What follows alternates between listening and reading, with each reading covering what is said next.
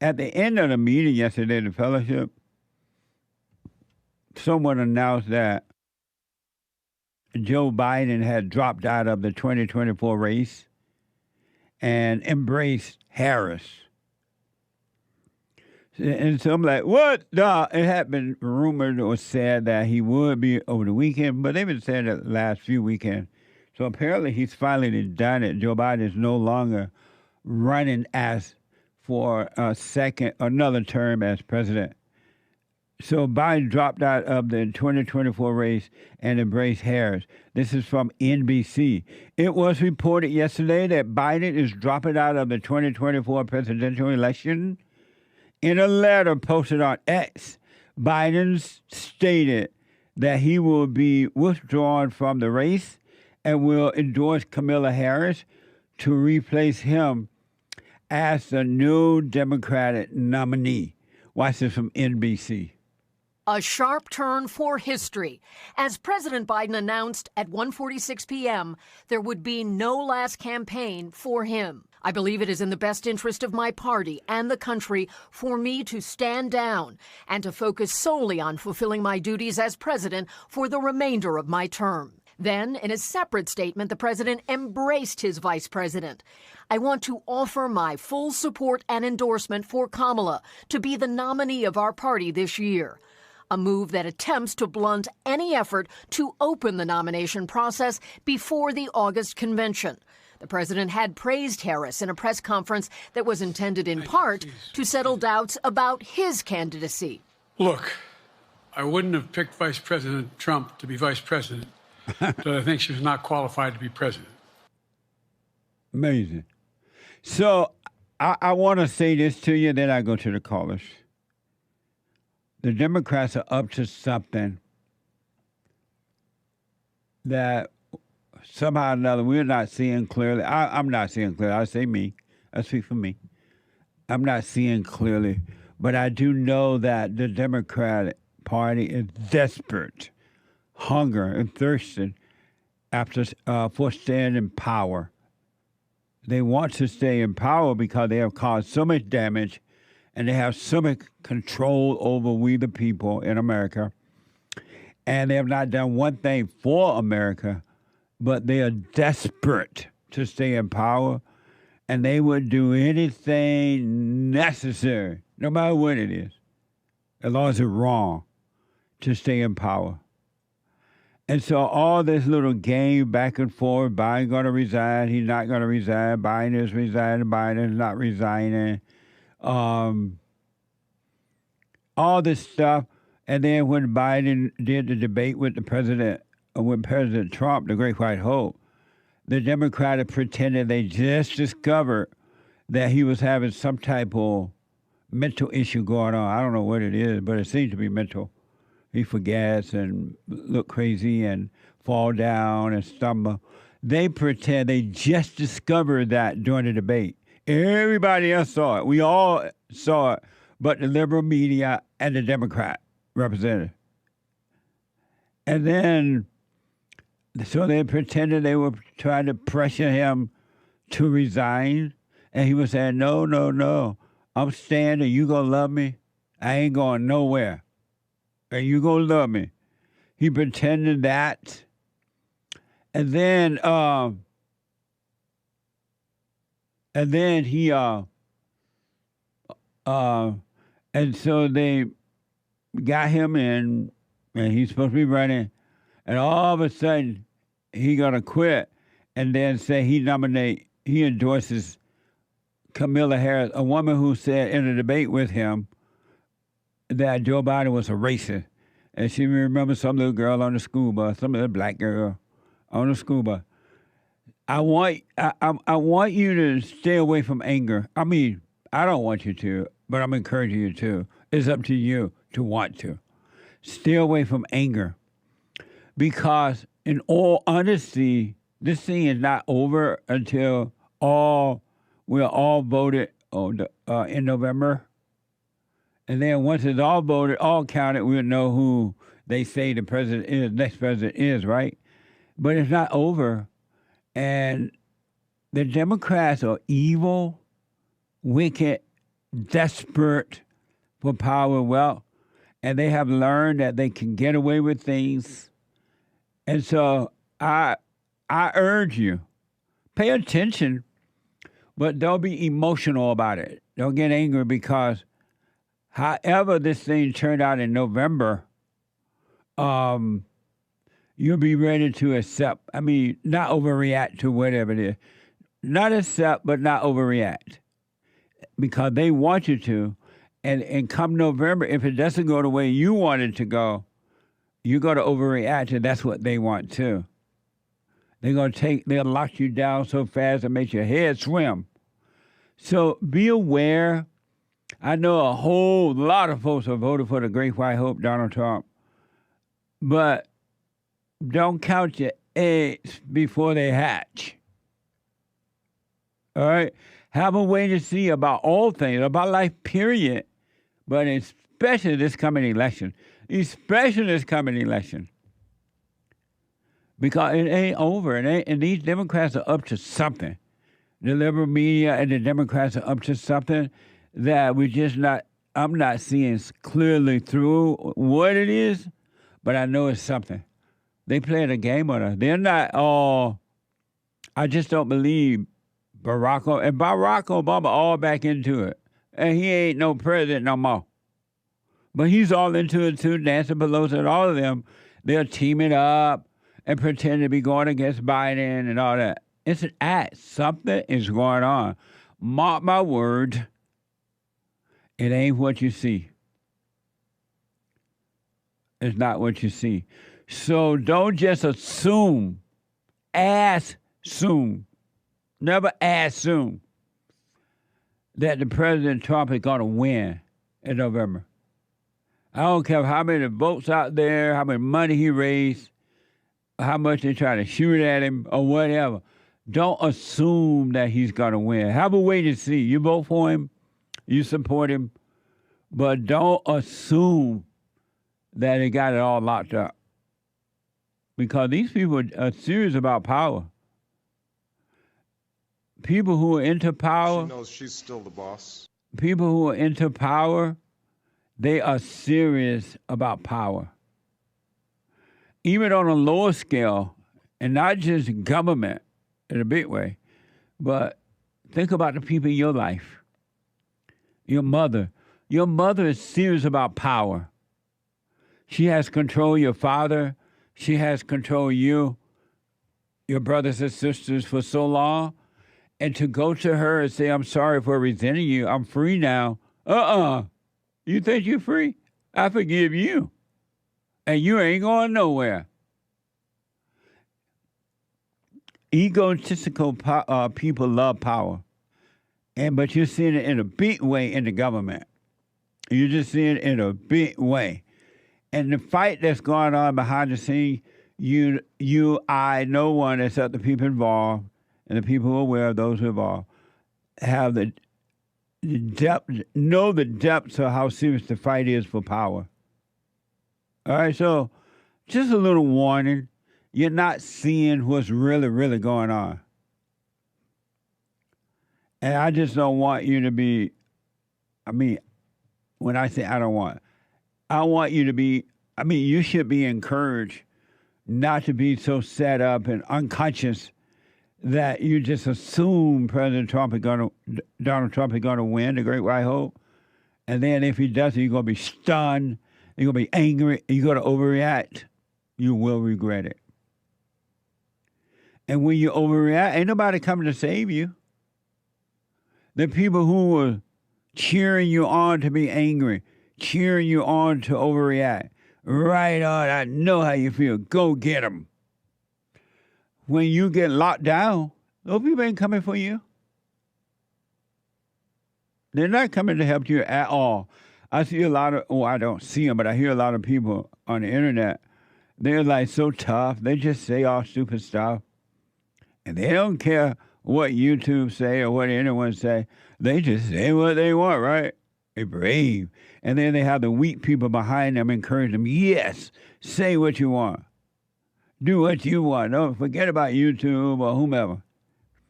And then they get kicked off of YouTube. Oh, but they were working to save America. They love America. And they get kicked off. And the last people that help them get back on or around when they need them are the ones that encourage them to be stupid. Those people ain't around to help you no more. They were never your friends.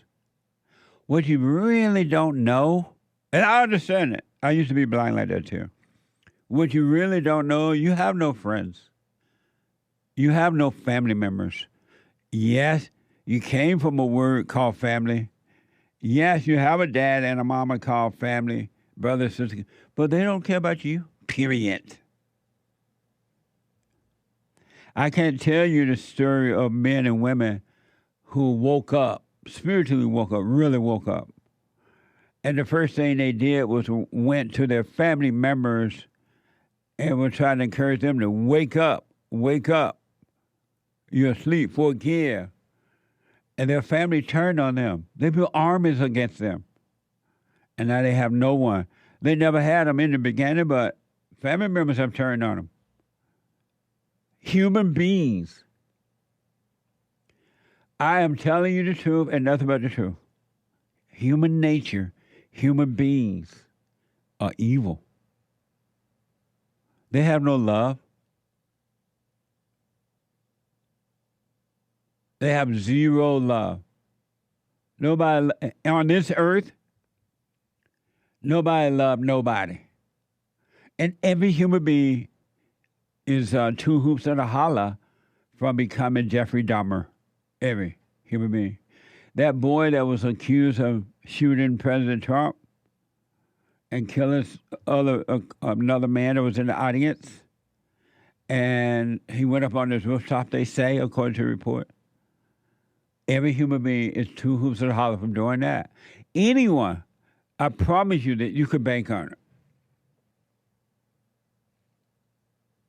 Anyone that has anger is a murderer. Anyone, and everyone has anger until they forgive, and God will forgive them and take the spirit of anger away from them. But anyone that has anger cannot be trusted. I don't care who it is, how close you're supposed to be or not, husbands or wives. Look how bad husbands and wives treat each other. They have anger. They don't have love for one another. What the? So I'm just telling you, watch out. Don't overreact. Be aware. Don't assume that the Republicans got this wrapped up. Because even if they got it wrapped up, if they have it wrapped up, the Democrats ain't playing. The Democrats ain't playing. They ain't going nowhere. And you gonna love them. They want powerful. They want to make. Just think about the things, the power they have had the last 3.5 years or so. The borders are wide open, but they tell you the borders are closed. It's not that bad. Economy is bad, but they tell you, no, we help the economy. They ain't put one dime in the economy, right? The crime is through the roof. I went into one of those Save-On-like stores, drugstores. I forgot what they call now. Drugstores. And it was CVS, thank you. And it was when you go up and down the aisles looking at the shelves trying to find your item, they had rows and rows of shelves totally empty. Nothing there. Nothing. Everything was taken away. So I'm like, what the? Where's the merchandise? They said, well, the people come in every day and they take it and just walk away. And they were telling me that some people park their cars out there because you allow by law to steal or take up to $1,000, near $1,000, whatever. And they'll come in and take the $1,000 worth of stuff and go and put it in their car and come back and take another $1,000 worth of merchandise. And the only thing the workers do is sit back and watch it happen. And then when you go into the store and you go into the store to buy your product, and there's nothing there for you. The Democrats are desperate. They have caused all these things to happen by changing the rules. They changed the law to protect the criminal and then lock up the good citizens.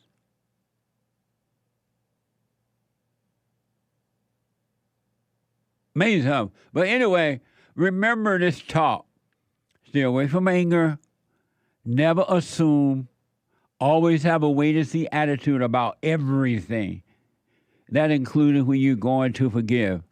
Don't assume that they're going to react or not react. They're going to understand or not react. Understand. They don't need to understand. You understand. But having a wait-and-see about all that. Just what's wrong with waiting and seeing? Tell me about why you got to be thinking about tomorrow. Why do you have to be thinking about who will I be if I lose my false identity, the ego? Why you have to think about that? Take no thought for tomorrow. 888-7753-773. Let me go to Canada and talk to Grace. Grace, welcome to the show. You're on the air. Hi, Jesse. How are you doing today?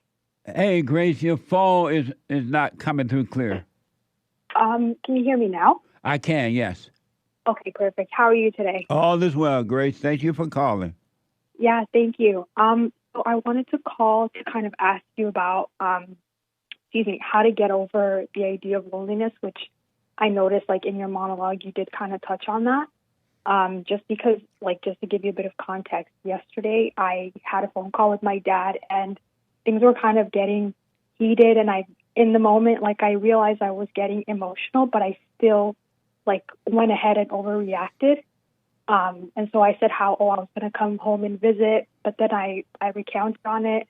And then, sorry, I'm kind of nervous. I don't know why. No, relax. Take a breath. Yeah. So and so when I said I wasn't going to come home, he was trying to convince me, oh, come home. Your brother, he's alone. He's all lonely. So I started getting all emotional, and then I was like, okay, I'll come home. And then I called back, and I was like, I wasn't going to come home. And I realized in that double-mindedness, that conflict between coming home and not, just being emotional, it's like a fear of loneliness that I have. I don't want to be alone, because thus far, when I'm overcoming the thoughts, I've just been by myself. I don't have anyone that I talk to. I've just kind of lived my life on my own.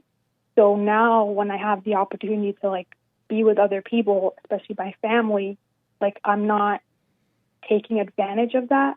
But then on the other hand, I'm but it was out of emotion and out of overreacting. So it's how do I overcome that? How do I overcome that feeling of I'm lonely? Because it is causing me to overreact in ways that I can see it, but I'm not, I'm not in a position where it's watch it and let it pass. So your question for me is, how do you, Grace, overcome the feeling of loneliness? Yeah, before I ask my question, I want to thank you. Yeah, how do I overcome that? Because in that situation, I think I'm on a break. Hold on a minute, okay?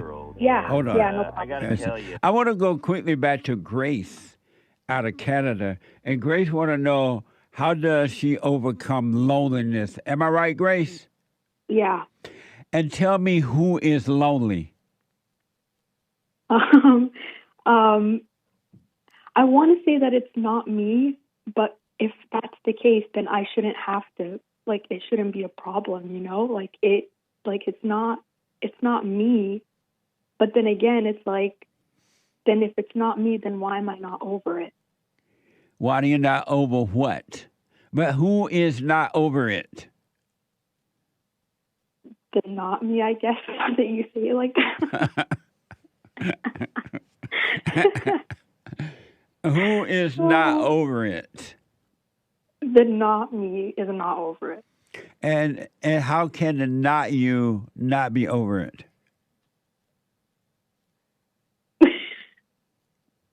How can the not me not be over it? Well, then it can't, because then it wouldn't. It's not there, is it? It's not there. Have you ever considered for a moment or second that the thought, and we'll just deal with loneliness only because there are many deceiving spirits inside the human mind and emotion.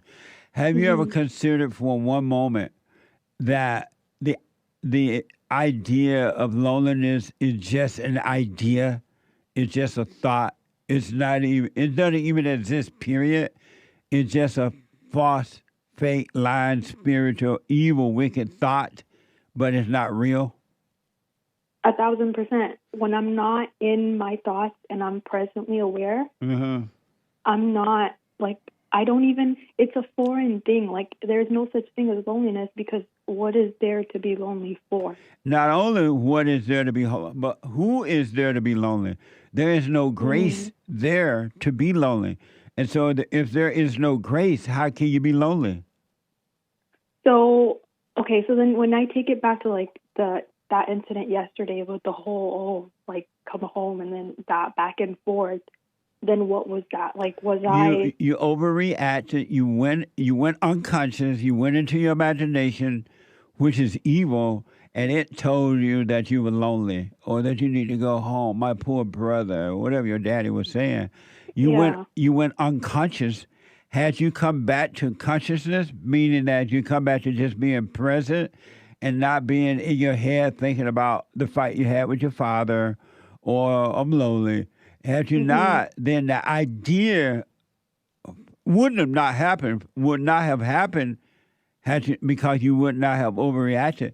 But because you overreacted, had you come back to present, that thought, that idea would have disappeared. Okay. It's just a thought and emotions. And that's the thing that human beings don't want. Ego. It's all ego. It's all pride. But that's the thing that human beings don't want to die from, because they say if they die from those false ideas, who will they be? They feel like they won't be anyone. They won't have anything to identify with, no one to identify. So they want to hold on to that. So even now, like, the fact that I've been on my own for this long, because it's been like 3 years straight. Right. It doesn't mean anything that I feel that way. Nope. Like, it doesn't even matter. It's not even matter. It's not you, and it's not real. You're just unconscious. You're living in a time zone of past and future, and that's where evil and all his little demons dwell. And that spirit of loneliness is an evil, demonic spirit that the world has called loneliness. And so they've told you you are lonely, so you grew up believing that you were lonely. And even when you're around a crowd, you're still lonely. Yeah, that's I won't even deny that, because that's so true. Like, that's, like, I'll go out on my own and then I'll see groups of people and I'm like, oh my gosh, like, this is not normal that you're by yourself. Why? Yeah, you know? Yeah. So that's just live in it and just see it. What I would highly recommend, Grace, is that you come back to consciousness. Don't call those things. Stop calling them you. Never say I'm lonely, and don't let your daddy. If your daddy tell you that, don't fall for it. Okay. And you can't do anything about your brother being lonely. That's his problem, not yours. He got the same demons that you have. Yeah. You're not your brother's keeper. I'm not my brother's keeper. Though I be strong and weaker, before you judge me, why not try to love me? Yeah, that's a great song. Yeah. But yeah, that's the one thing I had to forgive my parents for, is that anytime they wanted something from me or they wanted me to do things, like, they would use my brother all the time. Like, oh, you see your brother's going through this and going through that. And it's like, in that moment, yeah, I overreacted because it was like going back to that hell again.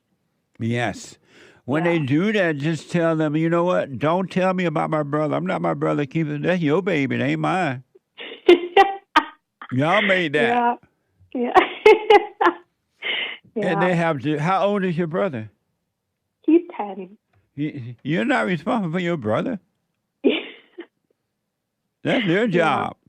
Yeah. So don't argue with them about it. Don't let them put that on you.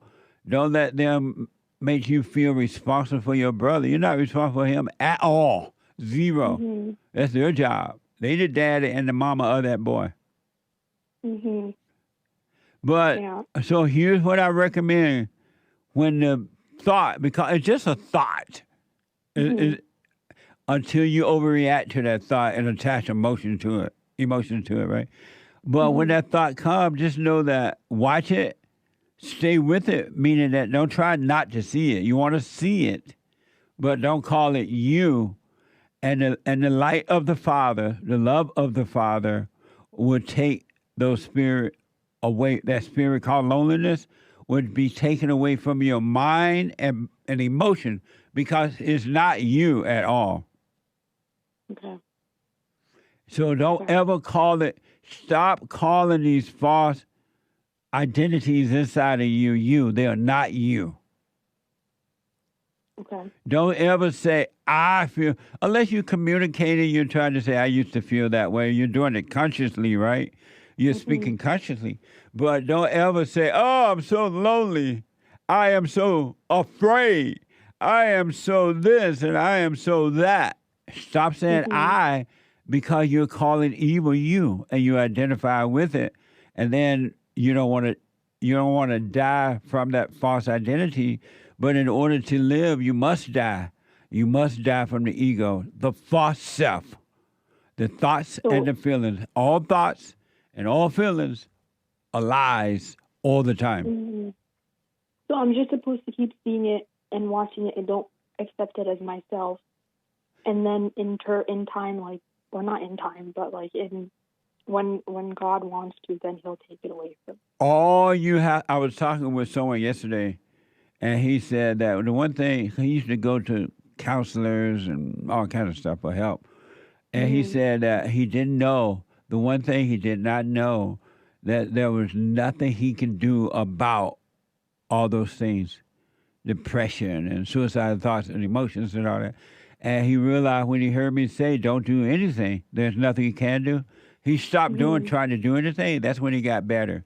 There's nothing you can do.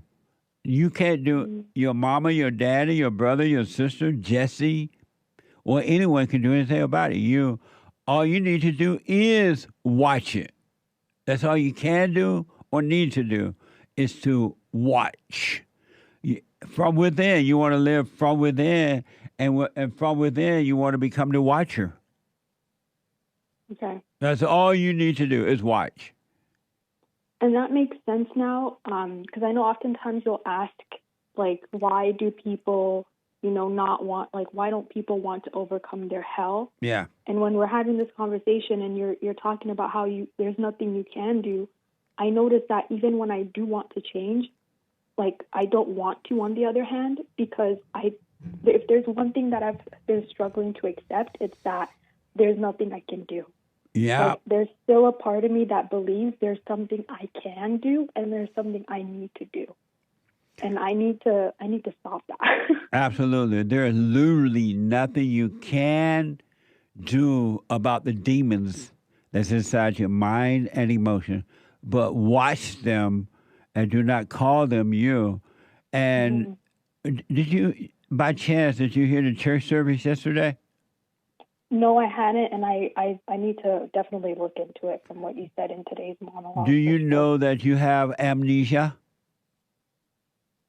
Like forgetfulness? Yes. Yeah. You have amnesia. Yeah.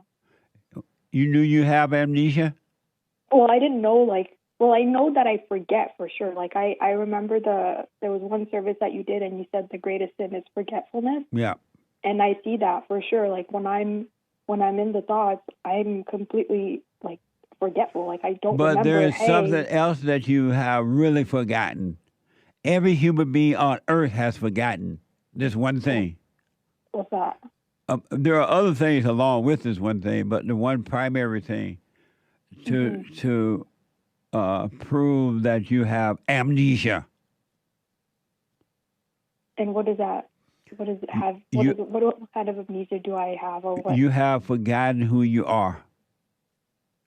Every human being have forgotten who they are, and they go, and in that state of amnesia, they go and take on all false identity because they have forgotten who they really are, and they forgot their way back to the Father. They forgot their way back home. So how do I remember? By staying present. And stop calling the false road signs along the way back home. The sign of the sign of loneliness, the sign of depression, suicidal thought, along the way, the sign of this. Stop calling them you. Stop calling them the right sign, and you will appear when you stop identifying with the wrong you, and you'll find your way back home to the Father. Because that's what human beings are looking for. They want to remember who they are. Well, most people don't, but those who want to. They want to remember who they are. Nobody knows who they really are. They don't know who they are. You ask people, who are you? Who are you? Who are you? I'm a doctor. No, that's what you do. I'm a child of God, they say. No, that's who you think you belong to. I'm this. They tell you what they do. They never can tell you who they are. You have forgotten who you are, and you forgot the way back to the Father, back home. And what's it like? What's it like knowing who you are? Like, have you gotten to that point, Jesse? You're gonna find out when you get there who you are. Take no thought about that now. Don't take no thought about tomorrow. You work on overcoming who you're not. Okay. Thank you. That helped me a lot. Are you doing the silent prayer? Every morning, every night, every day. Stay with it. Just stay with it. And when you fall off the road that leads to life, come back. Just come back. Come back to consciousness. Be aware. That's all. If you go in and out, you fall off the road 1,000 times a day. You come back 1,000 times, meaning come back to present. Even after the thoughts are so overwhelming, you just come back and it's like nothing happened. That's all you need. That's right. Because nothing did happen. Nothing happened at all. You just thought it happened because you went unconscious. But nothing happened. It's all an illusion. That's so evil. It is. That's the devil's job, is to deceive us in the imagination. If he can deceive you in the mind, he got you. And what's crazy is when I come back to the present, I'm the one who suffers for it. Like, yes. After overreacting, Yeah. It's not the devil's fault. Like, it's on me. Yes. You know? Absolutely. Crazy. Yeah. All right. Thank you. So relax and live your life. Stay present. Okay. And forget about everybody else. Sounds good. Amazing. Oh, amazing. Thank you, Grace. Thank you, Jesse. Have a good one. You too. 888-7753-773. Happy White History Month, folks. July is White History Month. And we have been celebrating, this is our 7th year of celebrating white history. And it's funny, just funny in that it's okay to have every history but white history, right, in my own country. And it's interesting to see some people's reactions to knowing that white history does exist. They just don't know what to think about it. They can't believe that. And then it's just crazy. But I just want to give you, before I go back to the calls and your super chats, I want to give you a quick little white history moment. This is amazing. I want to tell you about Sam Houston, white history. Sam Houston, Houston. This is from TKR officials. TKR officials. Sam Houston was an American general, governor of Tennessee, president of the Republic of Texas, and he helped make Texas its own country. A white man helped make Texas its own country. independent from Mexico. Mommy, Mexico. Independent from Mexico. U.S. Senator for Texas and Governor of Texas. And talk about white babies. He had 5 brothers and 3 sisters. I want to give you a little bit about Sam Houston. This is from Stoic History.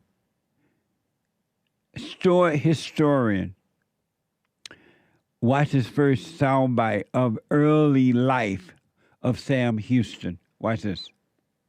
Samuel Houston was born in Rockbridge County, Virginia, on March 2nd of 1793. His father's name was also Samuel Houston, making Sam a junior.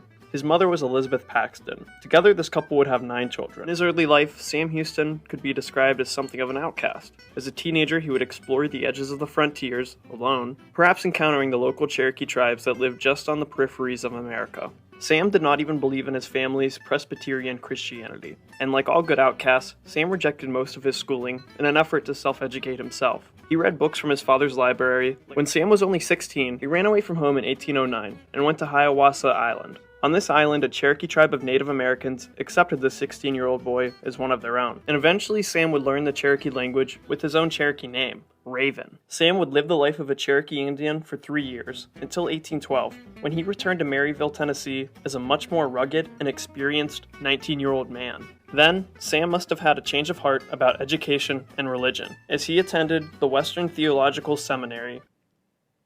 Amazing. All that at 19. Think about it.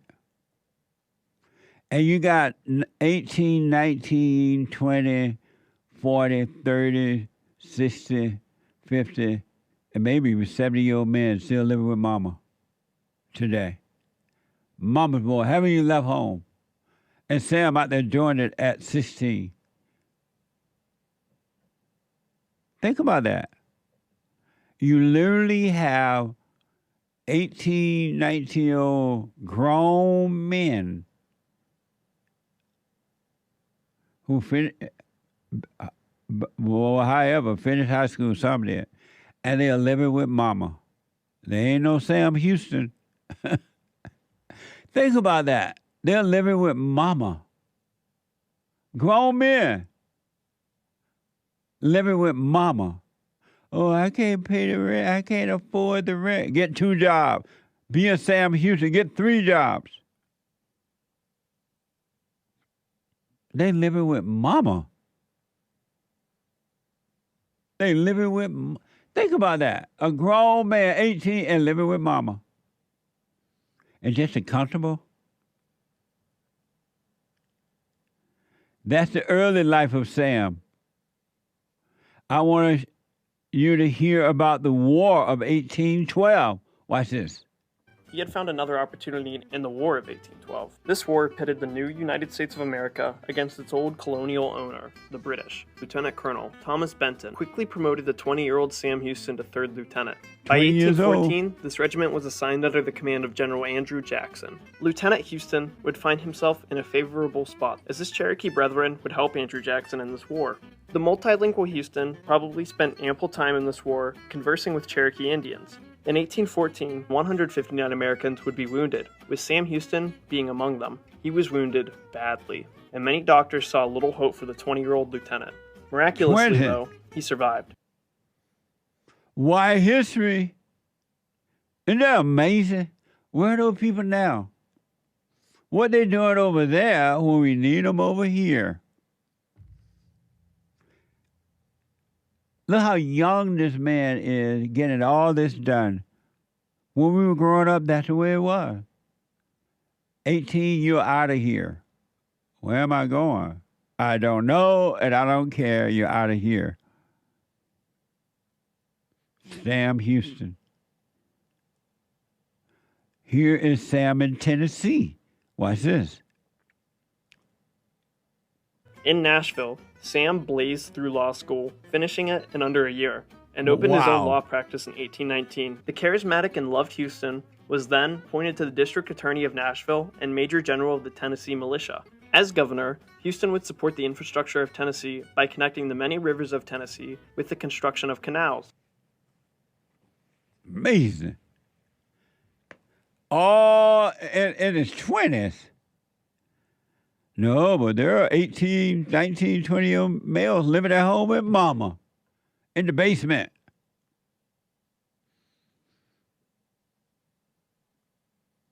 I want to introduce you to Sam Houston's first wife and the Trail of Tears. Watch this. A year later, in 1829, the 36-year-old Houston decided to settle down and marry Eliza Ann in January of 1829. This would only last 3 months, as it was rumored that Eliza Allen was in love with a different man. This devastated Houston, who couldn't take the new, complicated, and divorced hole that he found himself in. Houston longed for an escape, away from the deceitful politicians of Tennessee and away from his divorce. So, Sam resigned as governor, donned his old Native American clothes, and took back his other name, Raven. Raven then set off to join with the Cherokee, who he had helped to resettle in Arkansas. 1829 was a bad year to do this, though. Houston's old wartime and political friend Andrew Jackson ordered for the removal of the Cherokees once again. Sam Houston tried to alleviate the stress of his Cherokee brethren by going to Washington, D.C. to try to gift the Cherokees with food rations on their westward journey. This would fail, and thousands of Cherokees would die on the Trail of Tears due to hypothermia and starvation. Amazing. Isn't that something? Think about that.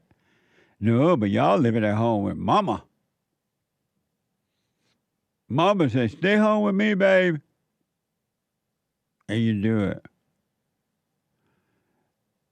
And this man out there doing the Trail of Tears. My father married a Cherokee. My mother people were ashamed of me.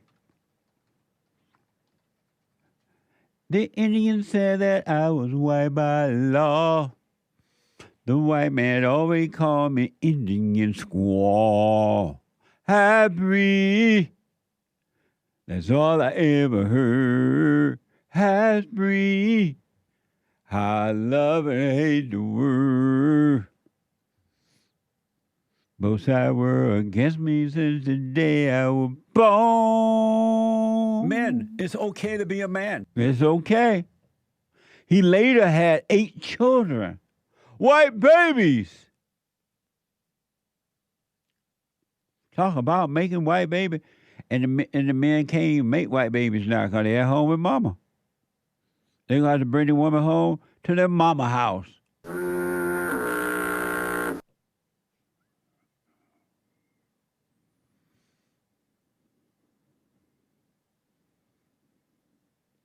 And remember, you've been told that the Trails of Tears were evil? According to this, it was white people trying to help. But no, they lied on the white man and changed his history.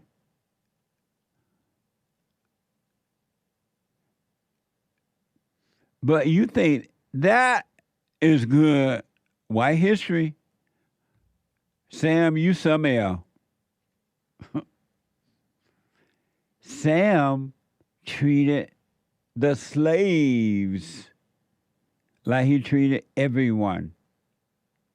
A white man, have you ever heard that white slave owners were good to the slaves? They don't want you to hear that. And I'm being told there are people who want to take Sam Houston's statue down. You know those people are evil. Why are you letting them erase great American white history? Black people ain't doing nothing like this. Well, you also been lied to about slave owners.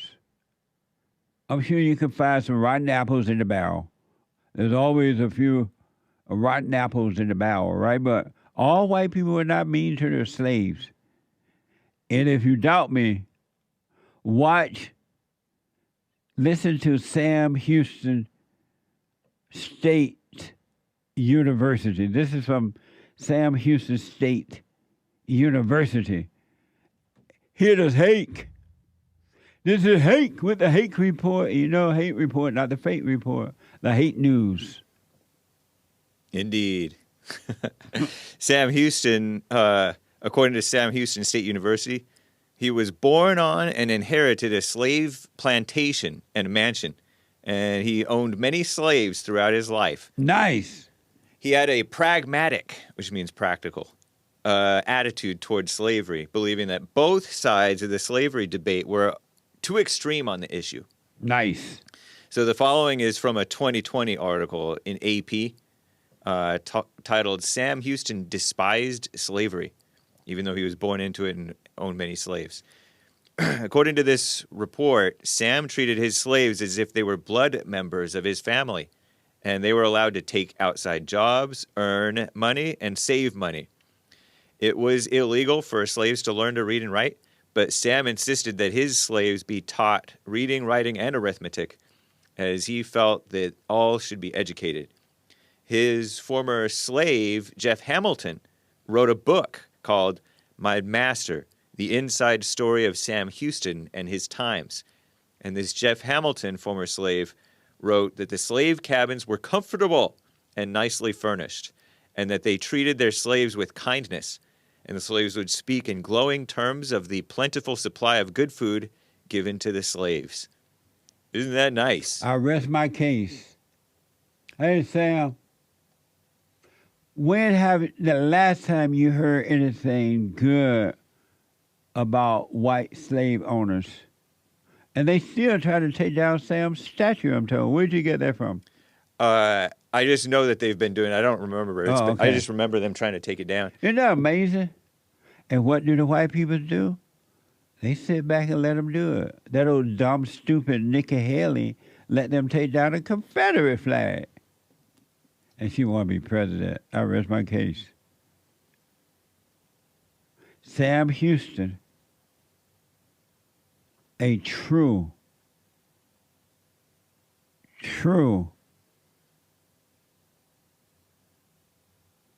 American. My applause to Sam Houston. July will always be White History Month. July will always be White History Month. Happy White History Month. Very nice. Sam Houston, you are amazing. Really. And it's unfortunate that the whites are sitting back in fear and allow even the idea or suggestion of your statue being taken down. You are a man to remember and not to forget. And we won't let you forget here on this network. July will always be White History Month. Right. Amazing story, man. It's really mind-blowing. That article about how he was good to his slaves was an article, like an op-ed, I guess, in AP, speaking against trying to tear down his statue. They were telling him not to? Yeah. Nice. The person who wrote that article in AP.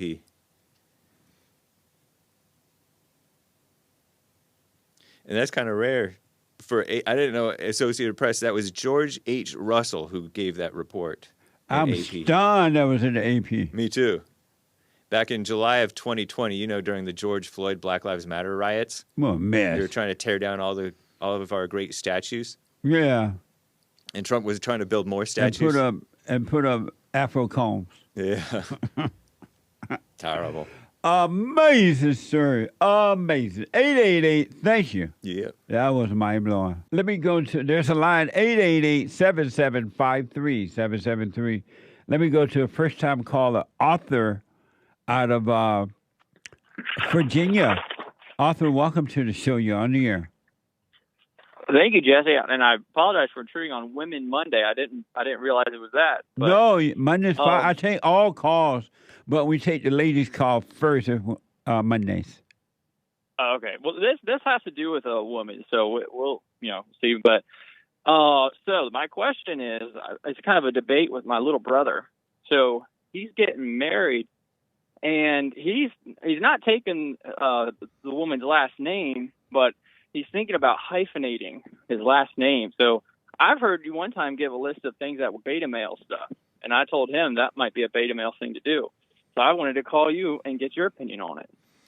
Well, definitely it's weak, it's pathetic. It goes against the order of God because the man should become the head of his wife, and his wife should be bringing his wife into his world instead of going into her world. And by him doing that, he's going into her world, which is going right into hell.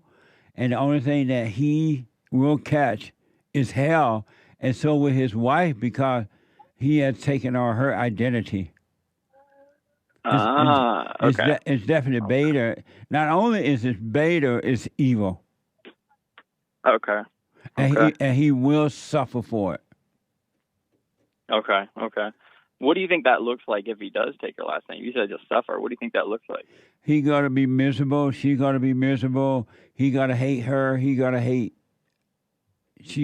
him. And if they make children, the children got to hate them. And it would just be nothing but evil. There would be no love because the man has taken on the woman's role. He's the beta, right? He's a mama's boy. And mama's boys will not ever make for good husbands and fathers. Oh, gosh. Okay. Well, I see. Now, let me ask this. There's nothing he can do or she can do to make it work. If he starting out wrong, he going into the woman's world, and every time the man listens to the woman, he suffers. Okay. Well, so here's one situation that I thought might work. I don't know.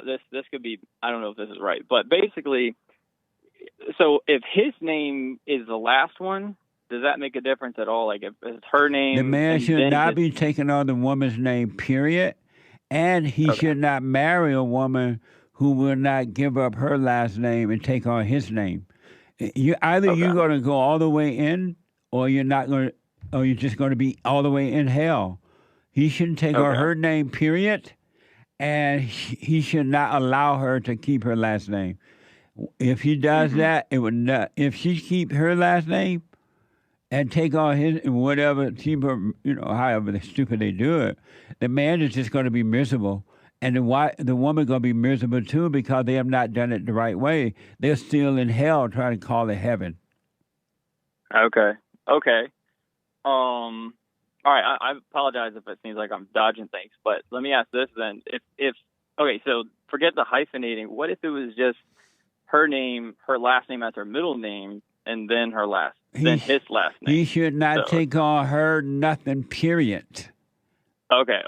I just told you that. He should, because he's taking on the woman's name, he's taking on hell. And there's no women don't have happiness. They have a false happiness, but that's not peace, right? And your brother, if what you're saying is true, if he's taking on any part of the woman's name, he's staying in hell right where she is.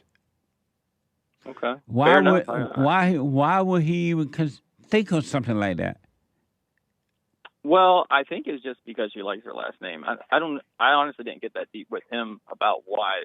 I probably should have done that before calling, but I think he said she just likes her last name. So. Well, then, if he likes her last name, don't marry her. Let her keep her last name. That's true. Okay. That makes sense. You said he liked her last name?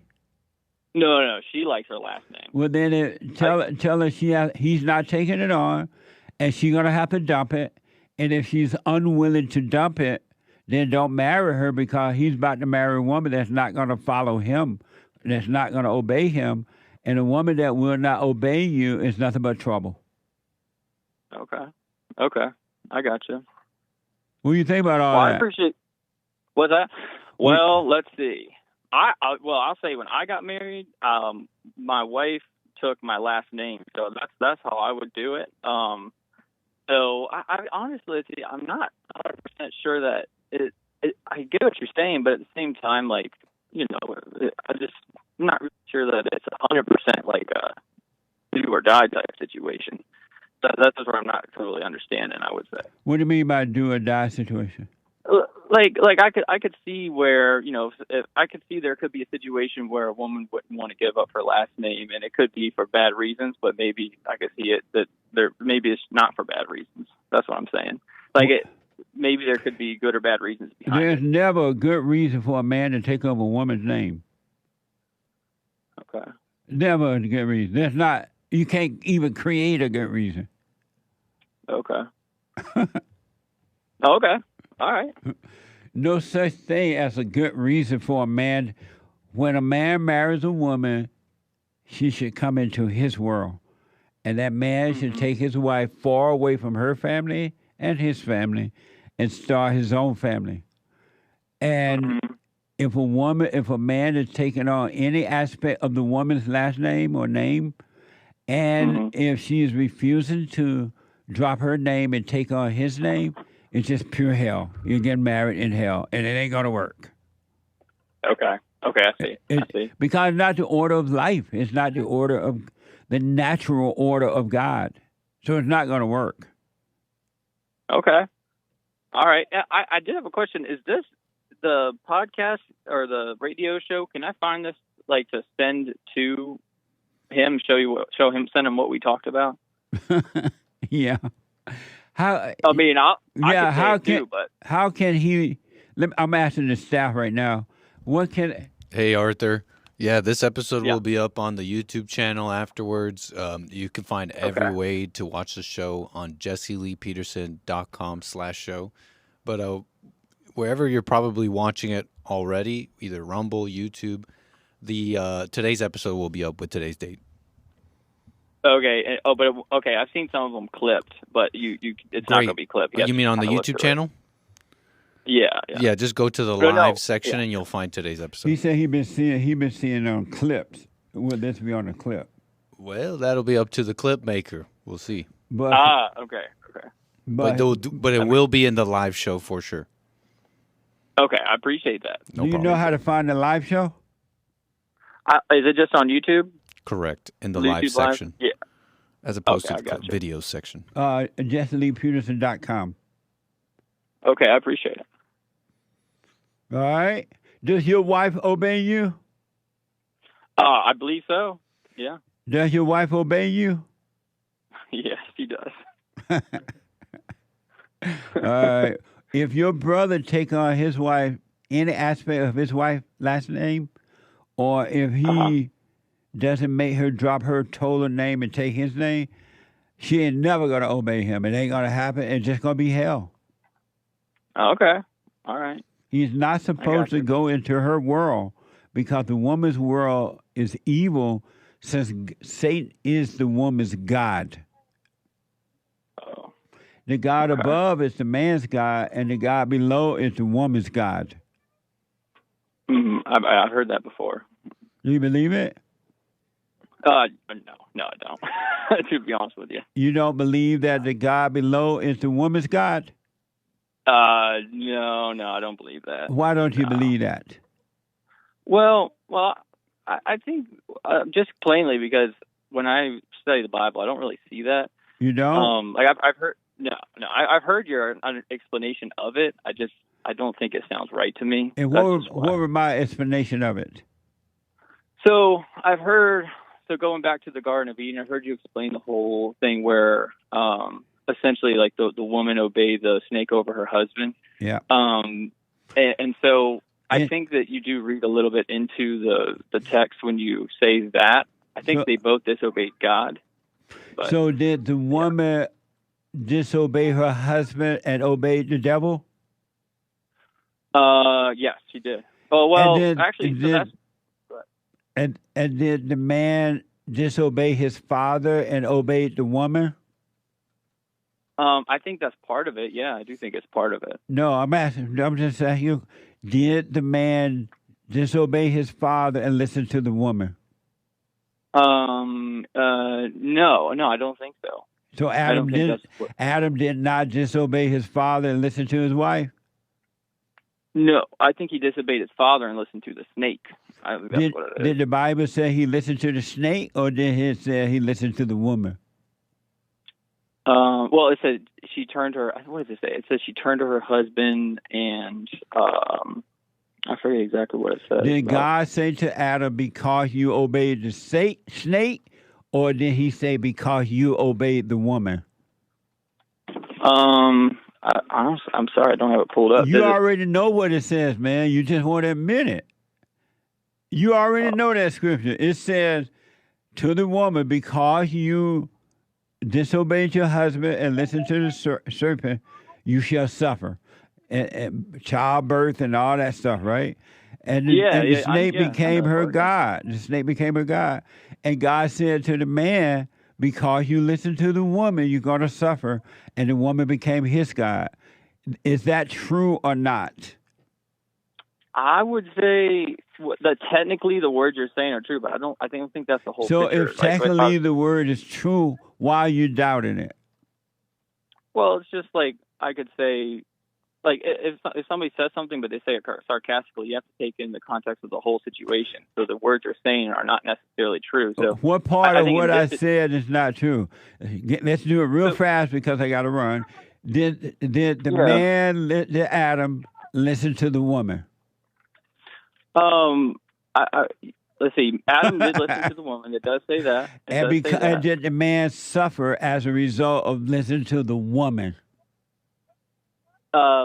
Yes, he did. And did the woman listen to the serpent? Yes, he did. And did the woman suffer as a result of listening to the serpent?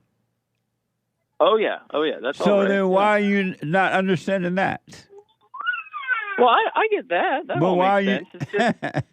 Why are you trying to disagree with that then? It's clear what happened. You're trying to say it didn't happen. No, that's good. I'm with you on there. I like what you're saying there is good. It's just the thing is saying I've heard you say like because of that now Satan's her daddy and now Mama's his dad, Mama's his God, all that stuff. But it is when the woman listened to the serpent, did the serpent become her God? Yes.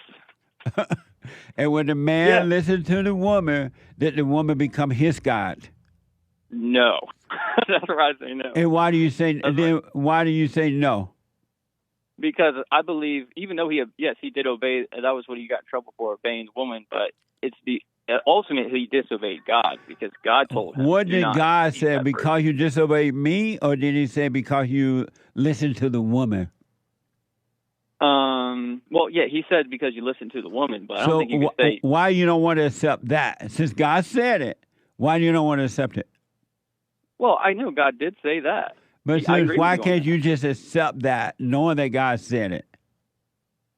Well, because if you look anywhere else in the Bible, we don't get to say that, this person made me do it. Like, we are ultimately responsible before God for our sins. So you're saying God should not have said, because you listened to the woman or because you listened to the serpent? God said that. No. No, God said, God is always right. So why can't you just accept that then? Well, like, if I disobey my mother... We're not talking about your mama. Well, yeah, that's true. That's true. Why can't you accept what God said? No, I do. I told you I do accept that. But you try to wash it away and add something to it. Well, I think it's just because I really think it's just because I do believe if you disobey somebody you're supposed to obey, you ultimately disobey God as well. You disobey both of them. So yes, that's not true. You can disobey your mama and disobey God. What are you talking about? What the? Well, I mean, if they're telling you to do something that goes against what God said, yeah. And your mama don't even know what goes against what God said. Okay. Yeah. Well, I know what you're saying. She wouldn't know it if it slapped her in the face. But why can't you accept what God said? That's what I'm not understanding. What would happen if you saw and admitted that your wife, God, is Satan? Wait, what was the question? What would happen if I admit it? Yes. Oh, I mean, if I believed it was true and admitted it, I guess I would believe that. Well, why can't you believe it's true if God said it? Well, I really don't think that's the full picture. Like, I'm not trying to dodge it. So you saying that God did not give you the full picture? No, it's in the Bible. Yeah, it is. Well, how much of a picture do you need then? Well, I mean, I don't know. If you give me one statement, I'm not going to make a whole theology around it. You got to look at everything. What else there to look at? What the? Thank you for your call, man. Call me again, Arthur. Thank you. I appreciate it. All right, buddy. I got to take a quick break. One line open, 888-77-JESSE. Back in a moment. Black Rose out of Sweet Home, Alabama. Black Rose, welcome to the show. You're on the air. Thank you for taking my call. You're welcome. Jesse, why are you on here telling people, now this is, I'm confused about it. Okay. What does the past mean? Nothing. But my point is, aren't we judged about our past according to the Most High? According to God. I'm going to just say God for you. No, God. Aren't we judged about our past? No, human beings judge you for the past, but God does not judge you, period. So who's doing the judging if God does not judge you? Human beings, the devil, in human beings, because human beings are evil. And so they play God and they judge you, but God never judge you. Okay, now, okay. You said human beings and Satan judge you. I can understand well, that. the devil is in humans. They have the devil's nature. And so yeah, they walking with Satan, okay. And so they judge you, but God never judge you. Never have and never will. But when you die, you will be judged according to your past, what you did. Remember that. No, that's not true. You will be judged. Who told you that? So, well, I read the Bible too. I read the Bible. I have the Apocrypha, and I also have the Book of Enoch. What does the word in the Bible does it say? When you die, you will be judged? Well, that's one thing, a good question, because now the Most High did say in the book, I'm not going to misquote anything, but I think it's in the book of Revelations. He's going to gather us all up to the valley of Jehoshaphat. You will be judged according to your deeds. He's going to take you up to. He's going to take you up to the valley of Jehoshaphat. Wherever the valley is, or wherever this place is located, you will be. Who is Jehoshaphat? You'll be judged. I think that is like a place, a land, or it could even be in hollow earth. I don't know. So I don't know. So you don't know what you're talking about then? I don't know what I'm talking about. I'll be correct when I say the Valley of Jehoshaphat. Right. So why did you say that and you didn't know what you were talking about? Because I read it in the Bible that you will be judged. No, you will not. There's nowhere in the Bible when God said when you die, you're going to be judged. Yes, it does, Jesse. Where? I got to go I'll find it next time I call back. See, you're making it up the same way you made up Jehoshaphat.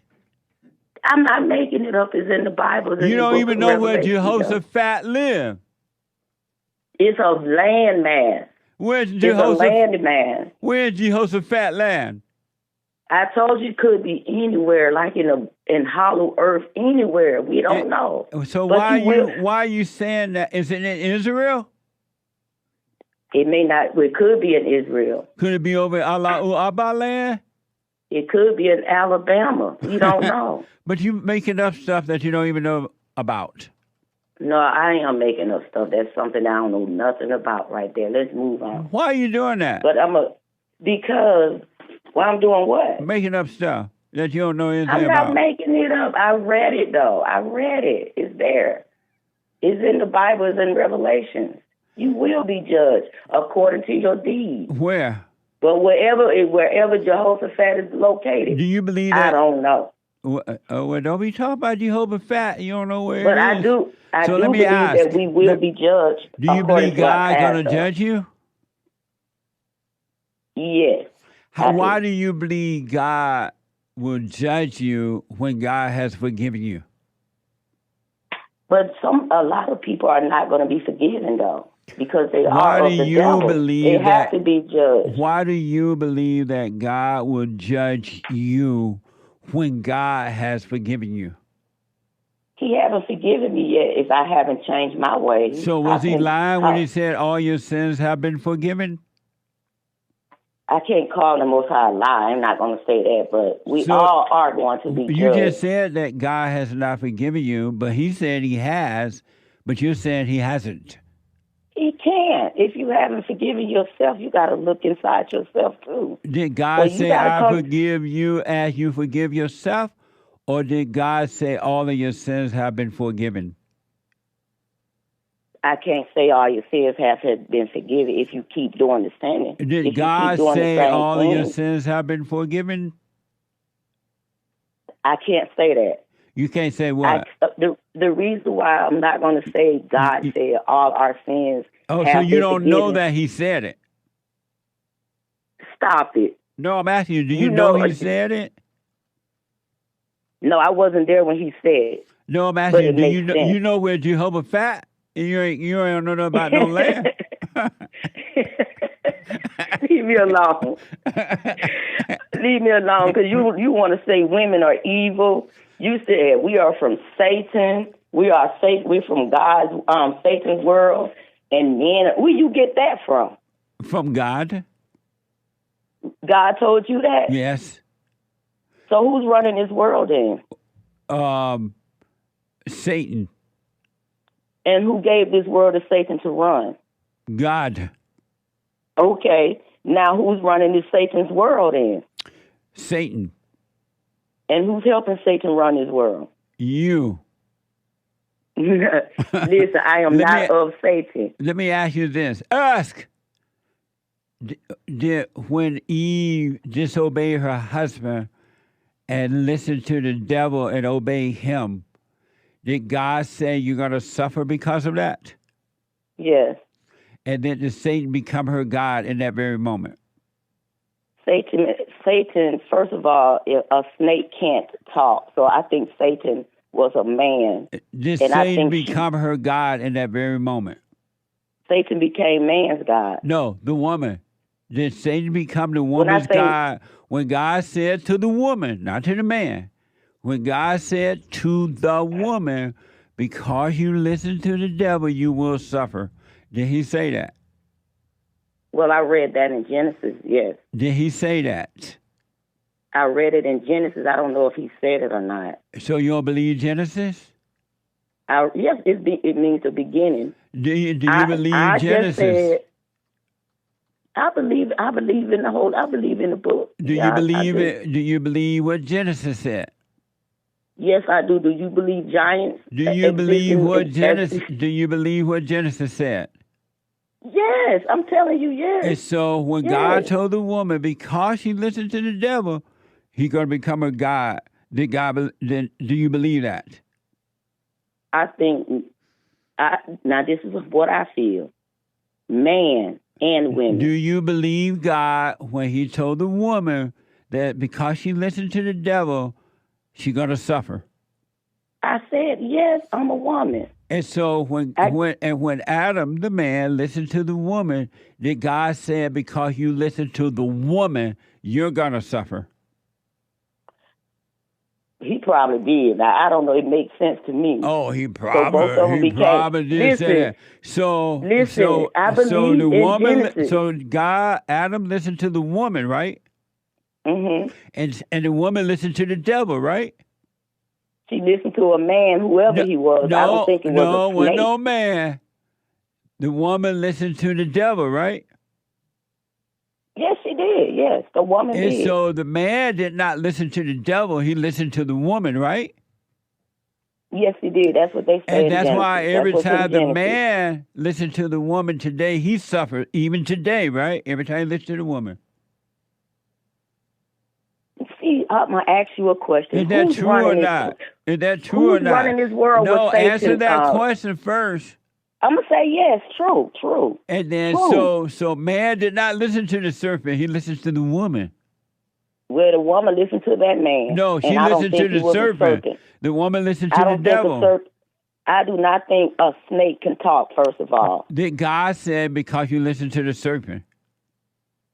The serpent can be a deceiver. That's what it's called, why you trying to put a man in there? He said about no man. Because he was a part of the problem. So you reading your own plan into the Bible? No, I'm not. I Jesse. thought you read all these other books. You read the Paka. Listen, I read. Yes, I do. But you some of ain't the getting no things what you're doing- understanding. Yes, I do. I read You with a just full called the understanding. serpent a man. I said he was. I think he was. That's how I know, feel. but you listen And to I the think- devil and with I your also- thought.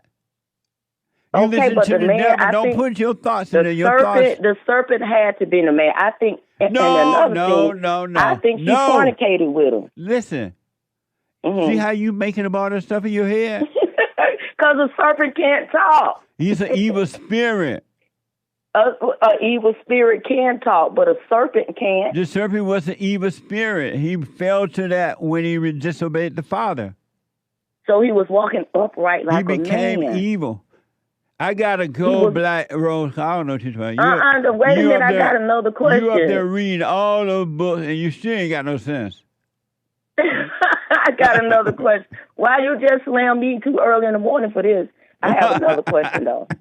I know you got to go, but since you said that the women are, you said the women are of Satan. Yes. But you still didn't tell me who's running this world with Satan. Who is the main people? All those who have evil. Who are all your presidents? Who's running this world? The devil. It's the devil and man. No. And women too, because half of them look like men anyway, dressed as women. So I mean, that's what I see. But still, Maxine Waters look like a man. Michelle Obama, these people are men. But listen, hold on. Calm down. Calm down. Calm down. What anyone that has anger is of their father, the devil, and the devil is working through them and causing them to do the same they do to themselves and to others. Anyone who has overcome anger is of their father, God, and God is working through them right here on earth, heaven on earth. And those people who have a pure heart, heaven is right here on earth. So it's all dependent. If you have not overcome evil, then you are of the earth. You belong to the devil. Have you overcome your anger? I don't think I'm angry with nobody. Have you overcome your anger? So. I had to then. I don't think if I was ever angry with somebody, I probably was like a teenager. Have you overcome your anger? Of course I have. If I had it. Have you overcome your anger? Yes, I'm not angry with nobody. Have you forgiven your mama? My mother, I had a good mother growing up. Have you forgiven your mama? Wrong. My mama wasn't perfect, but I had a good childhood growing up. Have you forgiven your mama? I cannot forgive my mom if I don't know. That's up to the Most High. Have you forgiven your mama? My mother never did anything to me. Seriously. Have you forgiven your mama? I can't forgive her if she haven't done anything. Have you forgiven your mama? I'm going to say it again. I grew up good.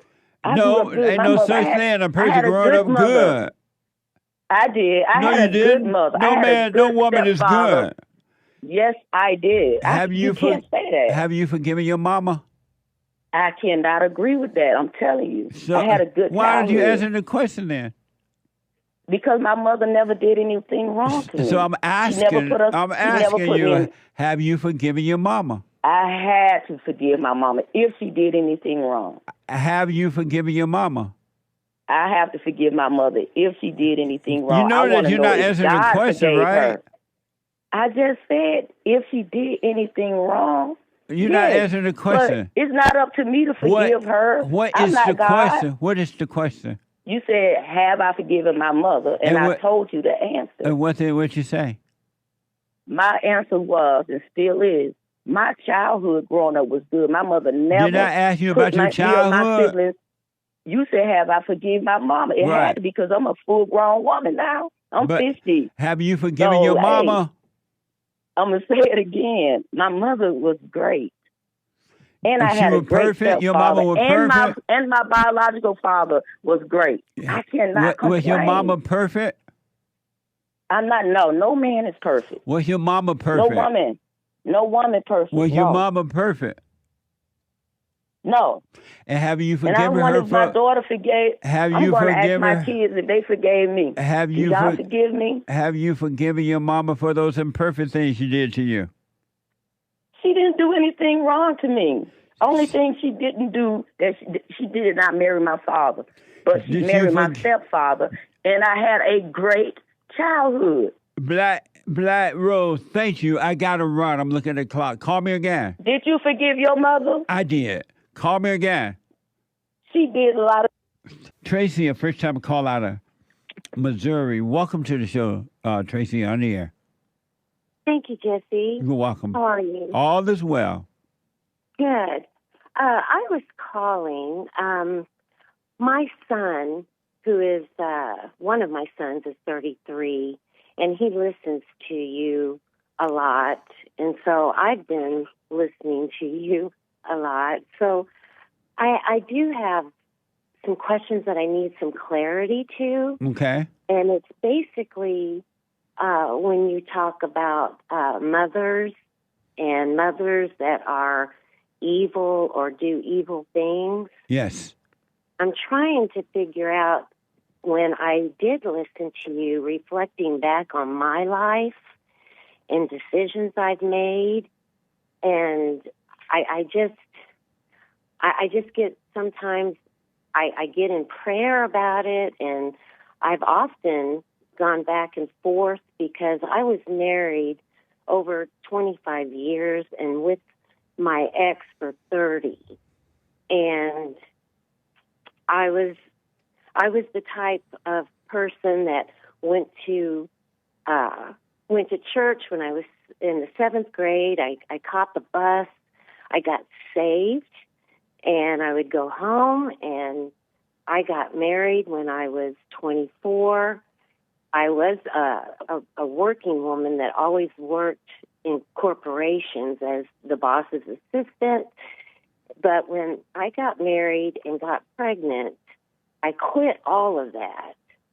And my greatest enjoyment in life was raising my children.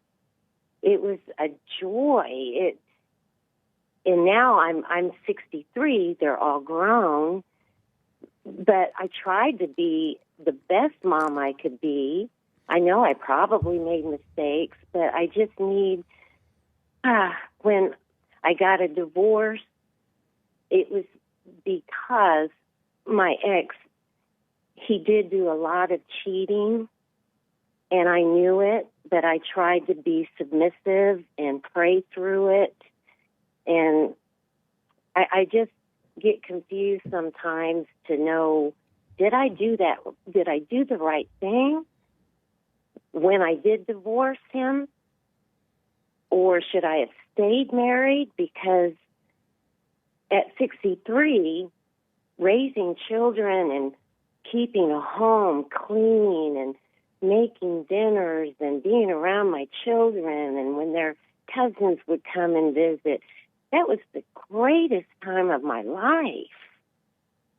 And so I don't know, when I've listened to you, to get clarity about always forgive your mom, or your mom might be or was evil.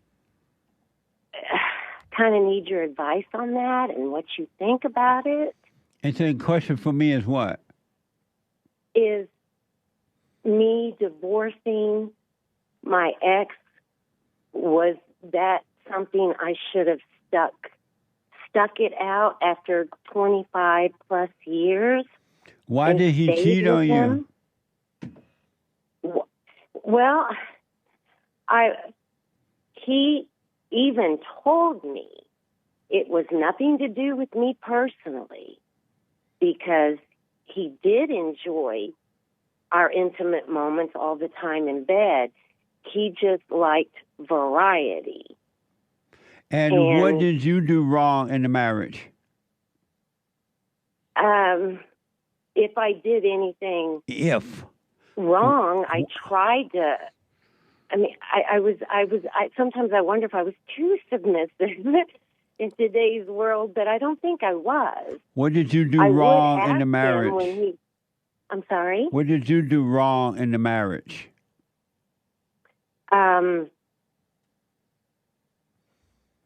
I don't know. Maybe question him when he didn't come home. What did and I you do didn't wrong? hear from him for What a few did you days do? and question him, and I wanted the answer. Maybe I shouldn't have pushed so hard. What did you do wrong in the marriage?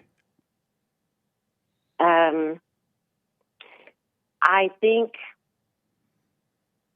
I don't know a specific thing that I know I did wrong. I was loyal. So you can't think of one thing you did wrong, but you can think of many things he did wrong, but not one thing you did wrong?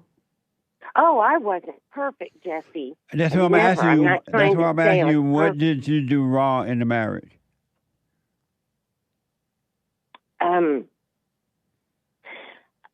Maybe I wasn't, if anything,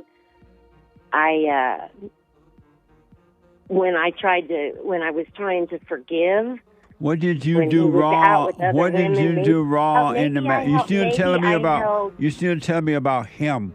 What did you do wrong in the marriage? Maybe I held a little bitterness. Tracy. Maybe hold on. Think of something you did wrong. Don't hang up. I'm going to take a quick break, all right? So I want to go quickly back to Tracy, a first-time caller. She's trying to figure out what she did wrong in the marriage. It's hard to figure out, but she's trying to figure out one thing. Tracy.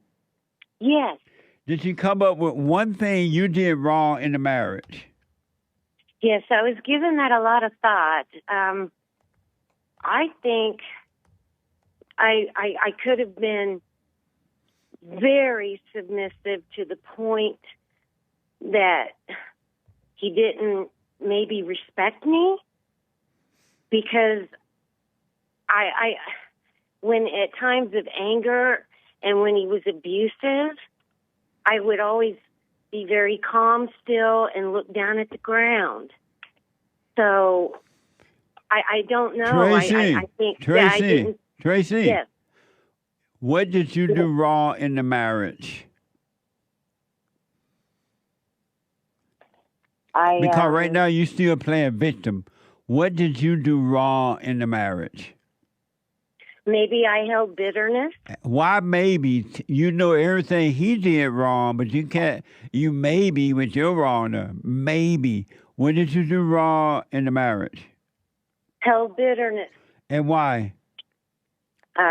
Because I wanted to be the only one that he loved. And what gave you the right to be bitter? Well, what gave me the right to be bitter is he gave me venereal disease. He was arrested. What gave you the right to be bitter? You're still talking about him. I was in the happiest time of my life. What gave you the right to be bitter? I bitter because I gave my life to him, and I didn't understand because I really didn't understand. Was it hard for him to deal with your anger? I didn't show anger. Was it hard for him? I had 3 children, Jesse, and I did not want to get into any arguments in front of 3 little kids. Was it hard for him to deal with your anger? The only time I got angry is I would drop my kids off somewhere to come back to try to discuss it. But I knew I couldn't get too angry because then he would hit me. Was it hard for him to deal with your anger? No. And how did he handle your anger? Hit me. Oh, nice. No. And why did you turn his children away from him? I didn't. Well, why are they having issues then if you didn't turn them away from their father? My children are not having, if you're saying, issues with me. Yes, they are. What kind of issues would that mean? It's hard for them to be honest with you. They can't speak up to you. They feel obligated to you. And they're yearning for their father because you have created them in your image. And they're having issues. No, well, it's how I've done with my children. Every woman that your son get involved with is just like you. They can't handle them. My children. How old are they? Jesse, and can I be very honest? How old are they now? 30, 33, 35, and 36. And why do you call them your children? Well, that's true. That's a good point. No, that was a question. Yes, because I'm their mother. But you're not their mother, and they're not your children. Well, that's okay. Fair point. And so why do you still treat them that way? I don't. That's just it. I don't get into my children's lives. I don't call them to ask them what they're doing. As far as, how's your marriage? Is this happening? Is this happening? My children know. They're not your if children. They ever need to call. Okay, you're right.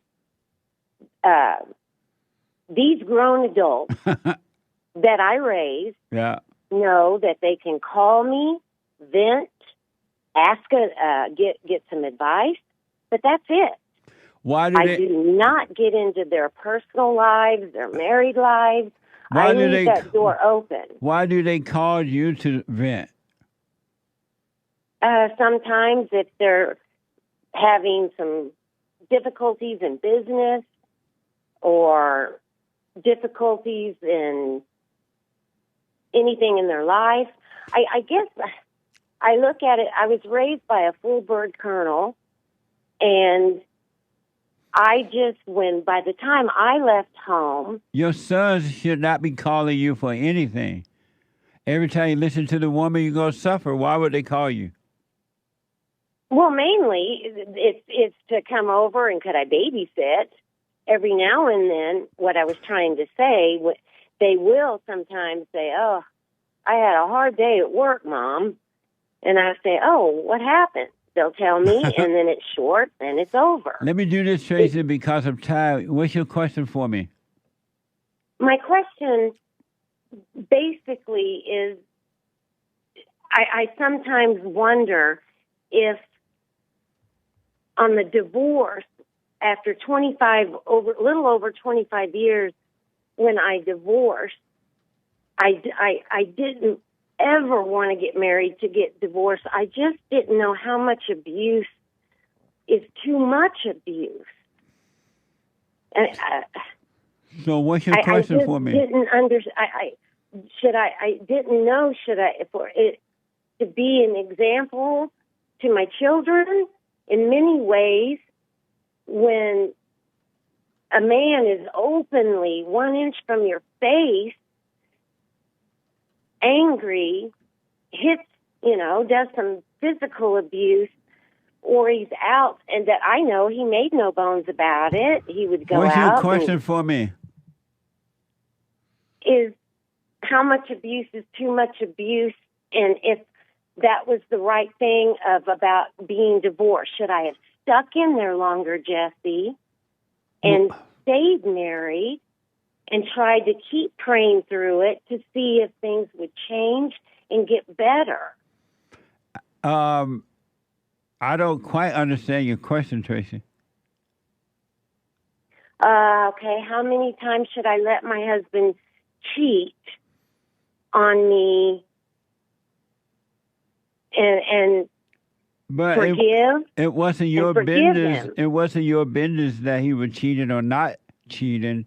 It was your business to keep your eyes on yourself and overcome your hell. Jesse, on this one, I look back. I'm 63. Those times of my life, raising my children, keeping my home clean, cooking dinner. You said all that. Did you forgive your? Did you forgive your mama? I wasn't living in hell. Tracy, did you forgive your mother? Yes, I did. You told her? Yes, I did. You told your mother you're sorry for resenting her? Yes, I did. And what'd she say? She said to me, thank you, because I know I've done things wrong in life. And have your and children? I've done that with my children. Have your Jesse. children forgiven you for what you've done to them? Yes, I came to my children. And this is before, long time ago, after the divorce. And have you forgiven your husband? I asked them for forgiveness. And have you forgiven your husband? Yes, I have. And so you're free then, right? Yes, as far as I'm single, if that's what you mean by free or spiritually. I don't mean that. I mean free spiritually. I am to the best degree.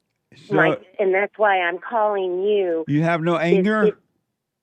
No, I don't. I did there for about a good 3 months. I was angry at a lot of things, the situation. Did I do the right thing? Should I have stayed in there? But if you have forgiven your husband, why are you having all those thoughts about anything? If I have thoughts about anything. Yeah, if you have forgiven, forgiven your husband, why do you have memories of what happened?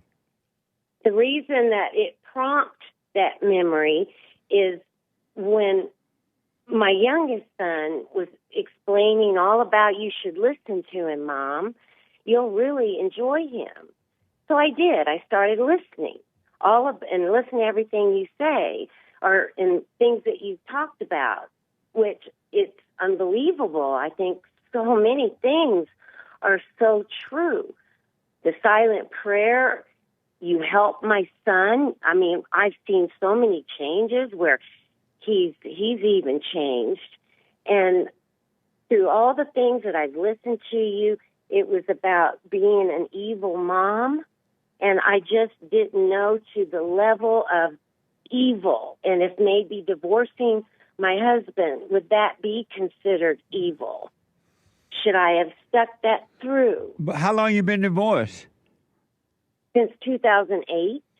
Why are you even thinking about that? That's way over. It is. Why are you putting thoughts into yesterday? Because I was just trying to understand your extent of being an evil mom. Oh, well, don't put any thoughts into it. You just look at yourself, and God would allow you to see, and you'll be fine. You got to overcome all the anger and stay out of your imagination. Okay. But there's no reason to take thoughts about yesterday or tomorrow because all you have is right now. And that is true. Are you doing the silent prayer? Yes, sir. Well, stay with that, all right?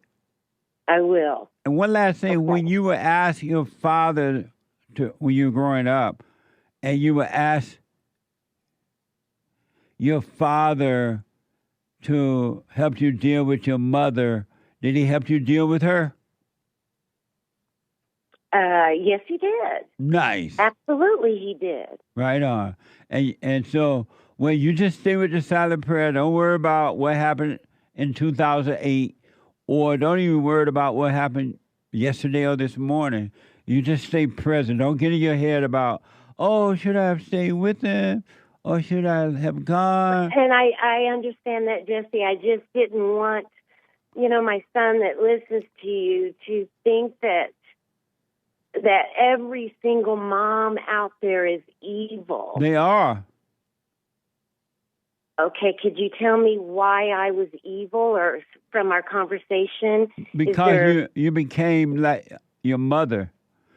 Your mother passed her evil down to you, and her mother passed it down to her, and you pass it on to your children, and so on and so on. And that won't stop until women forgive their mothers and return to their fathers, and God would take away the spirit of Eve from them. He would change their heart from anger to love. Okay. Well, because one of the problems your husband had with you, in your own mind, you thought you were this good Christian, and you were just so nice, and you were just so quiet. but you were difficult for him to deal with you because behind doors when your kids weren't looking, and I'm sure sometimes they call you, that you were a different story. It was difficult for him to deal with you. You weren't as syrupy sweet as you were pretending. Well, I'm going to kindly disagree. I'm not trying to make myself a saint at all.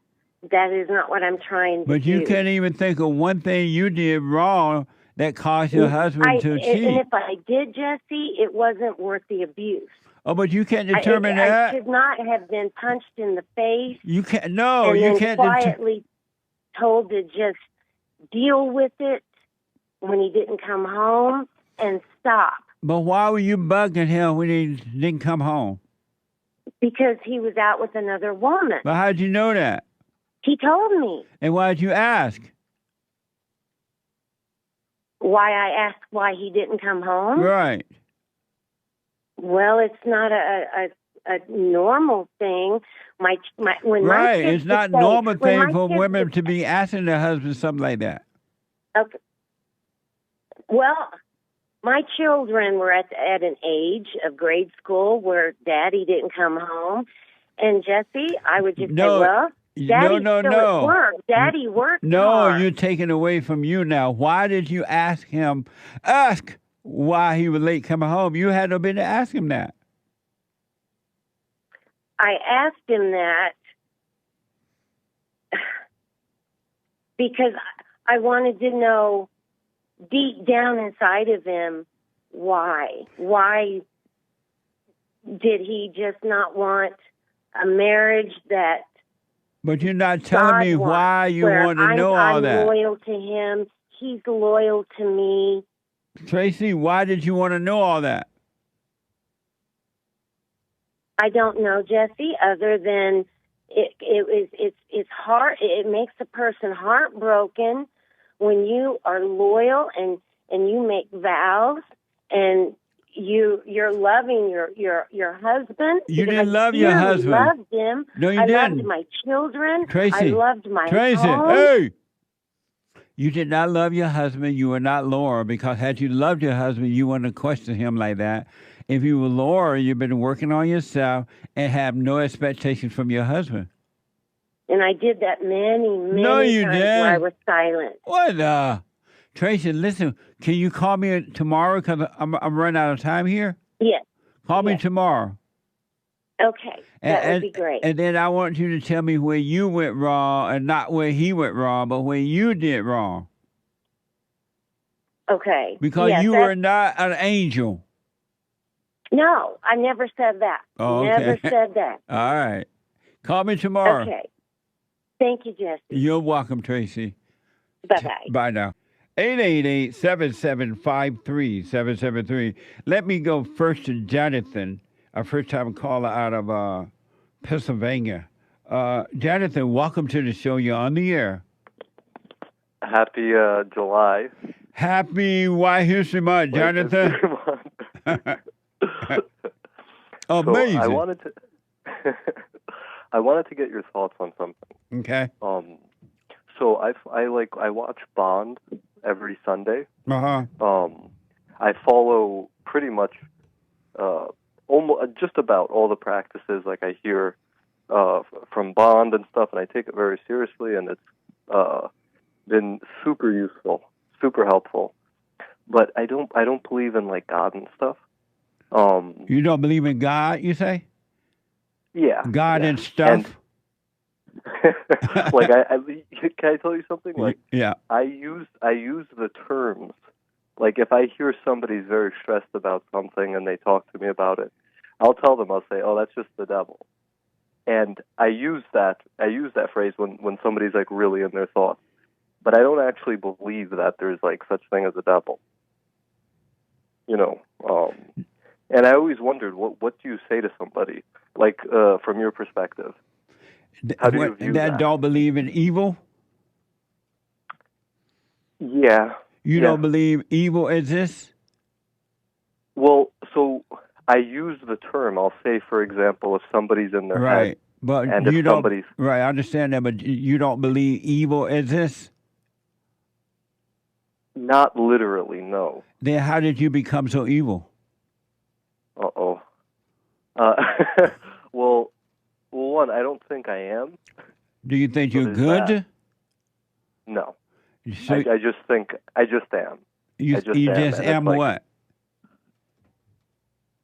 existing. Like, I think that's the crux of it. And like, Why you don't know that you're evil?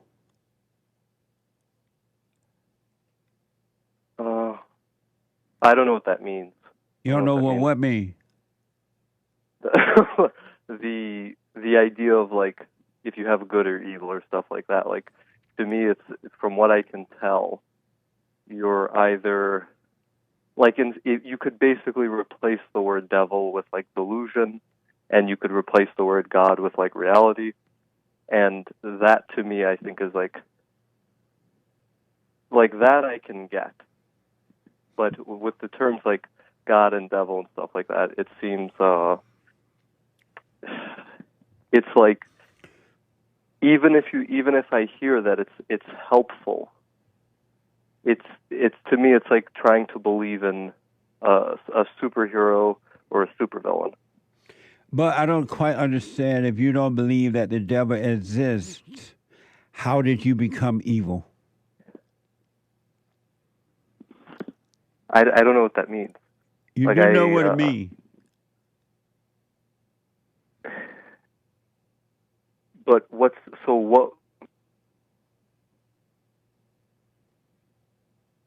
Well, I don't know. It's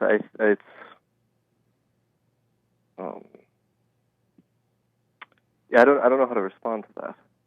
Because you don't know how you became evil, and that's why you can't respond to it. No, because I don't believe there's like a supernatural. I don't believe there's like a. For example, I don't think there would be God or the devil. And so, how did you become evil? If the devil doesn't exist, if evil doesn't exist, how did you become evil?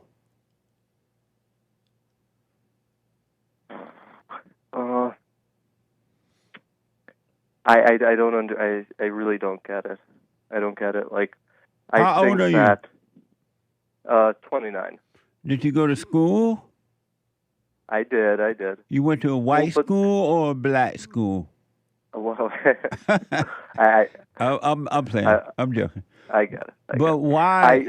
How did you become evil? Do you ever question yourself? Well, if evil doesn't exist, the devil doesn't exist, how did I become so evil? Do you ever question that? No. Why not? But because I think that, for example, if a person's like a real big jerk, I think that it has a lot more to do with like really ignorance. Like they don't realize. But evil is ignorance. Okay. So that I get 100%. But the part that I do have difficulty understanding or believing is that there's a like okay. Oh, I know what. Don't try to believe it. Yeah, don't try to believe it. You need to see for yourself. By getting to know yourself, you need to see for yourself that you are evil, and once you can see it, then you can overcome it. But there is evil. There is God, and there is Satan. There is evil for sure, without a doubt. And that's why I'm asking you, how did you become evil if you can't see that you are evil?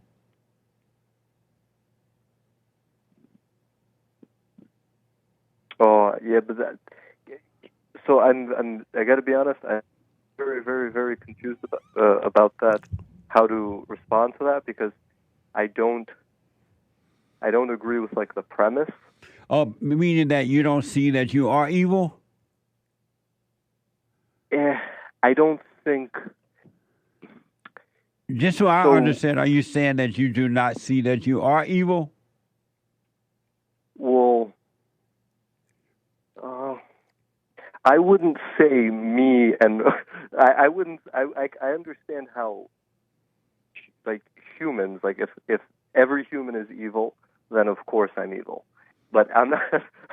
I don't want to specifically raise my hand and say I'm that. You know Why what I mean? not? How will you overcome it if you can't raise your hand and admit, at least to yourself? You don't have to admit it to others, but at least to yourself.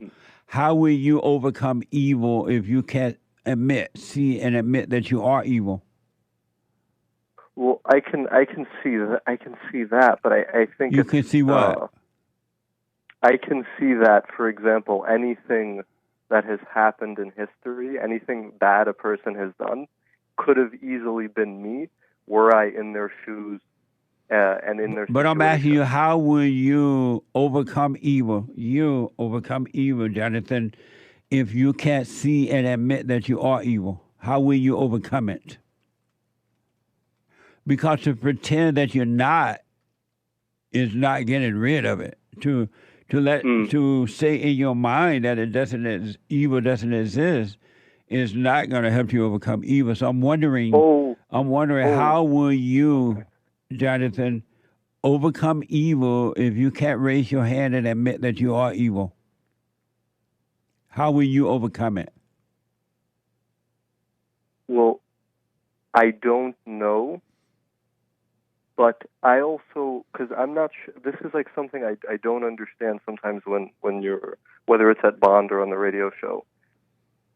When you say evil or the devil or God, are you talking about an actual force, like an actual for example, I don't believe in like angels or demons or any of that type of stuff. But you're still not telling me, how did you become evil then? Did you do it on your own?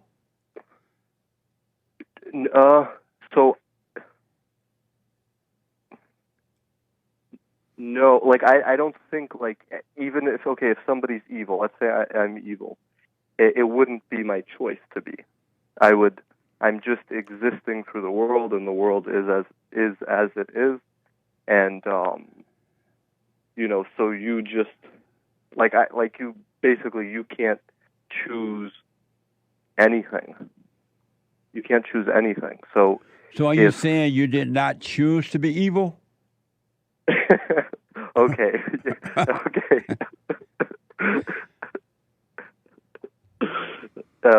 Okay, yes.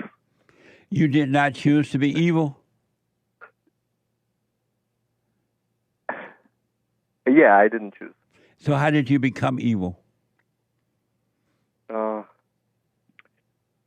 So again, I don't necessarily believe in the word. Like, I don't believe in, like, this is the thing that's confusing me. I don't know if you're asking me like a metaphorical question, or if you're like,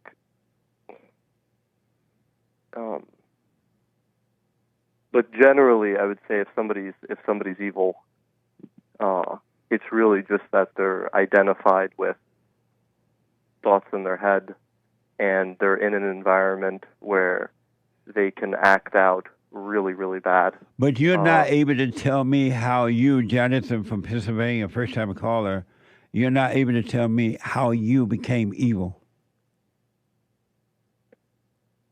I really don't understand. And so you never will overcome it, since you can't admit that it's there, that you have it, right? That it's there. You don't expect to ever overcome it then, right? Well, no. So the thing is I want to overcome it, but then the thing is Go ahead. Well, the other thing is it's very awkward to call into a radio show and then say, "Hi, I'm evil. I'm Jonathan." But you called the radio show to say you were not evil. Why is it hard to call to say you are evil? And how will you overcome it if you can't admit that it's there? How will you overcome it, Jonathan? So here's the thing.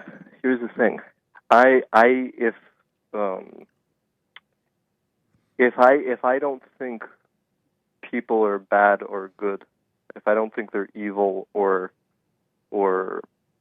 good, like I think just I don't know. I don't really know how to put it. I think you actually, so if you notice you have very bad anger, if you notice you're evil, you do have to say, okay, I have evil, I'm evil, whatever, and then you can overcome it. But how will you overcome evil? You can't even admit that you are evil. You're not telling me how will you overcome it. How would I overcome it? If you can't admit that you have it, that you are evil, how? And then I got to run, but how will you overcome it? How will you overcome it if you can't admit that you are evil? I want just answer that real fast for me.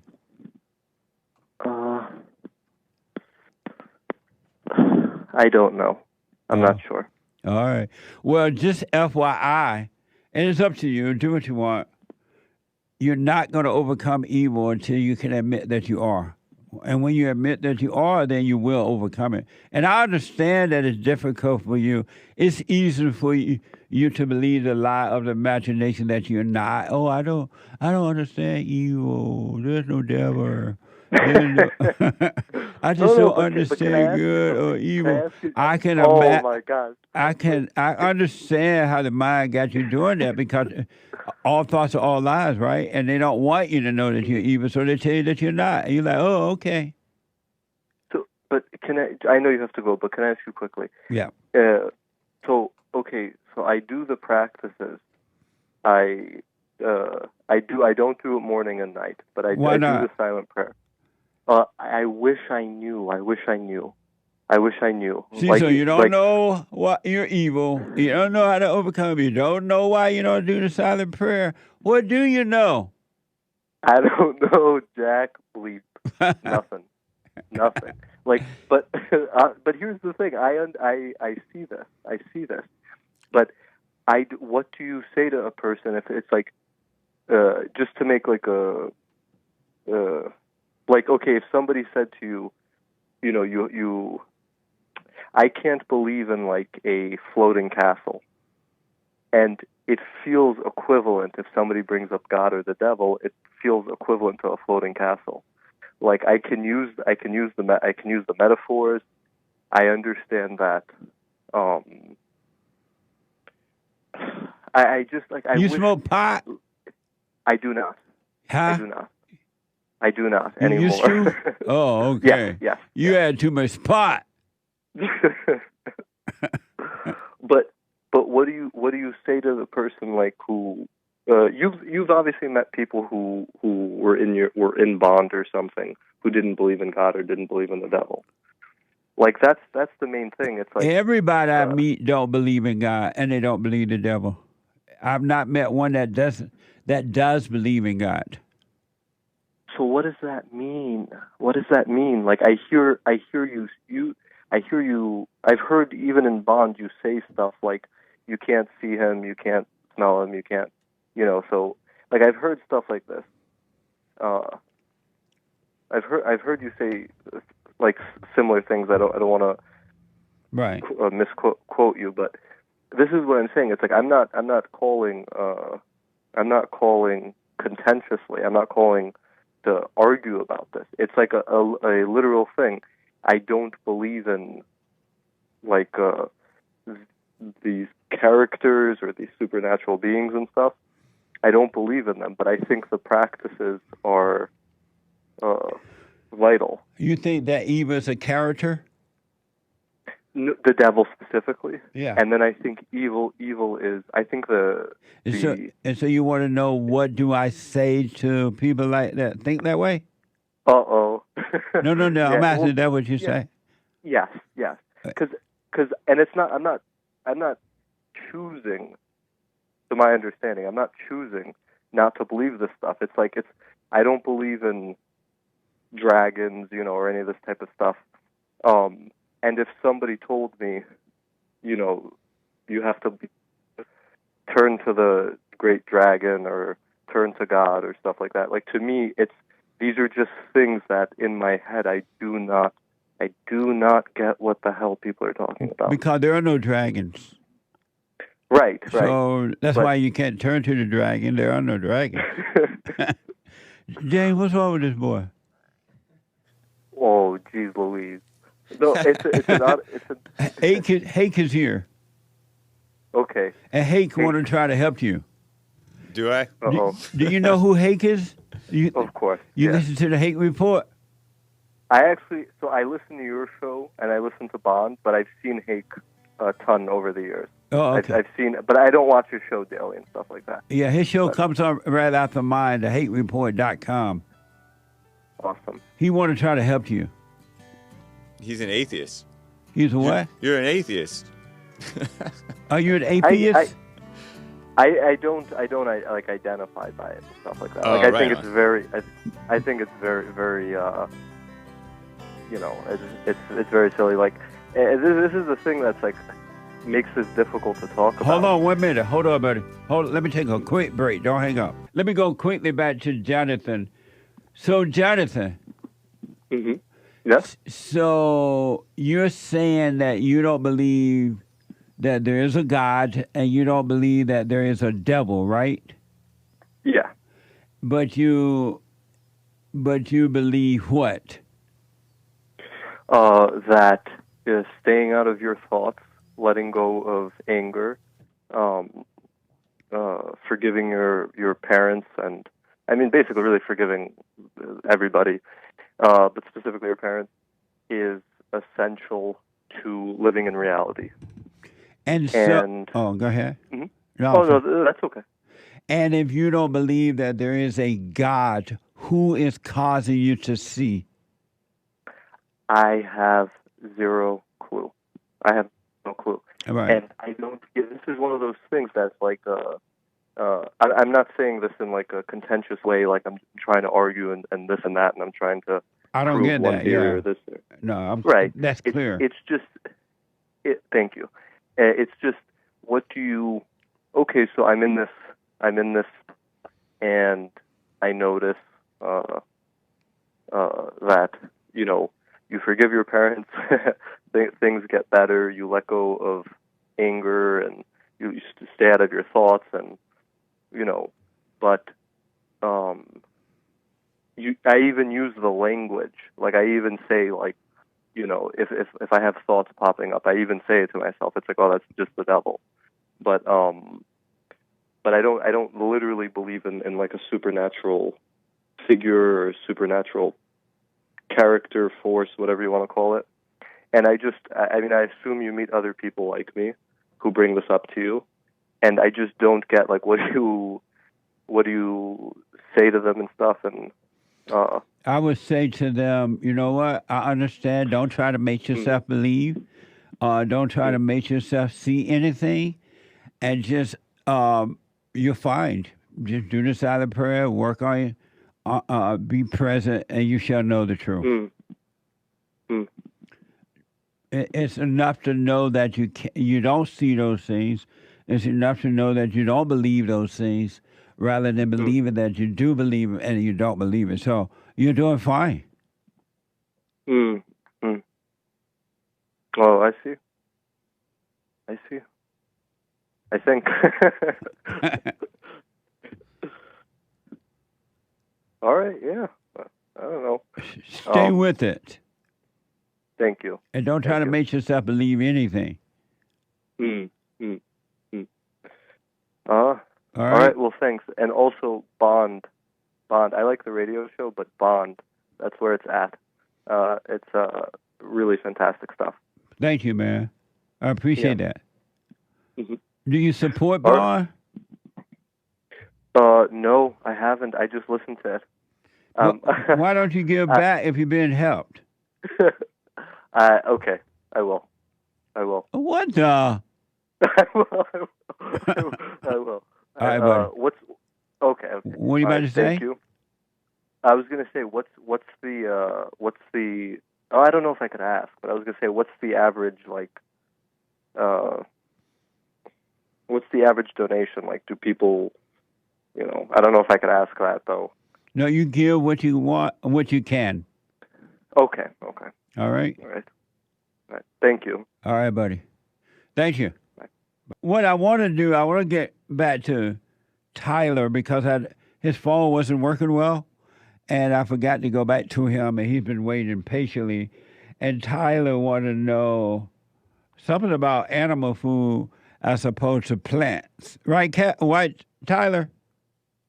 Yes, my question was relating towards animals and why people choose to eat animals. Because it tastes good and it's healthy.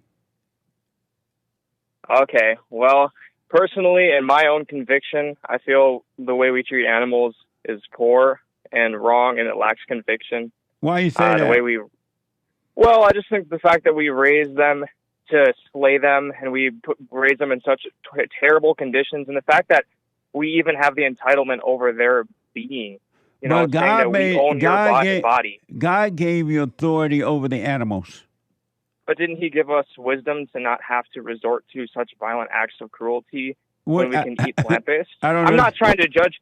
I'm not trying to judge people, but I think that's how I view it from my perspective. I'm not saying that's God's perspective. Do you? Oh, so you're saying that God gave us authority over animals, and we can. You're saying that you're not disagreeing with God. You don't eat animal meat? No, not personally. No. What do you eat? I eat, beans. I eat peanut butter. I eat whole grain Ezekiel 4:9 bread. Why are you poor? Just simple stuff. Yeah, I am. I'm homeless right now. I'm living in my car. I'm calling out of my car. Are you serious? Yeah. And so the reason you're not eating any meat, you don't have any meat? No, actually, I just think about how I'm suffering and what I'm going through and the lack of control in my life. How old are you? My best. I'm 24. Why don't you go get a job? Well, I've worked a lot of jobs, Jesse, and most jobs don't really align with, God's values. You work these jobs and they end up treating you so poorly that it just ends up not being worth the hell. And honestly, I've had multiple jobs try to teach me empathy, how to learn about empathy and where it comes from, and Kevin, that's just it's really rough. Tyler. Yes. Why don't you go get a job, get yourself an apartment, and live your life? I did just apply it to a job, and I did just get an interview at O'Reilly's on Friday. The manager said he's waiting for the HR to approve my hire, but then he hired somebody else instead of me. And so, how old are you? 21? I'm 24, and I've already applied to a couple new jobs. So why don't you go back home and let your folks help you? My dad is an alcoholic, and he's extremely hard to be around. He pushes people around, and when I'm there, he gets really aggressive and loud. And my stepmom is now married to him, and I don't want to be there because when I'm there, it causes things to get chaotic. And where's your mother? Ends up with the police being called. My mom is out of the picture. I've tried talking to her a lot, and she doesn't really care. I forgive her, like you say about forgiving, and all that. I've already, I came to God myself at 21 through, a bad, relationship with a girl or whatever. I came to God, to answer my problems, and I just rely on God, and I forgive. I'm not... You told your mother you forgive her? Yes. And what did she say when you told her that? She tries to be distant with me. She avoids me. So. And did you forgive your father as well for not protecting you from your mother? Yes, I've forgiven my father for everything he's done. And did you tell him that? Yes, I told him I don't resent him, that I love him, and I know he tried his best. Yeah. Now, are you doing the silent prayer? Maybe not necessarily the silent prayer necessarily, but I do try to stay in communion with God all day and just, rely on God for... Are you doing the silent prayer? No. Why not? I just feel God in my presence every day. And maybe I could be doing silence prayer, but... What does he feel like? You say God doesn't necessarily feel like anything. It's just... But what do you mean you feel his presence every day? You know the Spirit's there because you're doing your best, and you're not actively participating in sin. You're living by your values. And you're being... Kevin, come back to your phone. Come back to your phone. Yeah, you're living by your values and you're being structured, and that makes you feel confident in your faith in God and your feeling in God. So if you one with God, why are you homeless? Well, I think to build character, maybe I'm lacking character in some regards. Maybe I need to grow more. I don't know. I've been homeless. This is my third time being homeless. I have people walking past me. It's kind of uncomfortable to talk about this, but this is my third time being homeless. And, this time around, I feel like I actually understand, like, how to get out of it. When I bought cars, I never registered them in my name, and I never paid for the insurance. Kevin. Now I have registration and insurance. Kevin. Tyler, by the way. Tyler, yeah. I'm sorry about that, man. Yeah, it's okay, Jesse. Tyler, I want do what you want, but I recommend you need to start doing the silent prayer so you can stay out of your imagination. You're too one with your thoughts, and you don't know the depths of how all thoughts are all lies all the time about anything. And they're lying to you, and you're believing them, and that's why you can't keep a job. You have all these wrong ideas about your values and about other people, and they're keeping you in hell. Do your little hoop to holler prayer, whatever you're doing, but I recommend you start doing the silent prayer because you're living in darkness and you're calling it the light. I guess I'm not really sure how that makes sense, but You need to start doing the silent prayer so you can see you're involved in your imagination and thoughts. And you believe in them. I will say I do entertain my thoughts a lot to the point where it does detriment my life. I know. It's clear to me that you're living in your imagination. So what I recommend, do what you want. You should start doing the silent prayer so you can live outside your thoughts and not in the thoughts. And then you should know God, and God will guide you. Right now, you don't have a relationship with God at all. Oh, I feel like those thoughts lead to isolation a lot. Isolation of what? Disparity. Well, just like your thoughts, they ruin you. Right, they do, but you disparity and misery. But you're living in them, and that's why you are miserable. So do those thoughts. Let me know. Do the silent prayer. Let me know how it goes. All right. All right. Well, I just wanted to say one more thing. I really appreciate how you preach to young men about finding an identity through themselves and through Christ, not through groups. Nice. Because that is what is dividing our country, and it is really disheartening to see people angry at the wrong things. People are angry at God, and it really doesn't make a lot of sense because it's people that are making life hell. You got to return to the Father, like you said. It's the only way to find peace and comfort in life. And even if you're not perfect, at least you have the Father. So. Absolutely. So start doing the silent prayer. Let me know how it goes, all right?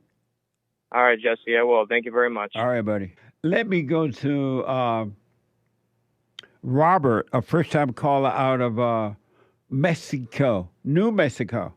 Robert, welcome to the show. You're on the air. Grandpa Jesse, how are we doing today? All is well, Robert. Hey, I wanted to answer the biblical question and then answer another question. Have you ever seen God? Well, you would definitely know because I would age over 100 years and have a big gray beard and white hair and a bunch of wrinkles, so definitely not. You have never seen God? No. And why not? I don't think. Why not? Why haven't you seen him? Oh, I don't even think I've asked, truly. It's not an expectation that I hold. Oh, so you don't expect to see him? Until the pearly gates, And where did you get that idea from? Oh, it's just been ingrained in me since a youngster. Oh, and so you're waiting until you get to the pearly gates? Well, I just have never asked. Maybe I will ask after this conversation, but I do anticipate meeting him in heaven. And why are you anticipating meeting him then over there when you're not meeting him over here? Well, physically, I have never seen him, but it says, I believe in the Bible that we do see him when we enter the gates. I could be wrong, but that's what I've always believed. Oh, okay. Well, I want to respond to that, but I have to wait until Sunday. So I'll put my little 2 cents in on Sunday. Thank you for responding to it. You said you had another question? Yeah, my dog just killed all my chickens, and I found myself getting really angry and punishing my dog. Is that the same kind of anger? towards a human. Yep.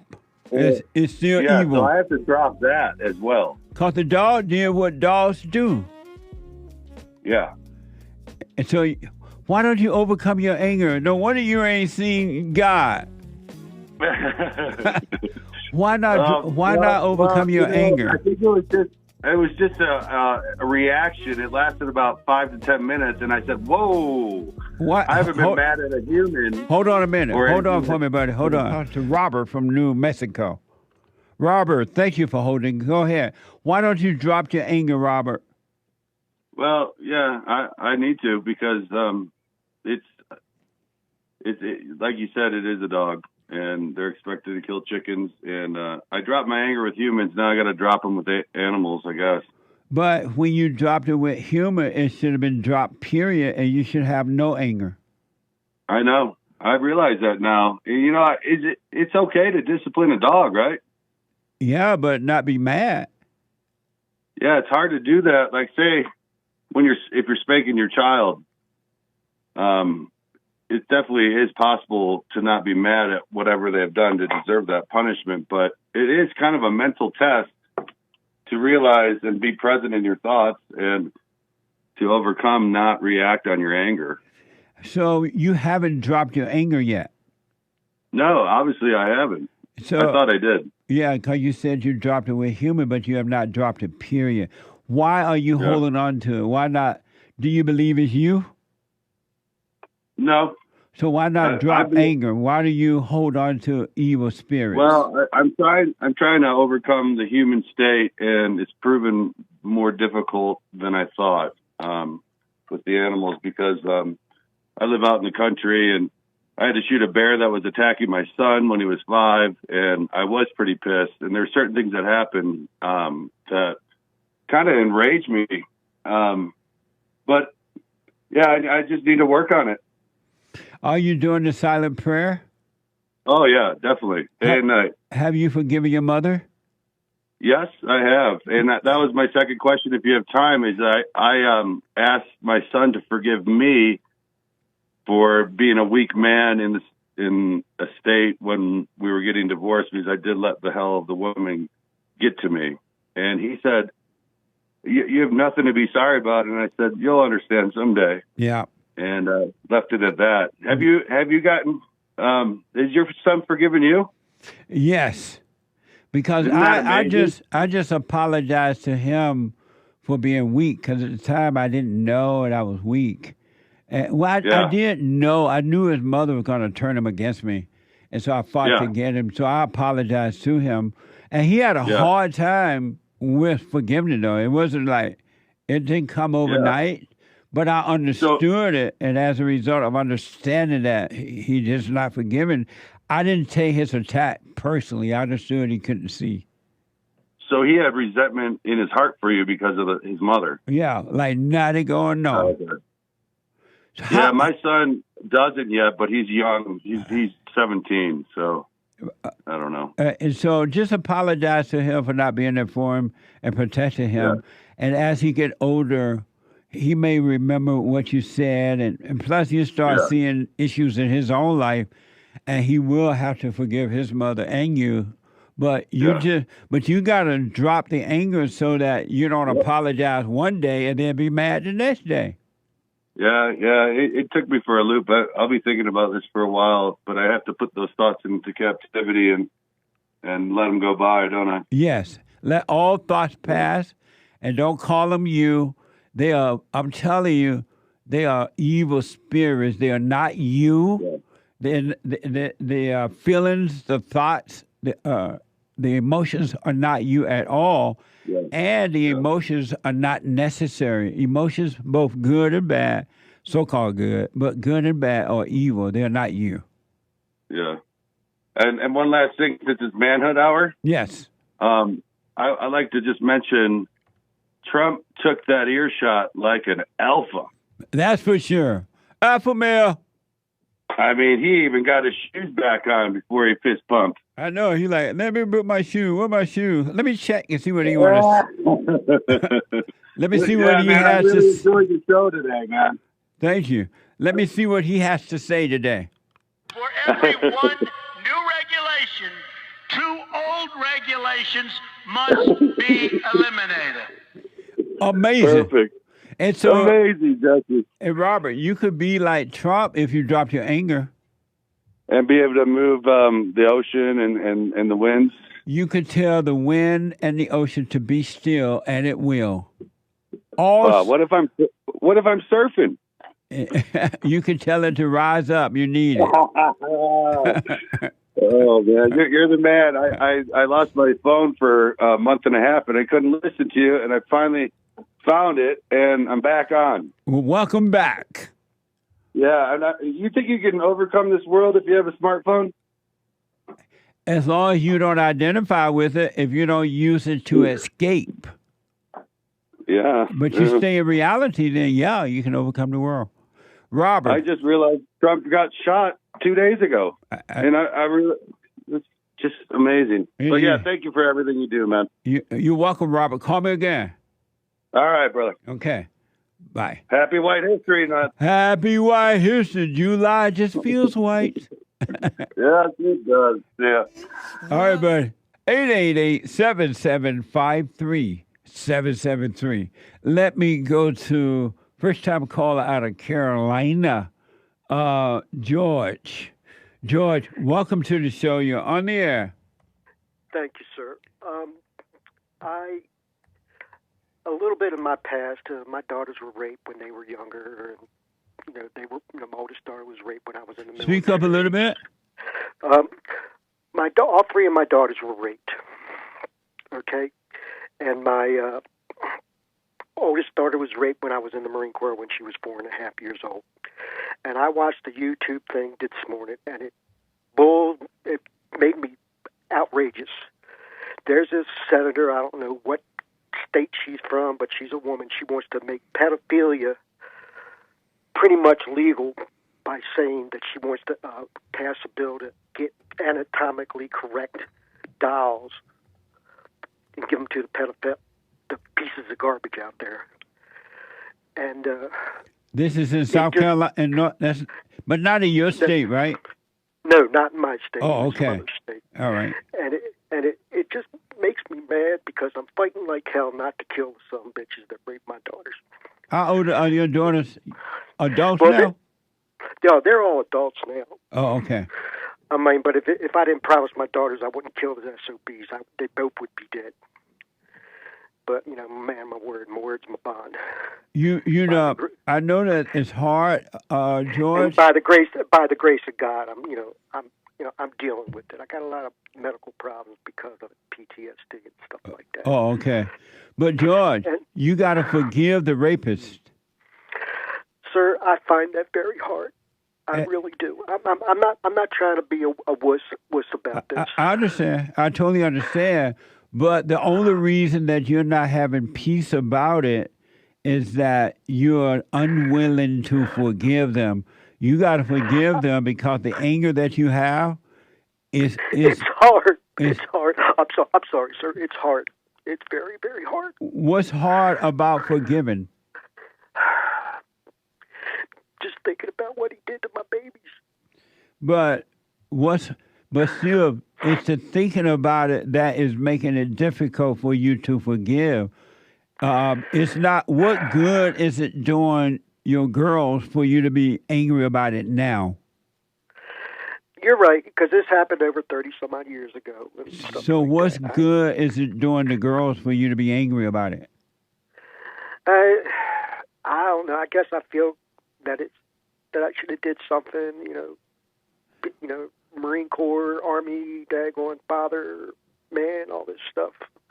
I should have been allowed to do what you're supposed to protect your kids. But you were not around. You were in the military. I know that, but still, I was trained to kill man, woman, or child, and I'm not allowed to kill a piece of garbage that hurt my kids. That's what the most frustrating thing for me. So I know vengeance is mine, saith the Lord. I know that, and I've been praying a lot, and I've been reading the Bible, but as I said, when I croak, me and God going to have a long talk. Because I know there's a purpose for everything. I know that. I don't like it, but it's George. And I apologize for being like a wuss. No, don't apologize, George. Don't apologize. What good is it doing you? I mean, what good is it doing your daughters to be angry about that? Be honest with you, it's probably not doing no good at all. Probably or not? Not. It's not doing no good. And what good is it doing you to be angry about it now? It's just making my health go down. And what good is it doing you? Not good at all. And so, since it's not doing any good except giving you a false thrill, it makes you think that, oh, poor you love your daughters, you were not around to take care of them, so you're feeling sorry for you, angry at you, you're feeling angry at the rapist, and you're feeling bad for your daughter. It's all thrills. It's doing no good. So why not just drop it so you can have a life?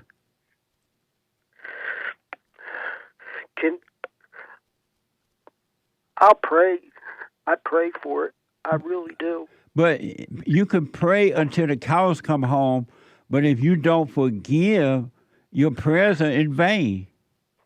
You're just praying to the devil. You're right. I mean, everybody's told me the same thing. What you're talking about. So why not drop it? Stop feeling bad about it. Feeling bad about it is just ego. Stop feeling good about it. Feeling good about it is just ego. Just drop it so you can have a life.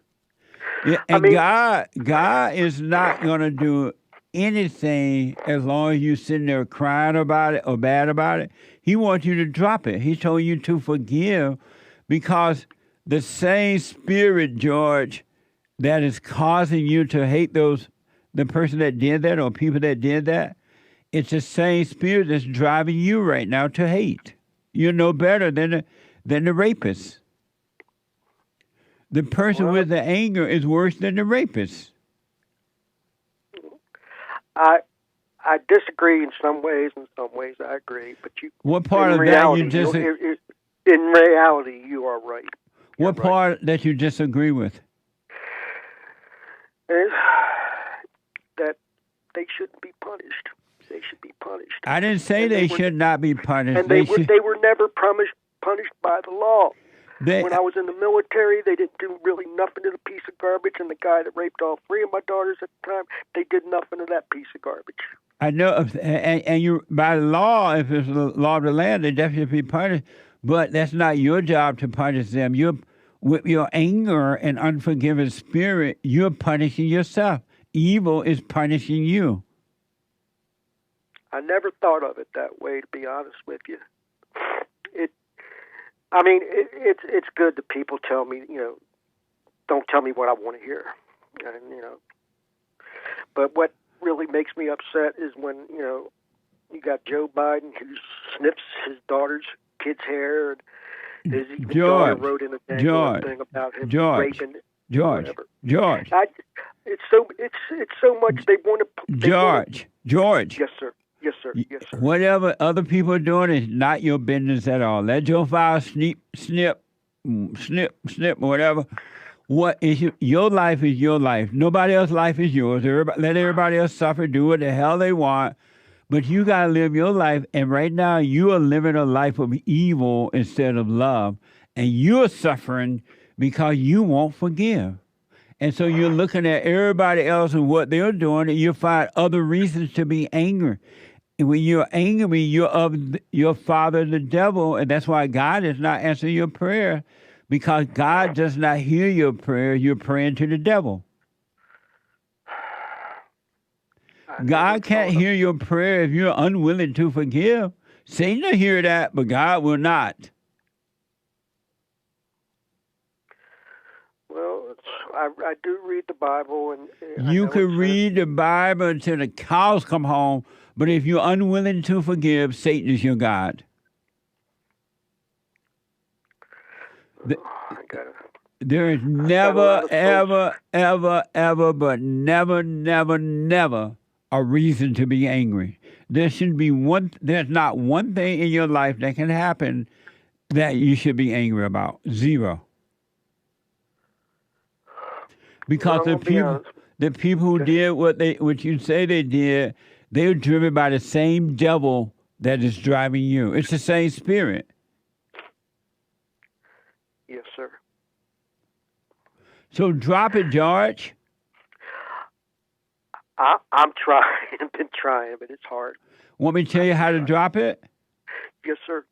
I want you to look at when that spirit of anger come up, when the spirit of fear or loneliness comes up.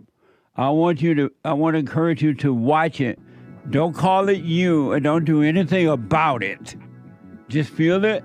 You got the overwhelming thought and feelings about it. I want you to stay with it, but don't call it you and let God save you from it. He'll take it away from you. Okay, sir. You got to work on your life, man. You're wasting your life living in hell right here on earth. And when you drop your body, you're going to still be in hell. What the? You're right. Amen to that. You're right. And you've been in the military and you say you have PTSD or something? Yes, sir. Why? Because they wanted me to drop the charges, good of God, Marine Corps and Corps, and same thing with the Army. Can you hold on? Are you able to hold on for me? Yes, sir. Hold on. I want to go back to George, the first time call out of North Carolina. And George said that his daughters were raped. He'd been in the military and he has post-traumatic stress disorder, something like that. And he's really dealing with things in a hard way. So I want to go back to George. George, what is post-traumatic stress disorder? It's PTSD. That's what I would describe a traumatic incident that is hard that you constantly relive it. And who told you that you had that? VA and doctors. I was in the hospital a bunch of times because of what happened, and because it happened twice. You know, it's like what happened when my daughters were raped, and it happened when I was in the Marine Corps, and then it happened again. And they are adults now, though, right? Yes, sir. Yes, sir. And so did you develop PTSD while in the military or after you got out of the military? In the military. Oh, okay. Because they wanted me to drop the charges, good for Marine Corps, God and country and everything. And they were going to promote me if I would have dropped the charges, promoted me to gunnery sergeant, you know. And I was like, well, how could I look at my little girl and say that I love her? Come to you a little closer to your phone and speak up a little bit. Yeah. How could I look at my little girl and say I love her if I would stayed in the Marine Corps and got promoted and guaranteed retirement? And I told them I couldn't do it. And they kicked me out because of that. How old are you? I'm 65. I just turned 65. And so you stuck with PTSD for the rest of your life? Yes, sir. Who told you that? The doctor, I got so many daggone pills, it's pitiful. If I try to stop taking them, I have a violent reaction. Because I've tried it a couple times. And what type of violent reaction would you have? Very, very outrageous fits of anger and very, very short-tempered.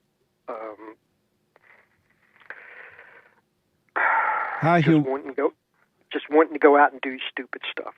How's your wife dealing with this? I got a fiance. She deals with she talks to me and says, you can't live on the past, but the problem is like deja vu. You know how when you were younger you did stuff and you're like, oh God, it was neat. There'll be days and weeks and months that I don't even think about what's going on. Then all of a sudden it's just like somebody hits me upside the head and it's like comes back with a vengeance. I understand. Yeah. And that's that's if I don't take my medication, that's when it comes out worse. Yeah. And I don't want to do it. I know what's right and wrong and all this stuff because it's against the law to kill idiots. And your daughters, they're all adults now. How do they feel that you're still angry about this? I blame myself. They said they don't blame me because I wasn't there and all this stuff. It wasn't my fault. But still, as a father, I guess that's like in our DNA, so to speak. You wanted to protect your kids, and I know I wasn't there, but still I have nightmares about it, because I remember one of my daughters telling me what happened. I was like, it was like I was there, it was like it was like a sixth sense. I can't hardly really explain it. And so, so you didn't develop PTSD by being in the military and having to shoot up folks in the military, fighting a war and all that, right? No, sir. No, sir. Oh, you only got it when you heard about your daughters being raped. Yes, sir. Okay. Because they told me, I was pretty much ordered not to do nothing to the guy and stuff like that. It's And this guy was in the military too? Yes, sir. Oh, okay. And it sounds like your family were in the military with you. Yes, sir. Oh, okay. Yes, sir. So I'm not a medical doctor, but I do want to tell you this. And again, I'm not telling you on the medical thing. Do what you want with your little pills and all that. I'm not telling you not to do that. But you don't have a medical problem. You have a spiritual problem. You are worshiping the devil, and the devil is controlling you any kind of way he wants to. And the way he controls you is when he really wants you to really cry and get mad and act out and yell and scream and carry on. He brings you bad memories of the past. He brings you thoughts, and you remember those thoughts, and you overreact to those thoughts. And you call that you overreaction, and you say that those are your thoughts and those are your emotions, and that you overreaction, and then when the devil wants you to feel good, he bring you what seem like good thoughts. It makes you feel good, and all of a sudden it seems like all is well. So you say, "I'm doing fine today. I'm feeling better," because you're not having these thoughts. But what you don't know is that all you're doing wrong, because you don't have any problems. You have no problems at all. The situation with your daughters it doesn't exist anymore anywhere but in your head. And you're allowing the devil to rule over you by bringing you memories of the past and the future which does not exist. And you're taking credit for it as though it is you, and it's not you at all. If you drop those thoughts, you could be free right now and be free of this false idea of post-traumatic stress disorder. You are overreacting to situations in life, and as long as you overreact, you're going to live in the misery of your hell that you're living in, and you're going to love it. You love your hell. You love having those thoughts. You love being mad about it. You love crying about it. You love for the folks to hear and see you cry about it. It's giving you a false thrill, which is not you at all. It's all ego, and it's all evil, and it's not you. You need to drop it.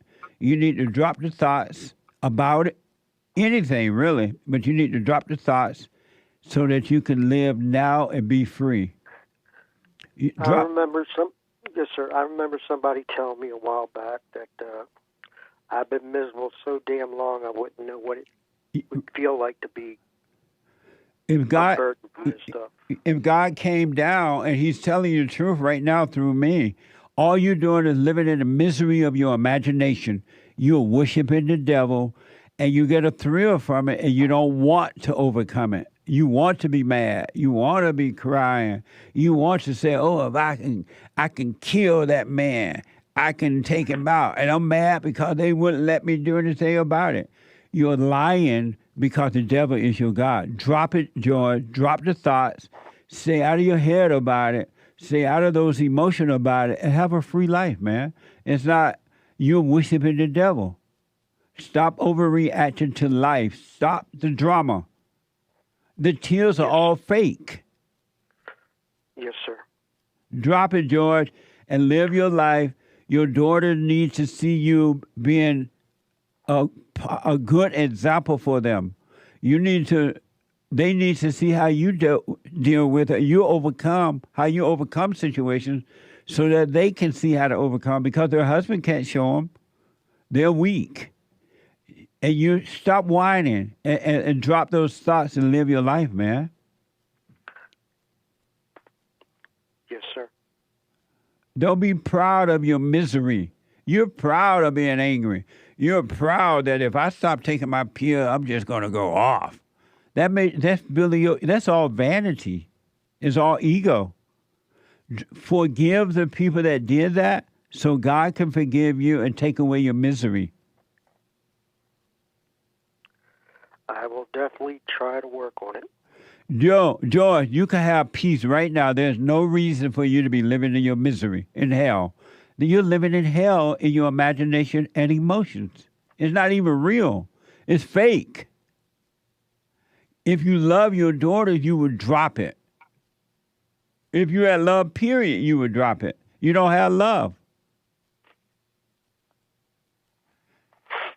Yes, sir. What do you think about that? Yes, sir, I will. It makes sense? You got my word on it. A man's word is his bond. So drop it. It's all fake. It's not even real. And it's not even you. That's not you crying. That's not you getting angry. That's your false identity. That's the ego nature that God said we all must die from it if we want to have life. If we want real life, you got to die from all the ego mess. It's just mess. It's evil. Yes, sir. You don't have any post-traumatic. I'm not doctor diagnosing you. I'm not doing that. I'm telling you spiritually, you don't have any problem, George. This is all an illusion. Okay. And stop letting your woman see you cry. What the? Yes, sir. You're right there. You up there crying not only in front of your daughter, you crying in front of your woman.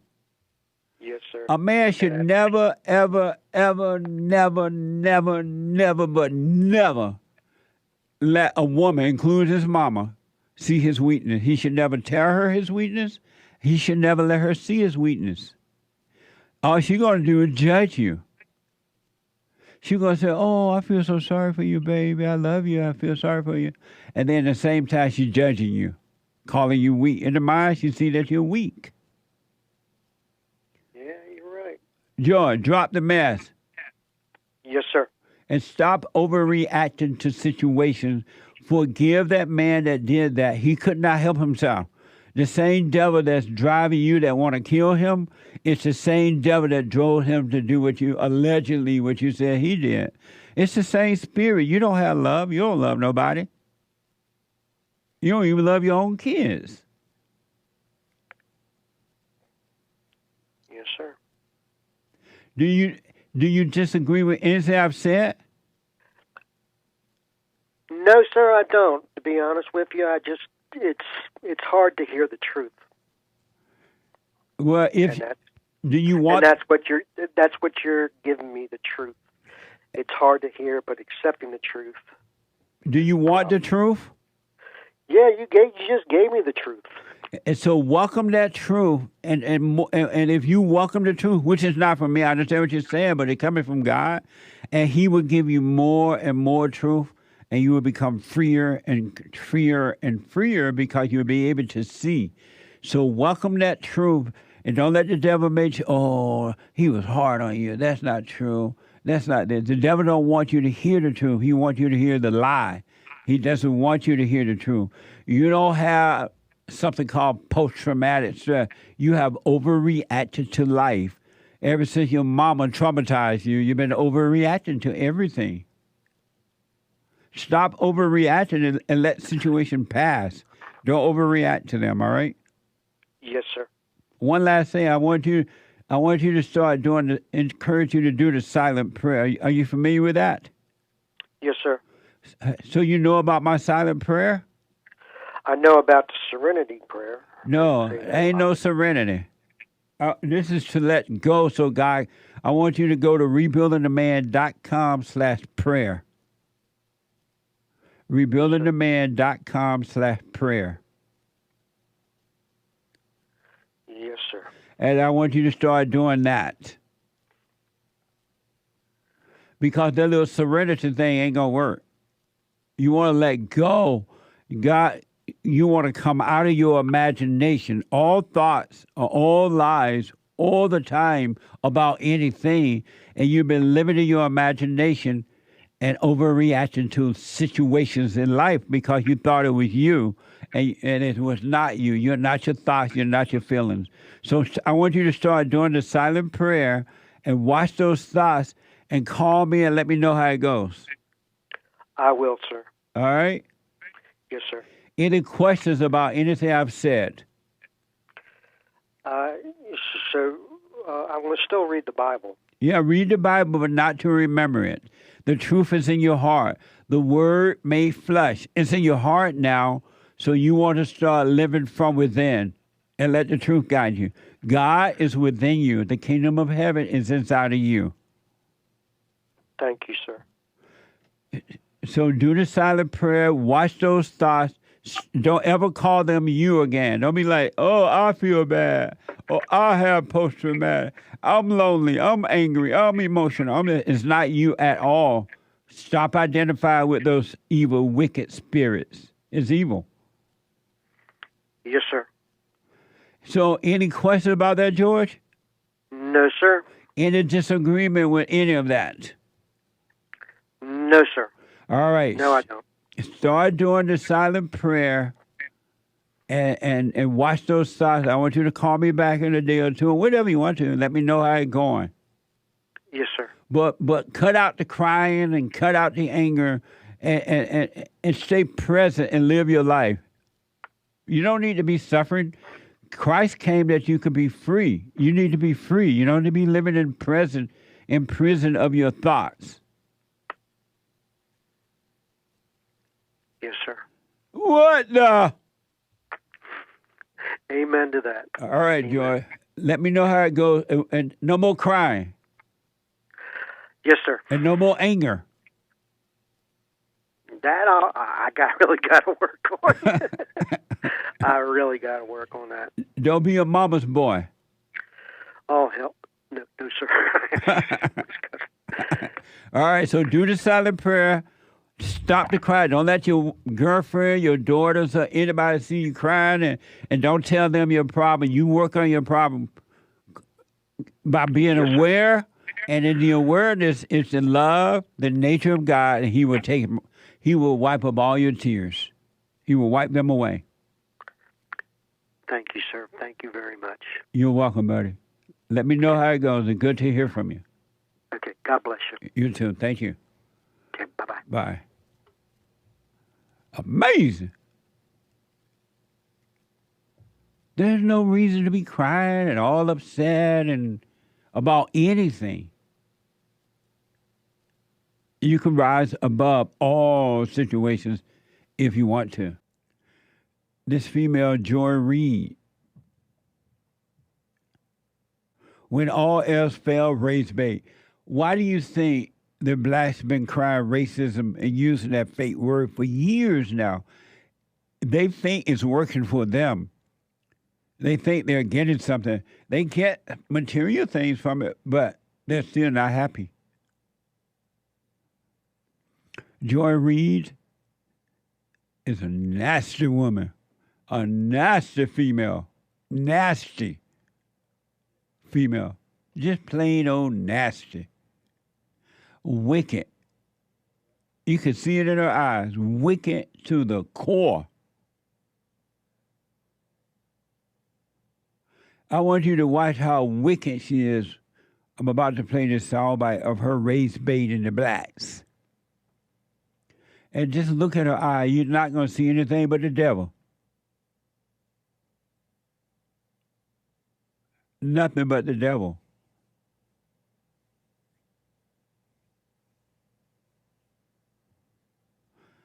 Race baiting. You're going to hear a lot of this unless the Democrats switch up and put another person there, and still they're going to use weird stuff.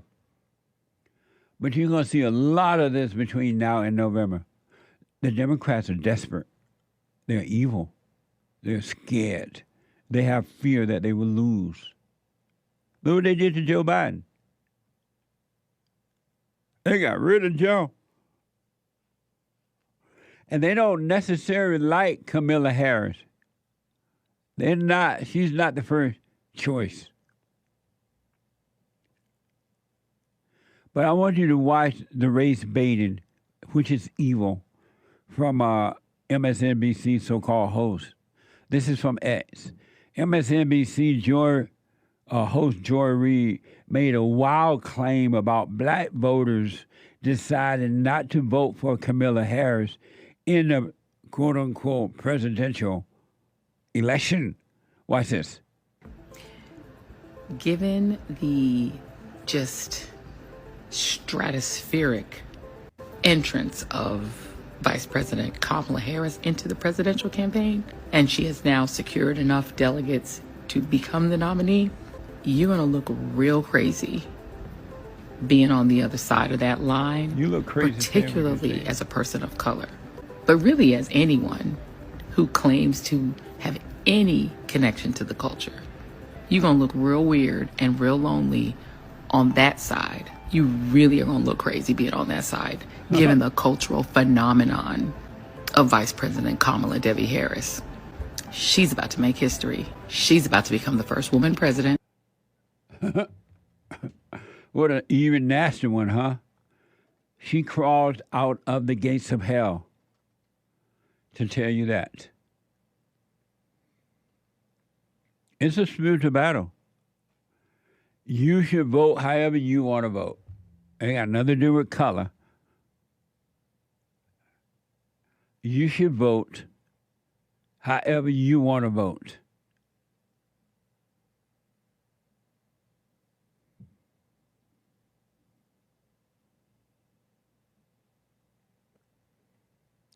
And this stupid female, I have no idea what she's talking about. Really. Joy Reid is not going to pay your bills when you go to the gas pump. Is she going to be there to pay for your high gas? Will she be there? When you go to the market to buy food, is Joy Reid going to be there to pay the bill at the cashier checkout counter?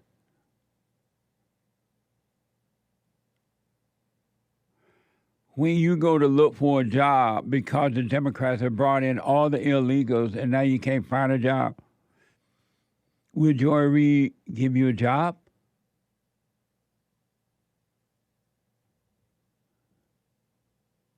She is a nasty one. Do what you want, but you better be trying to think for yourself. When, if not now, will you think for yourself?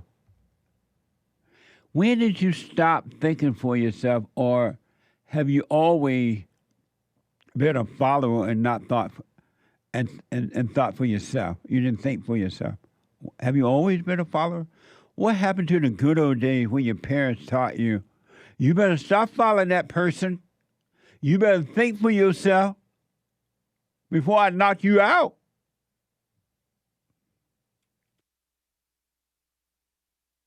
You come home crying because somebody had a fight with you at school. I'm gonna beat you myself. In the good old days when boys were boys and men were men, the parents taught you to be independent. Don't be a crybaby. The word bully wasn't around that I was aware of. But if you had a fight at school or someone quote-unquote bullied you at school, you better stand up and defend yourself. Or when you get home, you're going to get a whooping. Up there crying like a baby, especially if you're a boy. That's gone now. They say, oh, punish the bully. You poor baby. He bullied you. Oh, come to Mama. Mama got you. You can't handle somebody trying to bully you? So, and because the parents nowadays don't raise their children up in the right way to go, to be independent thinkers, to defend yourself, to stand up for yourself, men and women are weak. Beta males. Mama's boys and girls. But you can overcome it if you take control of you. You can overcome it. It's up to you. 888. So listen, get ready. This election season is going to be a bumpy ride. And all they can do, and they will do it back to back, is attack Donald Trump in a personal way, because they have nothing else to say. This is what we have done to make America great again. Nothing. Zero. They have done nothing. And they didn't know that this day was coming, that Donald Trump would be running again, and the people would be fed up with them and support Donald Trump. They didn't know. They thought that you weren't paying attention. So some of you know that Kamala Harris is the so-called running person for president representing the Democratic Party, right? You've heard about that. This black female, right? And she is a mess. Liberal to the core. I mean, abortion all the way. Government programs all the way. Believe that racism exists all the way. Or at least she's pretending to believe that racism exists because she's married to a white man. What the? But, and because, again, the battle we all deal with within ourselves and outside, inside of others, it's a spiritual battle. It's a warfare between good and evil, right? But because she doesn't have a chance to win, they are now coming out with this thing called racism, sexism, and all type of ism. And they're already saying in liberal media and different places that watch how they're going to be racist toward her. Watch how they're going to be sexist toward her. Watch how they're using all that. And they're even using this thing that if black people don't vote for Kamala Harris, then somehow or another they ain't black enough. Or they're supposed to support a black woman. Some guy tweeted out something like, I don't have the exact tweet, that black people should be supporting this woman. Help Kamala Harris support her dream. A black woman support her dream. When did I become responsible for your dreams? When did I become responsible for your dreams? Dreams are dumb anyway. What the? And so he's trying to say, I mean, I thought I heard all, but apparently not. That because you're black, and this stupid black female, Kamala Harris, has a dream of being president, you somehow are not supposed to support her in her dreams. Dreams are nightmares. They change all the time. But even if she is black, I'm not responsible for her dreams. What the? But because you're black, you are. This is another reason, not the only reason, but another reason you have to overcome color.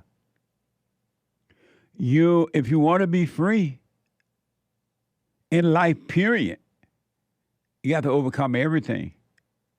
Everything. And you have to overcome color because they'll play on you with color. They tell you that if you don't support the Democratic Party, you are not a man or woman of color. Or you are not whatever, right? And if you're into your color thing, you'll fall for it. You'll believe it. Wake up, folks. Wake up. If not now, when? Grandpa, tell me about the good old days.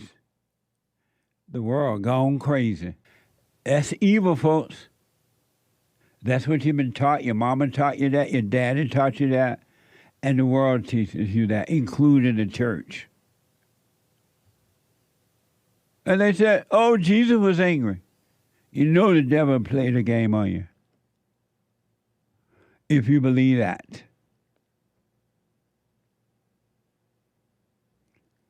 And it's only going to get worse. And for crime, y'all think, and it is, it's bad in New York, San Francisco, Chicago, Detroit. It's bad in LA now. And LA is such a beautiful, above the junk now, above the homelessness, and above the drugs, and above the hating. It's a beautiful place. The weather's nice. It's like paradise up there, but not down here anymore. And it's a mess, folks. And I haven't mentioned the crime lately in LA. I've been busy with other stuff. And we got a stupid female black mayor, and she ain't worth a dime. Zero. She ain't worth the horse she rode in on.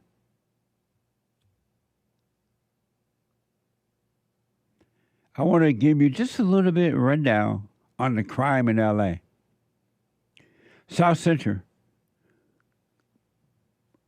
Crime in Beverly Hills and back. This is from KTLA, July 17th. July 17th. Why here's the month now? And they committed crime. Who commit crimes during White History Month? Does that make any sense? July 17th. 3 suspects allegedly committed armed robbery in Beverly Hills. 2 were caught in South Central LA.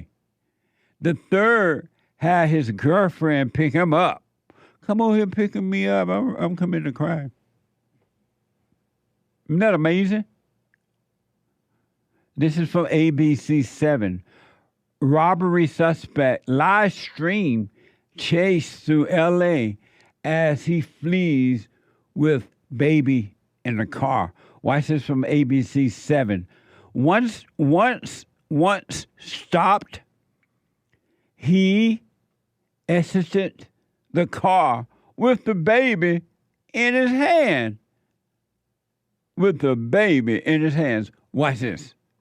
On Slauson Avenue over the median, desperate to get around these busy intersections. He's going right into oncoming lanes of traffic. A wild and reckless pursuit with a baby on board. The speeding driver fleeing deputies at extreme speeds, putting so many others at risk. Going the wrong way. Oh no! Look at this. He is gunning it, going the wrong direction on Jefferson Boulevard. Look at all of the traffic there is here. He is having to navigate traffic going in both directions, zigzagging across the median here. The driver also live streaming the pursuit from behind the wheel. I'm not gonna kill y'all, I promise. Bro, just let us out the car. As a woman who says she's the infant's mother pleads for him to pull over and surrender. Pull over and put your They gonna kill me, cuz. Yeah, you gotta pull over and put your hands up, bro. My baby's in the car, bro. Bro, just pull over and put your hands You up, black. bro. My baby is in a car. The driver eventually turning down a dead-end street where he tries to back up, but the car is quickly penned in by sheriff's cruisers as several deputies are seen rushing forward with guns drawn, taking aim right at the car. Moments later, the driver opens his door, and that's when we can clearly see the tiny infant in his lap. We'll see here. We'll have a really clear view here in a second. That appears to be a small infant in his arms. The baby appearing to be unharmed after being taken along during this wild and dangerous drive. Amazing. What did they do in L.A.? They defund the police. That's so smart, huh? Kamala Harris, remember her? That female that's running for so-called president? She was for defunding the police, remember? And she also bailed out some of those Black Lives Matter people. She was for that too, help with that. And she wanted to be the president of my country. So you saw the guy with the baby running.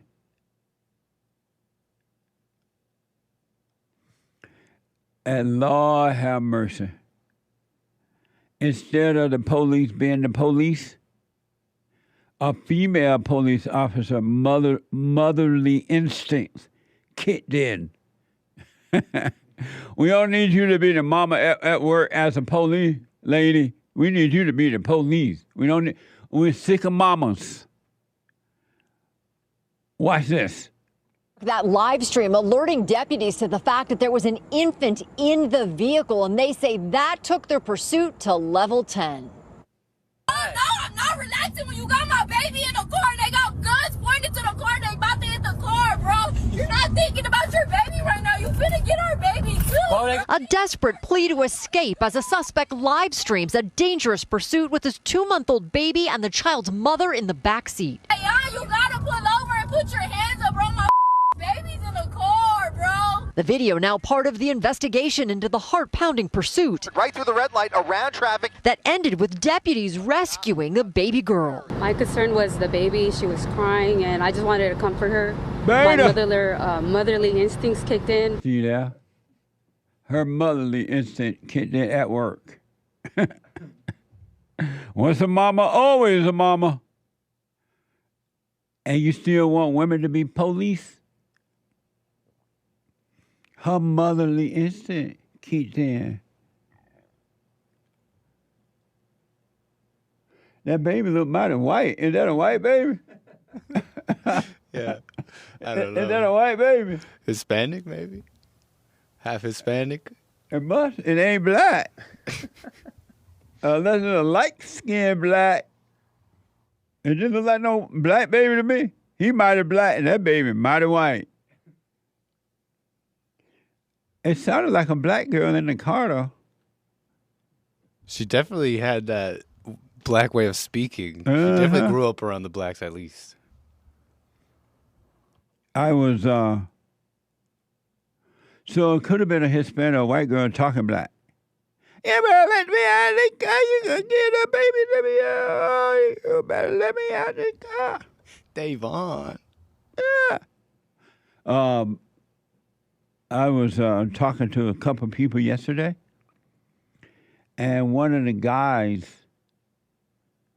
maybe two of them, but one was a white guy and one was a Jewish guy. And they said that it's hard to find a white girl now. I'm like, why? Because they into the black guys. They love black guys. They into the, everywhere I go, the white girls and the Jewish girls, they into the black guys. It's amazing. Did you know that? I'd heard things like that, yeah. Oh, yeah? They're pushing that. They want to mama the black guys. But anyway, and so you heard the police say her mama instinct kicked in. She wouldn't think about all the problems. She was ready to be a mama. At work.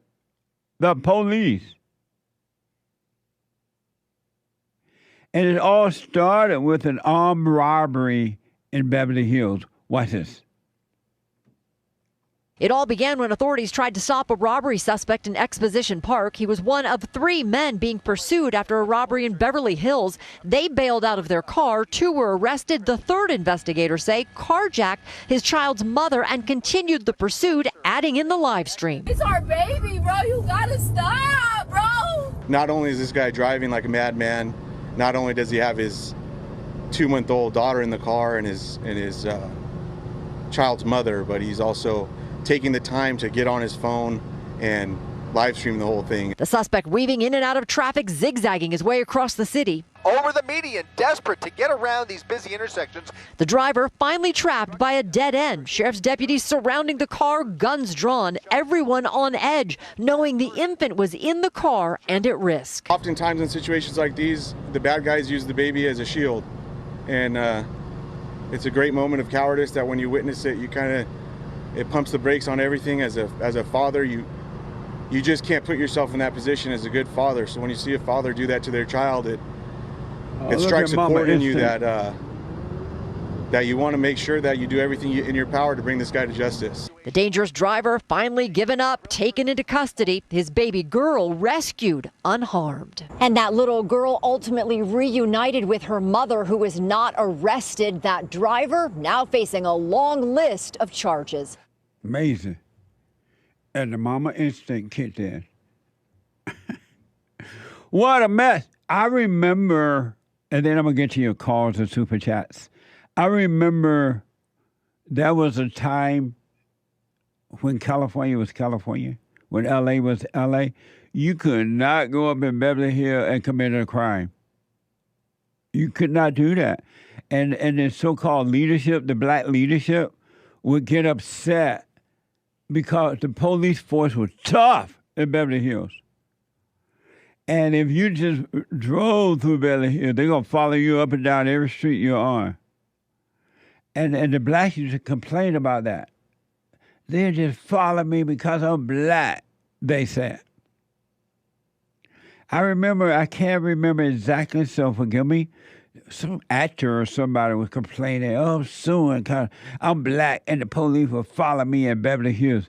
You could not play that mess in Beverly Hills. Remember that? That's when boys were boys and men were men.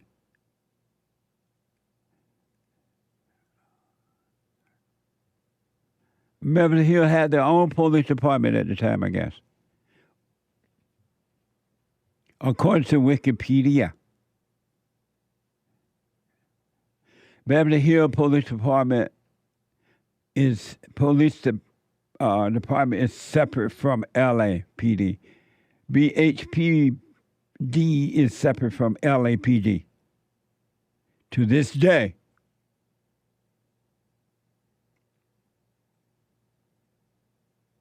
And so,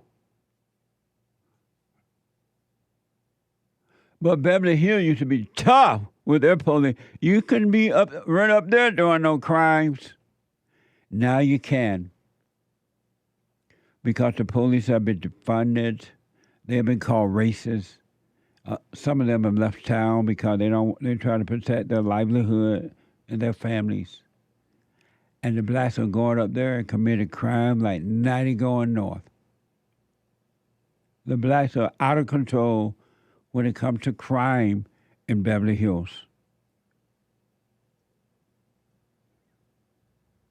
And I have more crime to show you from Beverly Hills. And Beverly Hills was so beautiful at one time, really nice. Very nice. I have a lot of friends up there. Not a lot of friends, but friends. And it's a mess in Beverly. It's so bad in Beverly Hills now. And for those who don't know, Beverly Hills was like the cream of the crop in California. One of the areas. There are other nice way out in the suburbs and stuff like that. But now it's so bad in Beverly Hills that people are afraid in their homes. They want cars to be made with gun protected windows where you can't shoot through it because the crime is out of control. They have defund in Beverly Hills. Bulletproof glass. Thank you. Bulletproof glass in Beverly Hills. They got bars around those beautiful homes up there now. The white women are afraid, and the Jewish women are afraid to walk the streets up there now. They can't walk freely like they used to. Some still walk, but they're nervous. And the blacks are going up there and committing crime like crazy. Like somebody said, okay, y'all can go up there now and commit crime. They're like, okay, we don't have self-control, so we're gonna go and commit the crime. Amazing. I want my country back.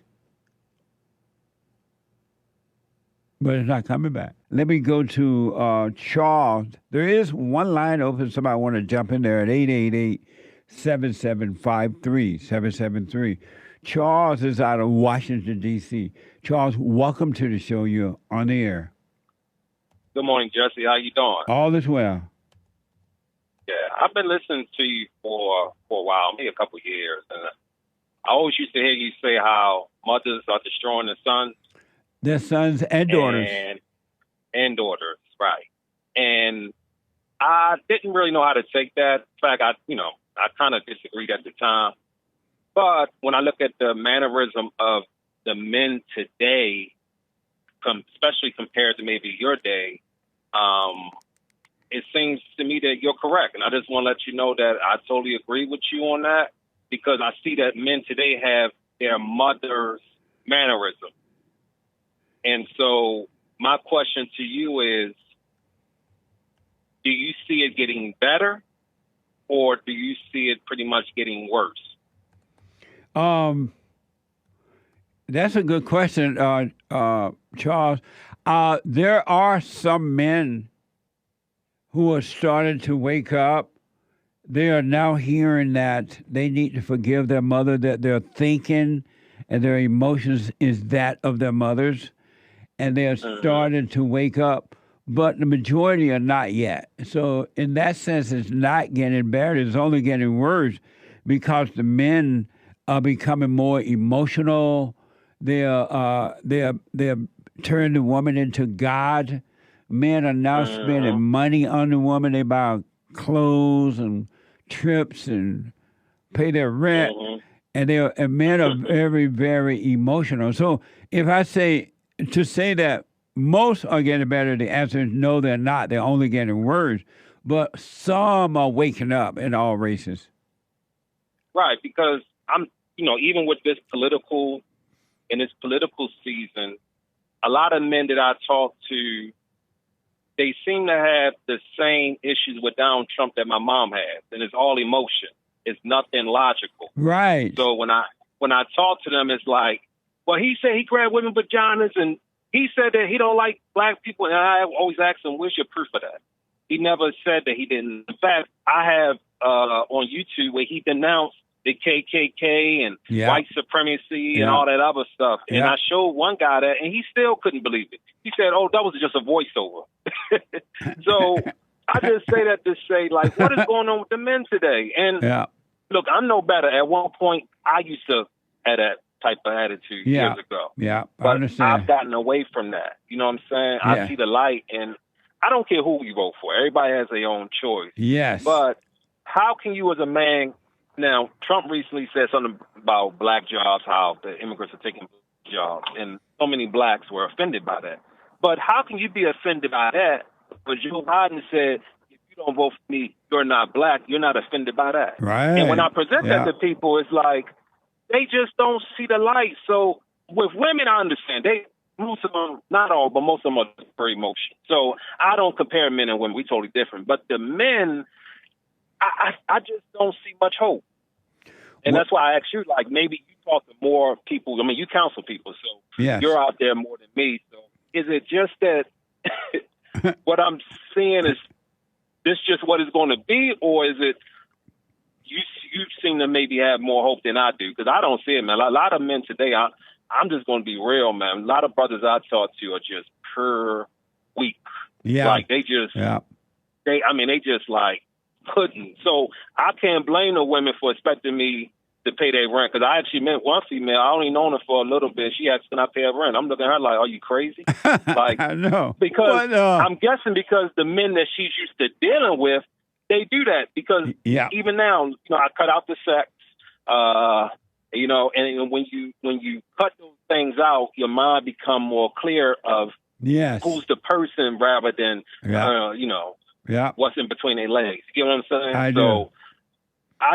I thank you for opening up my eyes, and believe me, a lot of brothers are hearing you, even though they won't admit it.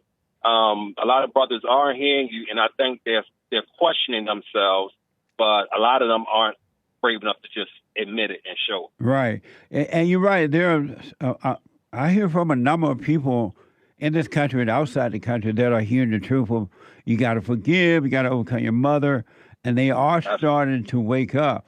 But stay with it, Charles, because one man can change the world. They really can, especially if they overcome that fallen state, the spirit of anger and all emotional.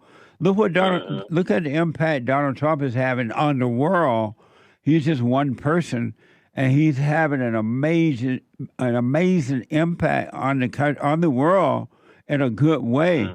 So a man like you and those who are waking up, they can do it too because of the Father, because of the God that's inside of them. He would drive them just like the devil used to drive people to go nuts, right? He could drive you to change the world. You have a great power. Yeah, well, look, I'm just, I have the greatest job in the world, and that's just being a man. Yes, that's men right. have a big responsibility. Yeah. And I don't have any children yet. I'm 42. I don't have any children. I do, I would like children one day. So I will want to pass on this knowledge to my son or daughter or whoever. Yeah. And we need more parents that are strong enough to say, heck with what that mama say. I'm the father, and this is how a man conducts himself. Absolutely, man. Unfortunately, we don't have a lot of that. So Yeah. I just want to say, from afar, you're like a father figure to me. And, even though I never met you, but, the knowledge that you give me, I just appreciate it. Thank you, Charles. And stay with us. Thank Stay you. with us. Stay with us. Thank you, buddy. Amazing. Thank you, bro. All right. He's right. And this is new for the most part with men. Men were never this weak before. The idea that somebody can say, vote for Kamala Harris because she's a black female who has her dreams, and you fall for that, something wrong with you. It's time to come home. Amazing. 888-7753-773. Let me go to Nebraska and talk to first-time caller Deborah. Deborah, welcome to the show. You're on the air. Hi, Jesse. How are you today? All is well, Deborah. Thank you for calling. You're welcome, and it's a blessing to talk to you. So I'm going to try to keep it simple because I know you're always pressed for time. But my question is, now just a real quick synopsis. I'm a 58-year-old female, and I used to believe in all of that transgender, gay, and all that stuff back in the day, and I'm coming out of that, and I realized that my mom and dad, I had to forgive them. Wow, I'm going to get teary-eyed. So I have done that, and what I'm struggling with now, Jesse, is the spiritual aspect of everything. So my mom and my grandma were very wicked people, and my dad was a very weak man. He is dead now. My mom is still alive, and I have forgiven her. But I just realized here recently that I had resentment for my dad, like you were saying, and I just realized it here in the last week or so. And I feel like I became him as an individual. Does that make sense to you? Yes, it does. And so this week, I have just realized that. Sorry about I didn't realize I was going to be so emotional. No, just be yourself. Let it happen, let it pass. So anyway, I'm struggling with the spiritual warfare stuff where God has taken away some of my emotions, but obviously not all. And so when it's a spiritual warfare between good and evil, basically, or anger and resentment versus good. But when you start transforming, like I feel I am, the masculine part of an individual, they become more stronger in that area, and then everything else seems to be on the other end. It seems to be silly. Does that make sense to you? Yes. And I guess I'm feeling a little better now.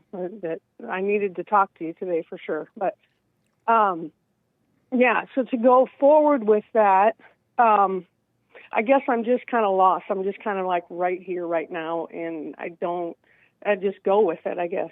Jesse? What's your question for me?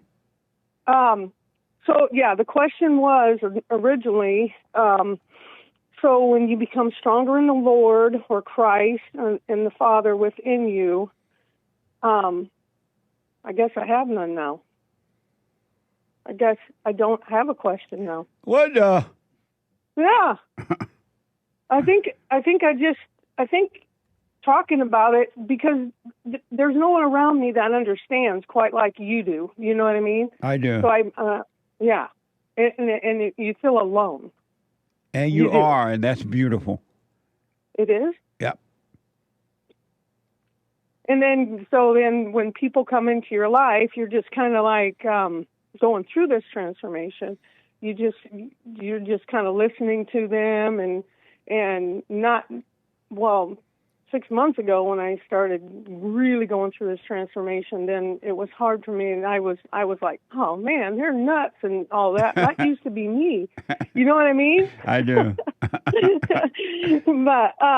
But yeah, no, I'm 58 years old, never been married, and I was in an 18-year long lesbian relationship, and I have come out of it, and I just thank you for what you're doing. And I'm going to call you again. You've helped me already today. Let me ask you this. Yeah. You went and forgave your mother, right? Yes. And what did she say when you went and forgave her? So, okay, she was very receptive. She doesn't quite understand everything. She was receptive to the fact that she was open and honest with me about what she has done in her past with my father, and how she used him to get out of a situation. Yeah. She admits it. Nice. And yeah. Why do you resent your father? I resented him now. I just realized it because when my mom was she was mean. And he didn't know how to handle it. He didn't know what to do. Yeah. And he would get angry.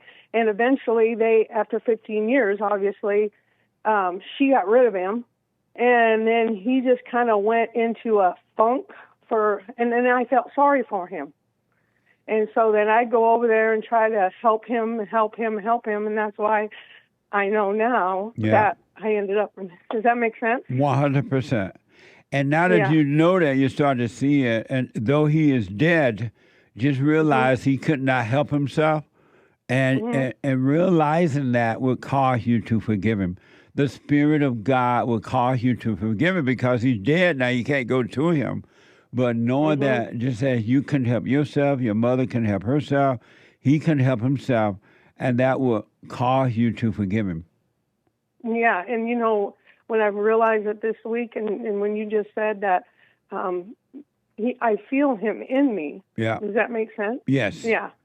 But because I just realized it. Yes. And so all you need to do is realize it. Don't do anything else about it. Don't try to get rid of it. Don't try to make yourself feel better or feel worse. It's enough to see it, and seeing it, just watch it, and seeing it will take it. The Spirit of God will take it away from you. Don't you try to change it at all. We cannot change ourselves at all. But when we can see what's going on within ourselves, God, who allows us to see it, he will also take it away from you. Thank you so much, Jesse, and I will call you again, and I'm glad that I called because I hope your listeners know and understand, that this liberal, well, I don't even want to label it, but That's whatever, you get sucked into that, and Yeah. you honestly, thank you so much, dear. Are you doing the silent prayer? I am. I'm all more and more understanding what it is. I mean, at first, but I'm more and more understanding, and I'm having more and more peace when I am doing it. Stay with it. Stay with it, because the more you become aware, the more you become present, rather than living in your head thinking about the past or the future or what happened or didn't happen or what's going to happen. You want to stay out of there. That's darkness.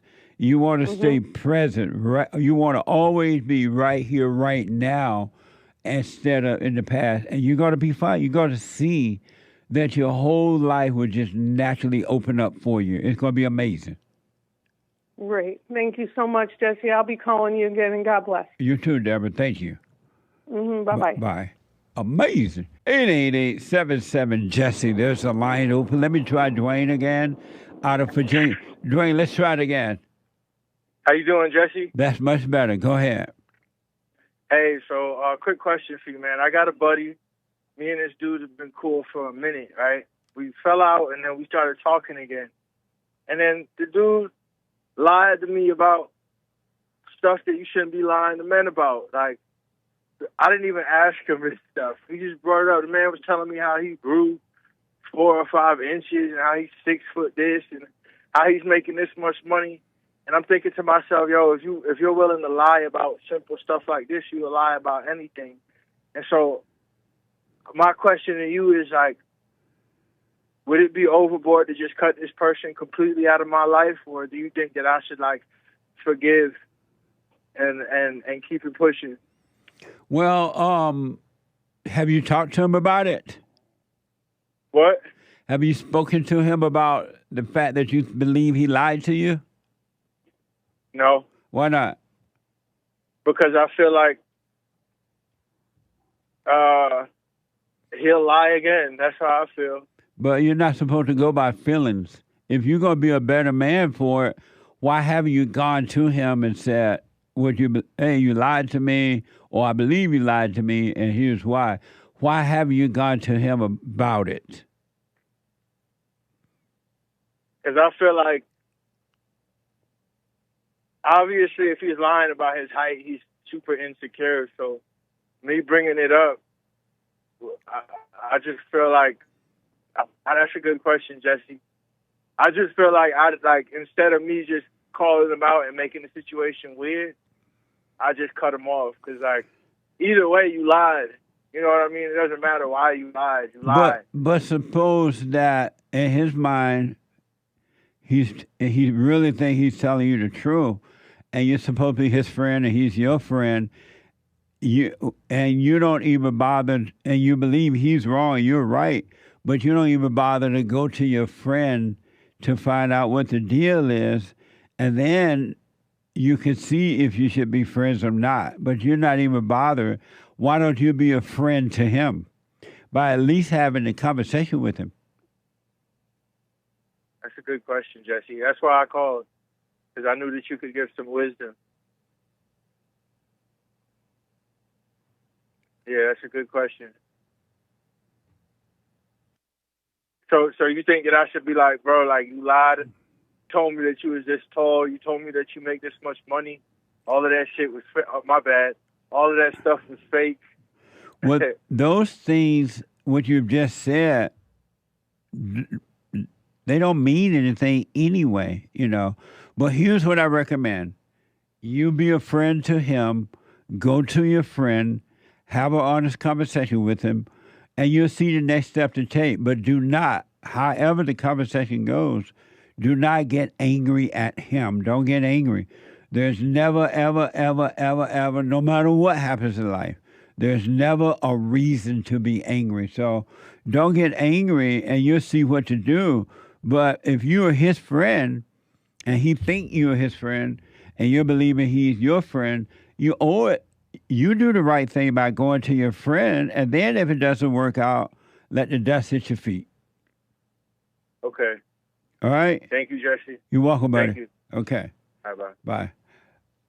Amazing. Capitol Police deploying pepper spray at protesters against the war in Gaza, where the Hamas-led health ministry says 129 Palestinians have been killed in the last 2 days. The protesters blaming one man they say is prolonging the war Hamas started.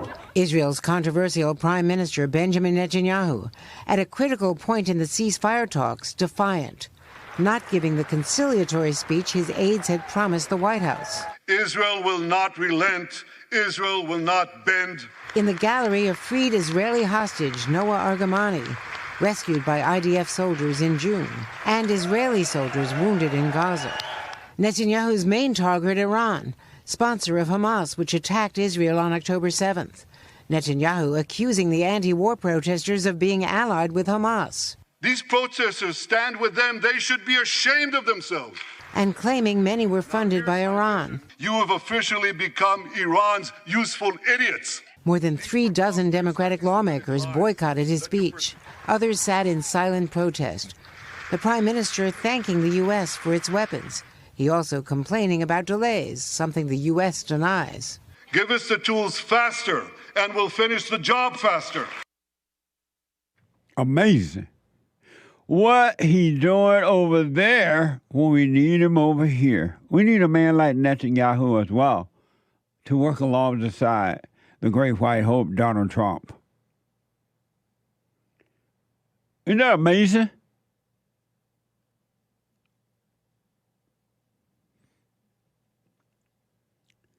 I never imagined knowing that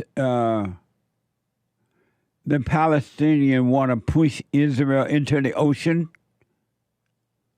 because Israel has given up so much land over the years and kind of gone along with these folks.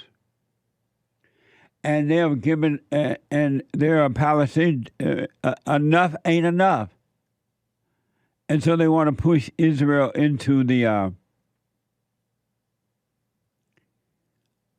ocean.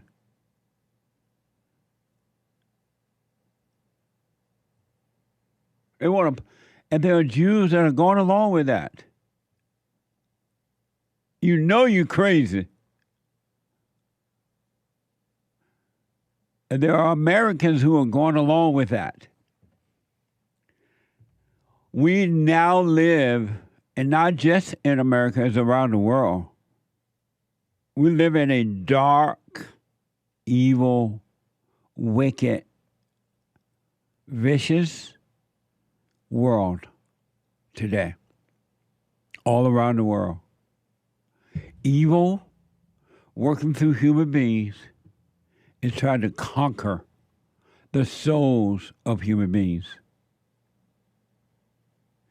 And it's doing an amazing job of doing that, conquering the souls of human beings. And you can mark my word, you can take this to the bank.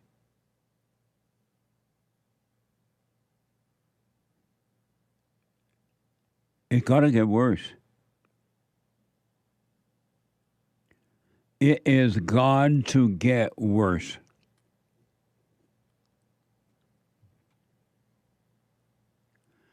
I want you to think about it.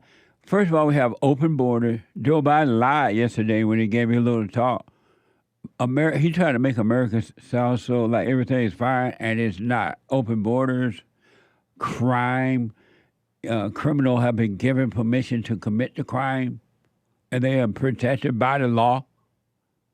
The races are worse off today than any other time in history. Men are under attack.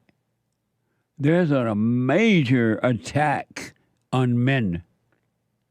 They're putting these women, because the women are not earning it, they're putting them in so-called position of decision-making, so-called power, and the woman cannot make the right decision. And as a result, we're suffering. Wars everywhere between the people. Ain't nothing working. I would suggest do what you want, that you wake up, because if you don't wake up in your fallen state of fear, you're not going to be able to handle the thing. Look at the people who commit the things to come. Look at the people who committed suicide already. Look at the people who are at post-traumatic stress disorder folks. Look at the people who are on drugs and alcohol. They can't handle what's happening already. You won't be ready for things to come. Pro-Palestine protesters rally ahead of Netanyahu arrival. This is from Sky News. On Tuesday, a large group of pro-Palestine protesters held a rally outside the Capitol rotunda. Inside the U.S. Capitol rotunda ahead of the Israel Prime Minister's visit to Washington, D.C. And according to NBC, the demonstration was organized. This is what blew my mind. According to NBC, now I don't know if it's true or not, but they're saying that it is. The demonstration was organized by Jewish Voice for Peace. Jewish Voice for Peace. So they had a large group of pro-Palestine protesters held a rally inside the U.S. Capitol rotunda ahead of the Israel Prime Minister visit to Washington, D.C. Where's the peace in that? They are protesting with Palestine against the president of Israel? What the? It was, according to NBC, the demonstration was organized by Jewish Voice for Peace against their own Jewish people. They have taken side with the enemies. It reminds me of the whites in America who take sides with the blacks that are against them. They take side with the enemy. Did you ever imagine seeing that?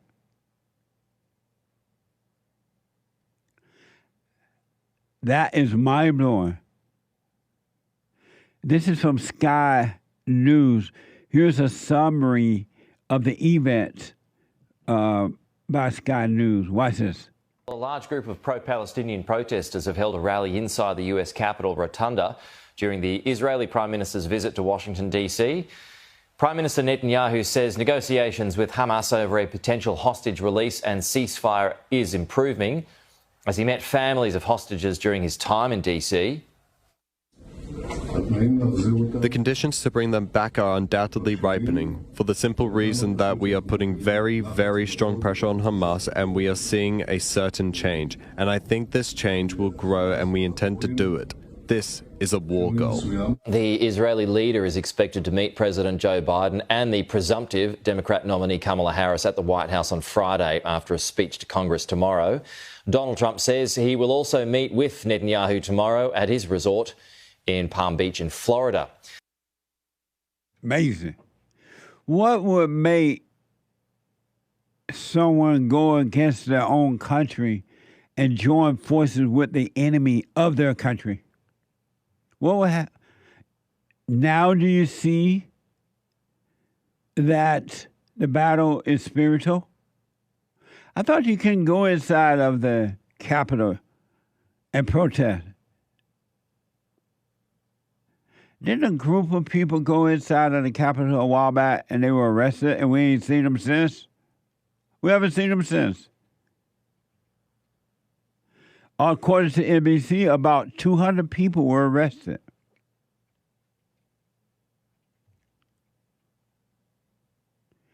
If ever we needed you, Lord, we need you now. What the?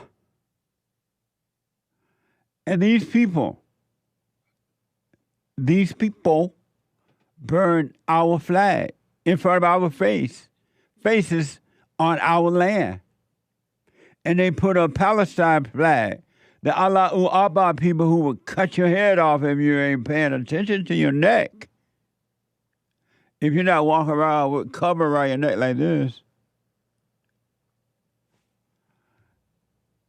And they took our flag down, set it on fire, and put up our enemy's flag on our soil, and nothing was done about it. These people were not deported back to their country. They should already be back in, at least out of America. Send them somewhere. Pro-Palestine protesters burned American flag. This is from the New York Post. Wednesday, after Israel Prime Minister Netanyahu addressed lawmakers in Washington, D.C., pro-Palestine protesters tore down American flags flying outside of Union Station. Protesters managed to hoist Palestine flag up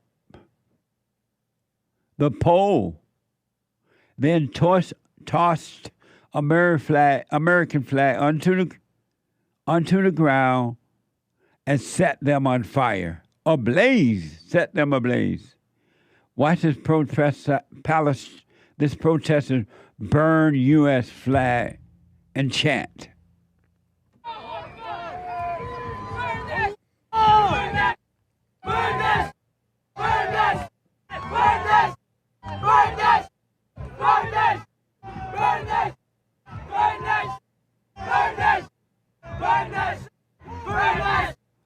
This is happening in America.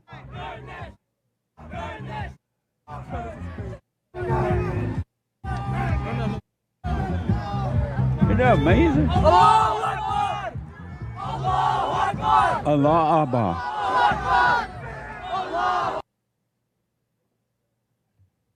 That's in America, folks. That's not over there. That's over here. There should have been lines and lines of buses and police with handcuffs and put all the people on the bus, take them across to the borderline and dump them back over there to wherever they came from. These people don't like us. They hate us. And these people are serious. I don't know. We used to show this kind of stuff over in Israel and Palestine and Iran and wherever else, Saddam Hussein country. And they would be like bombing and cutting off people's heads and all kind of stuff. Putting bombs on themselves, going down to the bus stop, getting on the bus and blowing up people. This is in America now. You don't think that's coming next? And every Thursday is Bible Thumper Thursday. I'm supposed to go to my seat now, but my mama's a 10-year cancer survivor, and she's standing right there. Wave your hand, mama. 34 treatments of radiation. You can't tell me what God wants. Somebody beside you don't understand your praise, but I want you to grab somebody around you that don't mind dancing, and I want you to hit the floor right now. There you go. What does the Lord have to say in 2024 when we see a qualified, brilliant black woman? Women at the top of their game and the top of their fields are treated as if they are not the superstars that they are. You can try to say it's any other thing, but this is a continued onslaught against diversity, equity, and inclusion. Amazing. Affirmative action. Against affirmative action. Isn't that something here in the pulpit preaching that blacks can't make it? They are not smart enough, so they still want affirmative action. What? All they did was gave it a new name. A new name. Inclusion, AI, something that's dumb like that. What a mess! And so it's Bible Thumper Thursday, 888-77-JESSE. There is a line open if you want to jump in there. I was thinking, and then I want to get to this other story, but I was thinking, I talked to, we have a counseling service, that's amazing counseling service, and I counsel with people nearly every day from around the world. And the one thing that most, but most Christians have in common, and it's the darndest thing I've ever seen, but the one thing they most have in common is that they have been convinced to believe. I don't know how in the world it happened, or maybe I do know, but the Christians have been convinced to believe that you can believe in God. You can be of God and still not have peace, perfect peace. Even though Christ said, I came to bring you peace, to bring you perfect peace. I came that you might have peace. But they don't believe, the Christians, they don't believe that you can have peace. Isn't that amazing? And my question is, well, okay, you already believe in evil. You believe in Satan. You worship evil. And in evil, you have no peace. If you're gonna, and so you say, well, I'm unhappy not having peace. I'm just not happy, so I want something that will give me peace. And then you go to God, right? You hear about God, and they say God will bring you peace. And so you go to God, and you say, oh, I found him, I believe in him, but I still don't have peace, and that's okay. No one is perfect. You can't have peace until you die.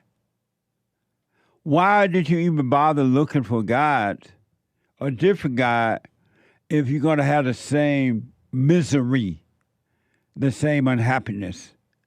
You're still going to be lost.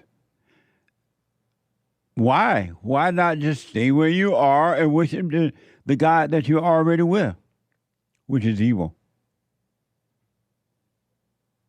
It's just one of the darndest things I always hear from the Christians. And they don't question. I'm like, well, do you question that? Do you question why you say you believe in God, but you don't have peace? No, they don't question it. They have accepted the lie that you can't have it. They have accepted the lie that you cannot have it. And it's interesting to me. What a spiritual battle, huh? A warfare between good and evil, right versus wrong. It is mind-blowing. But that's what we have.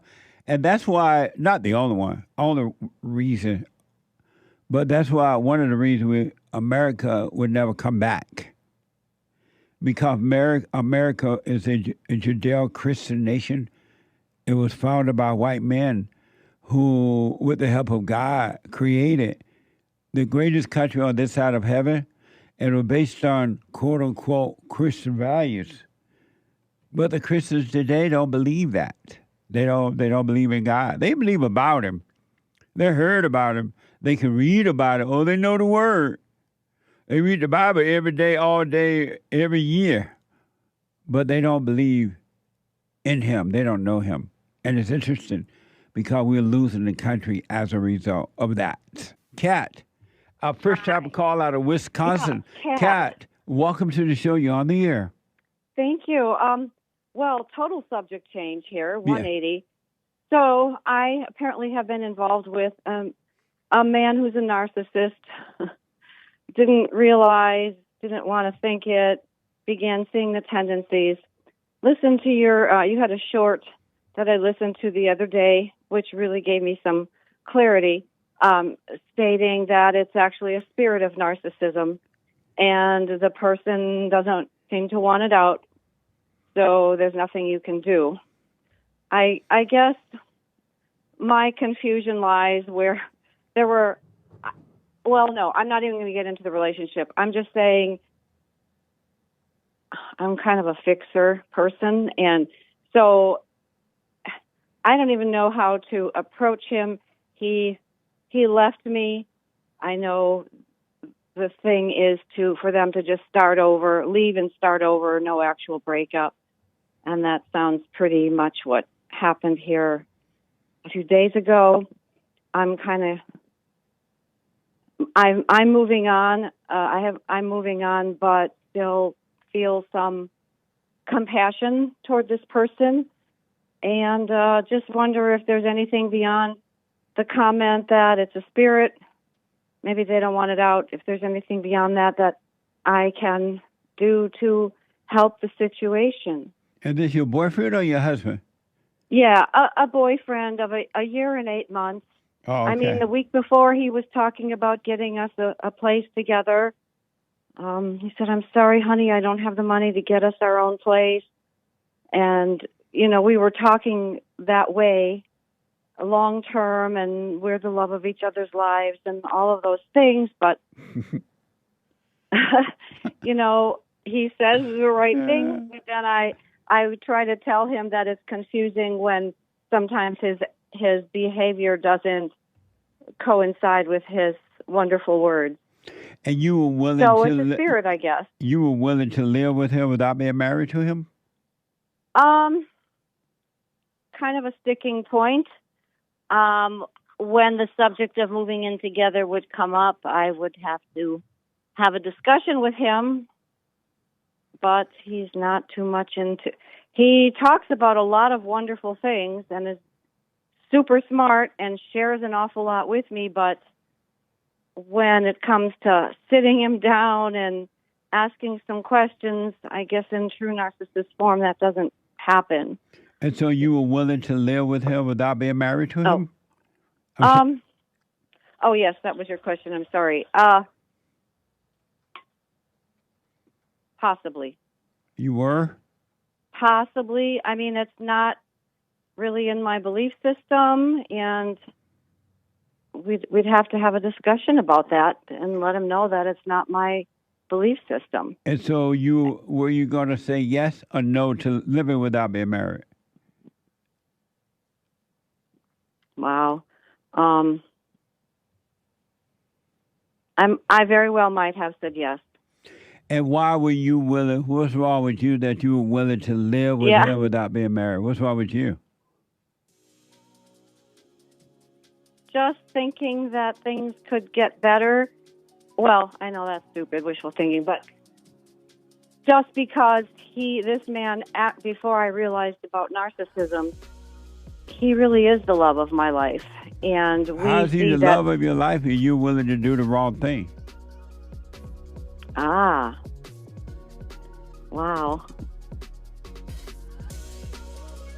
Yeah, that's a really good point. No, that was a question. I know. Hold on, Kat. It makes me think. Hold on 1 minute, okay? Hold on. Let me take a quick break. Don't hang up, Kat. Back in a moment. Let me go quickly back to Kat, a first-time caller out of Wisconsin. So, Kat, what's wrong with you? Yeah, this is a fine question. I'm kind of a leave no stone unturned person, and I want to make sure that I've done everything I'm capable and responsible to do. In this case, this person has made some unilateral decisions. How do you feel that now that he has dumped you? How do you feel? I mean, it's hurtful. I'm functioning. And what hurtful about it? Just the deep commitment that we had numerous occasions both pledged, We've both made our pledges and commitments. We feel like we've known each other in the spirit before, and that we're... What were your pledges to him? I pledged my life to him, my commitments, my love, my partnership, my faithfulness, What and the? he pledged all of that to me first. And so, your love, where are you getting your love from that you're giving him? My spirit, my being, who What- I am. And who are you? I am a loving, peaceful, responsible human being. And what's loving about you? A willingness to love the right person, to let who I think is the right person in. If we're talking about an emotional relationship. And so, what's loving about you? What's loving about me? I'm supportive. I'm caring. I'm trusting. But all those things you're doing those things because you want something back. You're not doing those things out of love. You're doing those things out of a hidden agenda. You want something back. Okay. Is that true?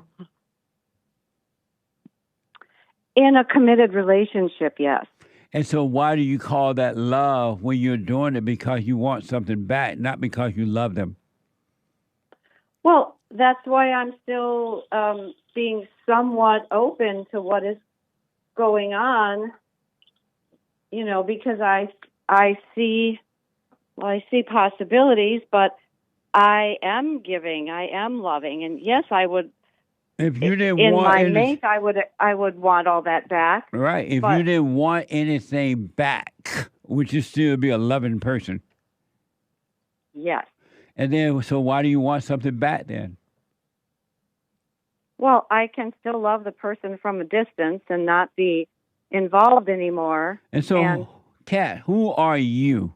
Tell me who Kat is.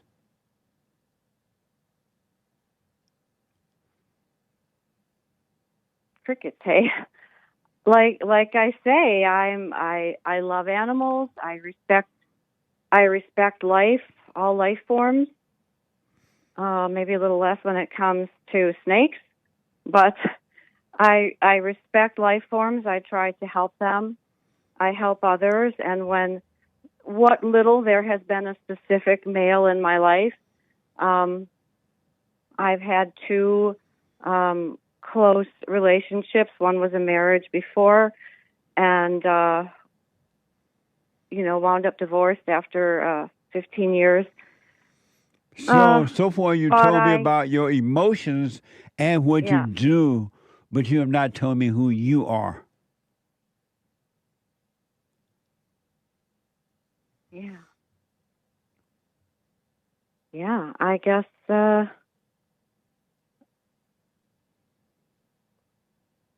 well, yeah, I can talk about my emotions and what I do, but I don't know how to be more specific about that. You're not even telling me who you are? Oh, well, I'm a female who grew up in the Midwest. I have 4 adult children who are wonderful. I have 12 adorable, wonderful grandchildren. You're still not telling me who you are. You're telling me what you have, where you live, what you've done.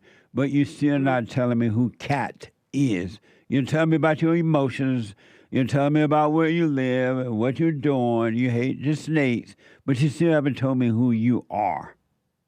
I'm a spiritual being. What does that mean? Physical body right now. What does that mean that you're a spiritual being? It means that I believe we are all made of spirit at our core. We're on this earth right now, temporarily. What is a spiritual being? I don't know what that means. Your spirit, your soul, your gut, your innermost you. You take away this body. How do you know still that? How do you know that? Because of my faith. Because God is spirit. Because we are created from God, by God. And so is that something you know for sure, or you read about or heard about? No, I know this. And how do you know that for sure? Well, I have heard and been taught about it, but I believe it, and I've had experiences with God, and that's just the core of who I am. Who is God? The creator of all life. How you know that? I read it in the Bible. I see it around me every day. Okay, Kat, I want you to take a week, a few days, and discover who you are and let me know. Call me back and let me know who you are. Let me ask you. Okay. And this is what I'll ask you too.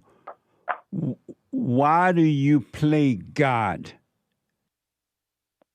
Why do I play God? Yes. You pretend to be God. Why do you play God? Oh my God! I don't think I pretend to be God. I don't think I'm that at all. I So don't why think do I'm you in play control of God anything. then? Why do you play God? Wow. That's not in my vocabulary or in my thought to. You for a said you person want to to. You play said God. you want to help people. You're trying to help the narcissistic man that just left you. You're a helpful person. A helpful person is a person that's trying to play God. Why do you play God? Why do you play God?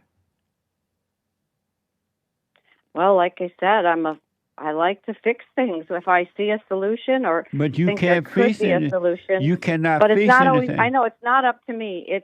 There's always another person or persons involved, and it's not up. But you things can't. are not up to me. You can't fix anything. You can't even fix yourself. Why play God? Mm-hmm. Yeah.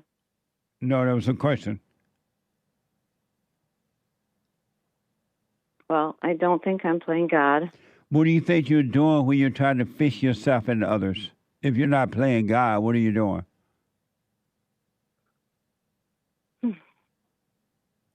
Well, others, not the whole entire world. Just if there's someone I know who I love, and I think maybe they need help, if they want help, and it's something I can do, something in my realm that I can do for someone.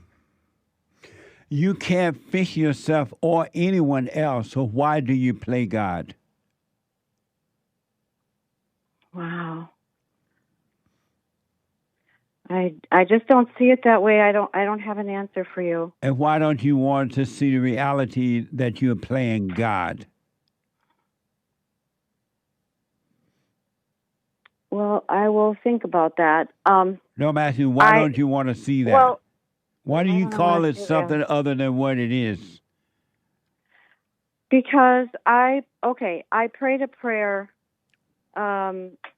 about a year and 9 months ago, and in my living room, and I walked off and I literally forgot about it. And a couple weeks later, this man came to my door. It was an appointment. It was something I ordered, whatever. And we wound up about a month later going out for coffee a couple times and began spending more time and began realizing, maybe our spirits had a bond from a past, from history, because we're on this plane such a short time.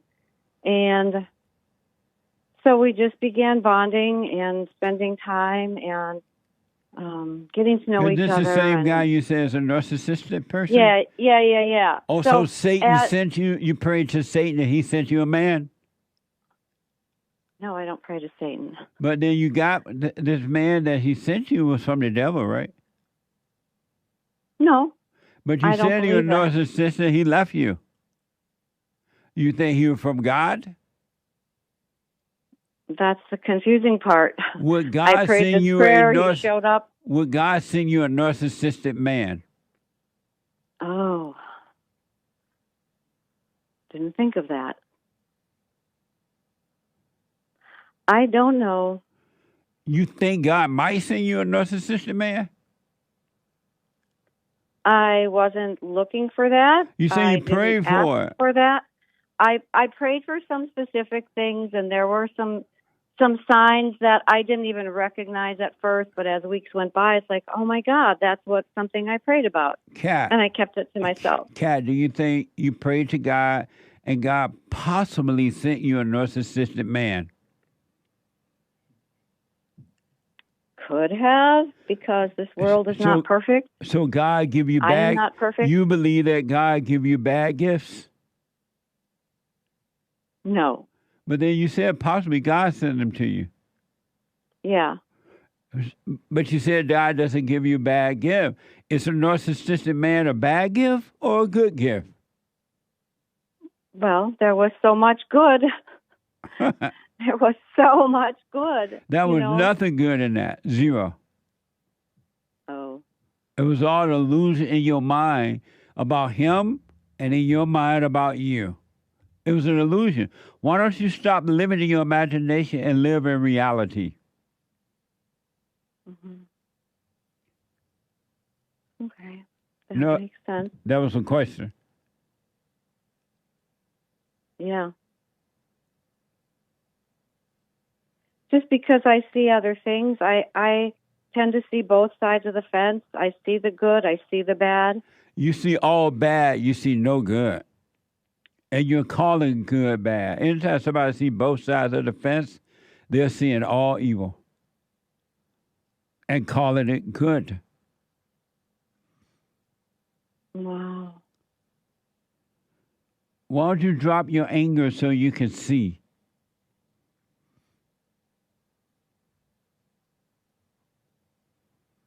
My anger at what? Period.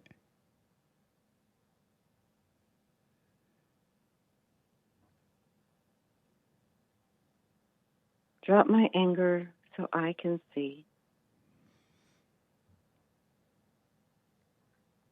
Well, I'll absolutely work on that because I didn't know I was doing that. You didn't know you had anger?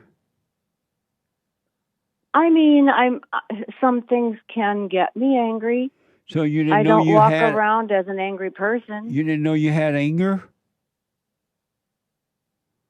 No, I didn't think I was hanging on to anger. But did you know you had anger? You have anger. Yeah, like they say, some things I can get angry at. But at the reason you get anger at because the anger is inside of you. Oh. Why do you think your kids can't stand you?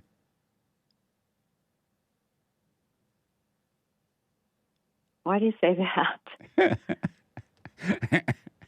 Why do you think they can't stand you? Why do you say that? No, answer the question first, then I'll tell you why I said it. Because holding on to hope when they were younger, I argued with their dad in front of them. At first, I never did. But then I thought, well, maybe they need to know there's two sides, and that was just so stupid of me. But I think it hurt my kids a lot. Have you apologized to your children for turning them away from their father?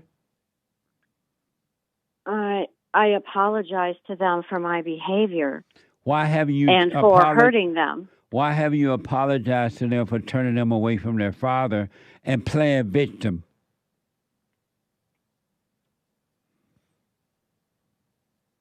Well, I think they have made their choices and they didn't make that choice. You made the choice when you turned them away from their father with your evil spirit. Well, they're like 40 now, and well, you better hurry up and apologize. The ones that have a relationship with him, they know what he's about. I mean, he too turns out was a narcissist and only wanted his family around him on his birthday and Christmas so he could get gifts. Kat. And they saw that. Kat. Yes. You know who the true narcissist is? What? You're going to say me? Look in the mirror. Wow. You're looking at these other people calling them a narcissist when it's really you. You screwed up your children by turning them against their fathers, playing victim. You ran off your first husband. Now you ran off this man that you just met. And you're calling them the narcissist when it's really you because you don't want to face you. You don't want to overcome your hell. Wow. How will you ever be free if you don't see that you're in hell? Right. Your misery is your hell.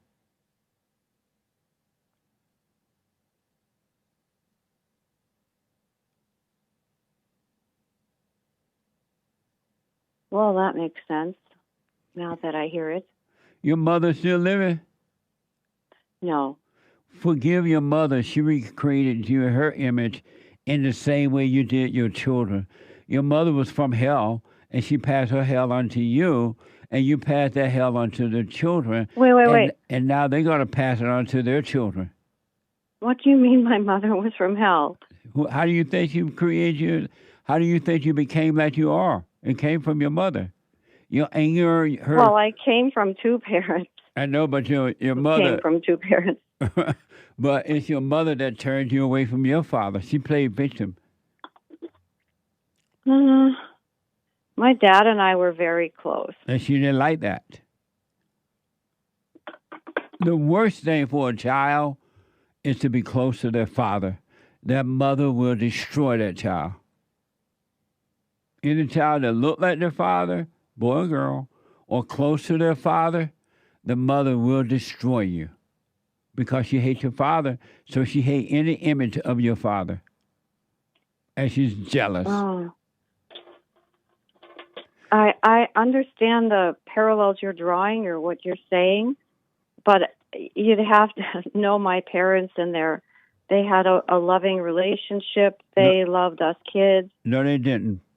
You wouldn't have ended up screwed up if they didn't love you. Look how screwed up you are. You're narcissistic. But, Kat, I got to run. Okay. Will you call me again? Sure, yes. Will you smoke on these things? Smoke on them? Meaning, well, there's a good... Tell me what you mean. Think about it. The point, see how much applies to you so you can overcome it. Yes. All right. I appreciate this. Thank you for your questioning me and making me think about things that never occurred to me. And because I do want answers. I do want help. I do want to be... One of my prayers is, for me to see clearly. And so you're right now helping me to do that.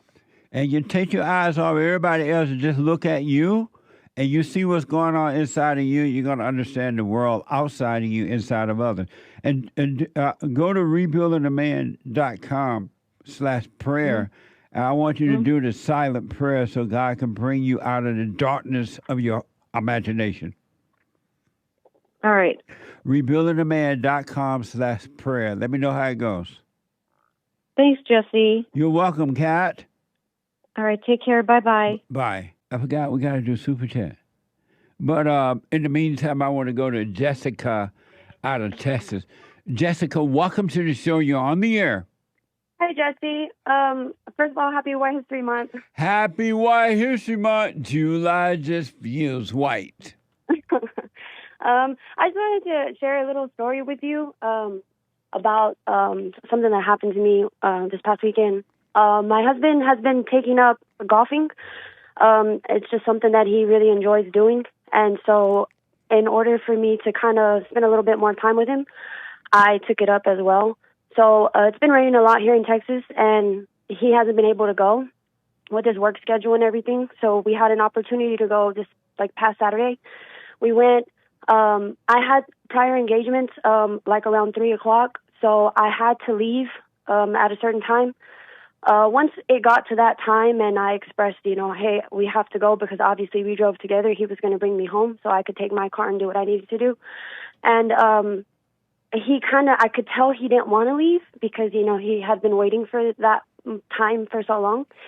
And so I kind of just took it upon myself to say, well, maybe I can get a ride to the house because we don't live too far from the golf course, maybe like 6 minutes. And he was like, okay, like if you don't mind. So immediately I got mad. Like immediately I got angry, and I felt like even though I had suggested that I could find a ride, I was mad that he agreed with me. And so then what I did is I tried my best not to show that I was angry. So he drove me to there's a little space where you can take a break, come inside and cool down. And, he offered to buy me something to eat there, and he waited with me. I actually called my mother-in-law because she lives really close by us as well. We're all about maybe 5-6 minutes away from each other. And she was coming to pick me up and bring me home. And he waited with me. He kissed me. He thanked me for coming. And I just had to sit there and watch my anger at that moment. And that was the first time that I had actually, I'm not going to lie to you, that was the first time that I felt like maybe I was in a silent prayer to just watch anger and pretty much just say, you don't even like golf as much as he does. You just want to be here with him because you're jealous of the fact that you can't stay and he's not coming and being miserable with you. And I watched I watched those emotions, and then it passed. And then I felt like such a relief because I noticed, why am I being this way? How can I love someone and want them to be mad, be as sad or whatever as I am? That's evil. And so that was the first time that that's ever happened to me, and I'm 31. So I was just wow. And I think it's because of what you say. You say, watch the thoughts, they're not you. And it wasn't me, obviously. I love him. I know you say women don't have love, but, I watched my thoughts, and I didn't identify with them. I didn't get angry. I didn't overreact, physically outside of my, my emotions and my mind. Yeah. And when I expressed that to my husband, he was like, oh, okay. He kind of threw it off. It's because obviously he doesn't know what's going on inside of me. Right. But now I understand that my anger comes from jealousy. Yes. Anytime I get angry, it's because I'm jealous. And so I was just wow, that's I'm 31 and I'm barely realizing that. And you've helped me realize that. And I'm not identifying with jealousy or anger. And it's just such a very less stress-free life. And I was just I have to tell Jesse about this. Nice. You said you took up golfing so you could be with him? Yes, and now I think I noticed that it's really just because I just want to be with, just me wanting to include myself in everything that he does, and that's selfish. Absolutely. And that's evil. And yes, so it is. Cut that out. Let that man go play golf and be alone so he can have that time, and you work on yourself.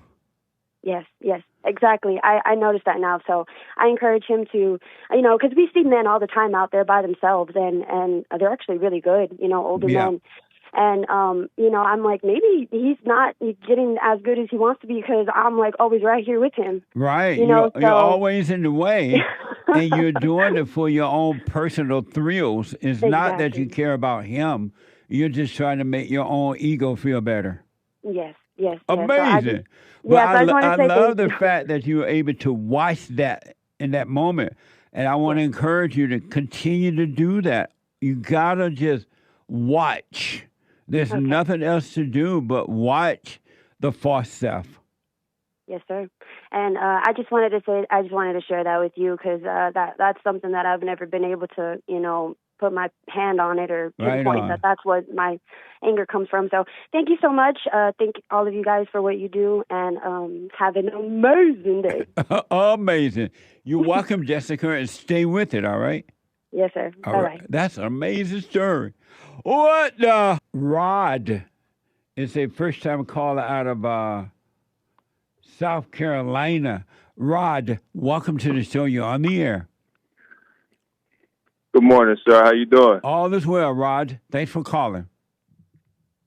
Yes, sir. So I have a spiritual question for you. Okay. I kind of can relate to the previous caller as well because I also feel emptiness with either women or sex or just external things to kind of fly away from that from that emptiness feeling. Yes. And I wanted to get a permanent solution instead of trying to just putting a Band-Aid on it and then knowing it's going to come off. So I just try to find another Band-Aid to put over it. Yeah. But I have a couple of questions for you, actually. Okay. One of them is, why is it hard for me to stay with the silent prayer?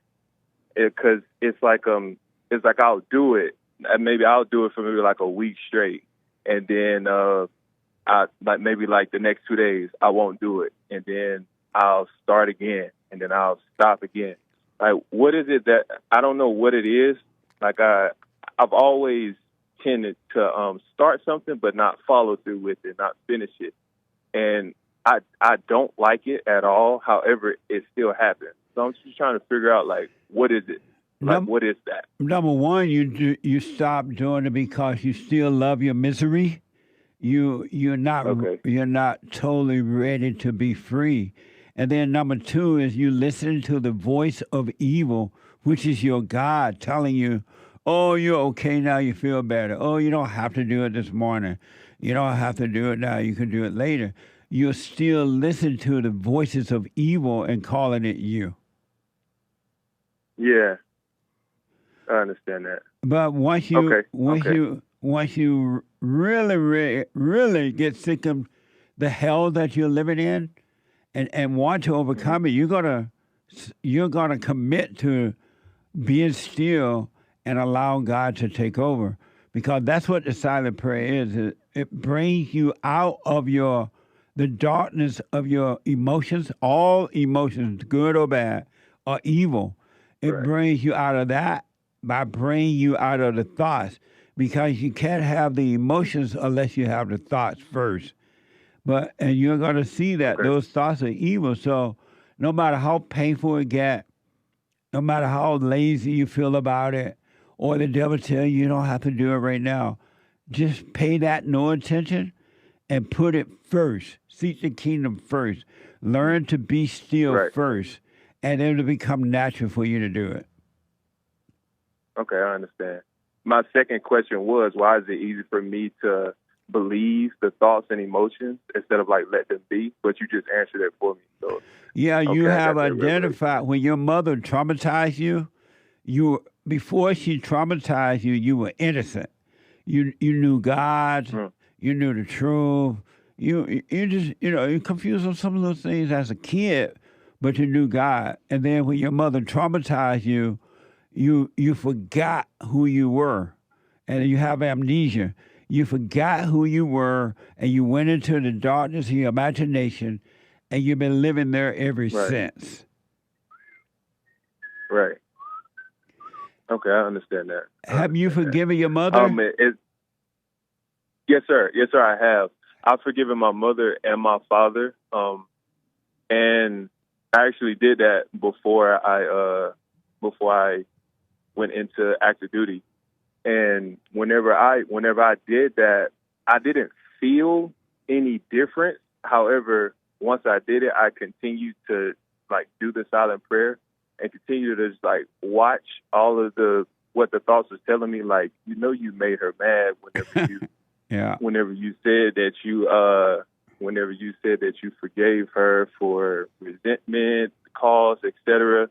And even though she did have a reaction to it, or the words was too colorful, it was just pay attention to what's being said, not the meaning of the words.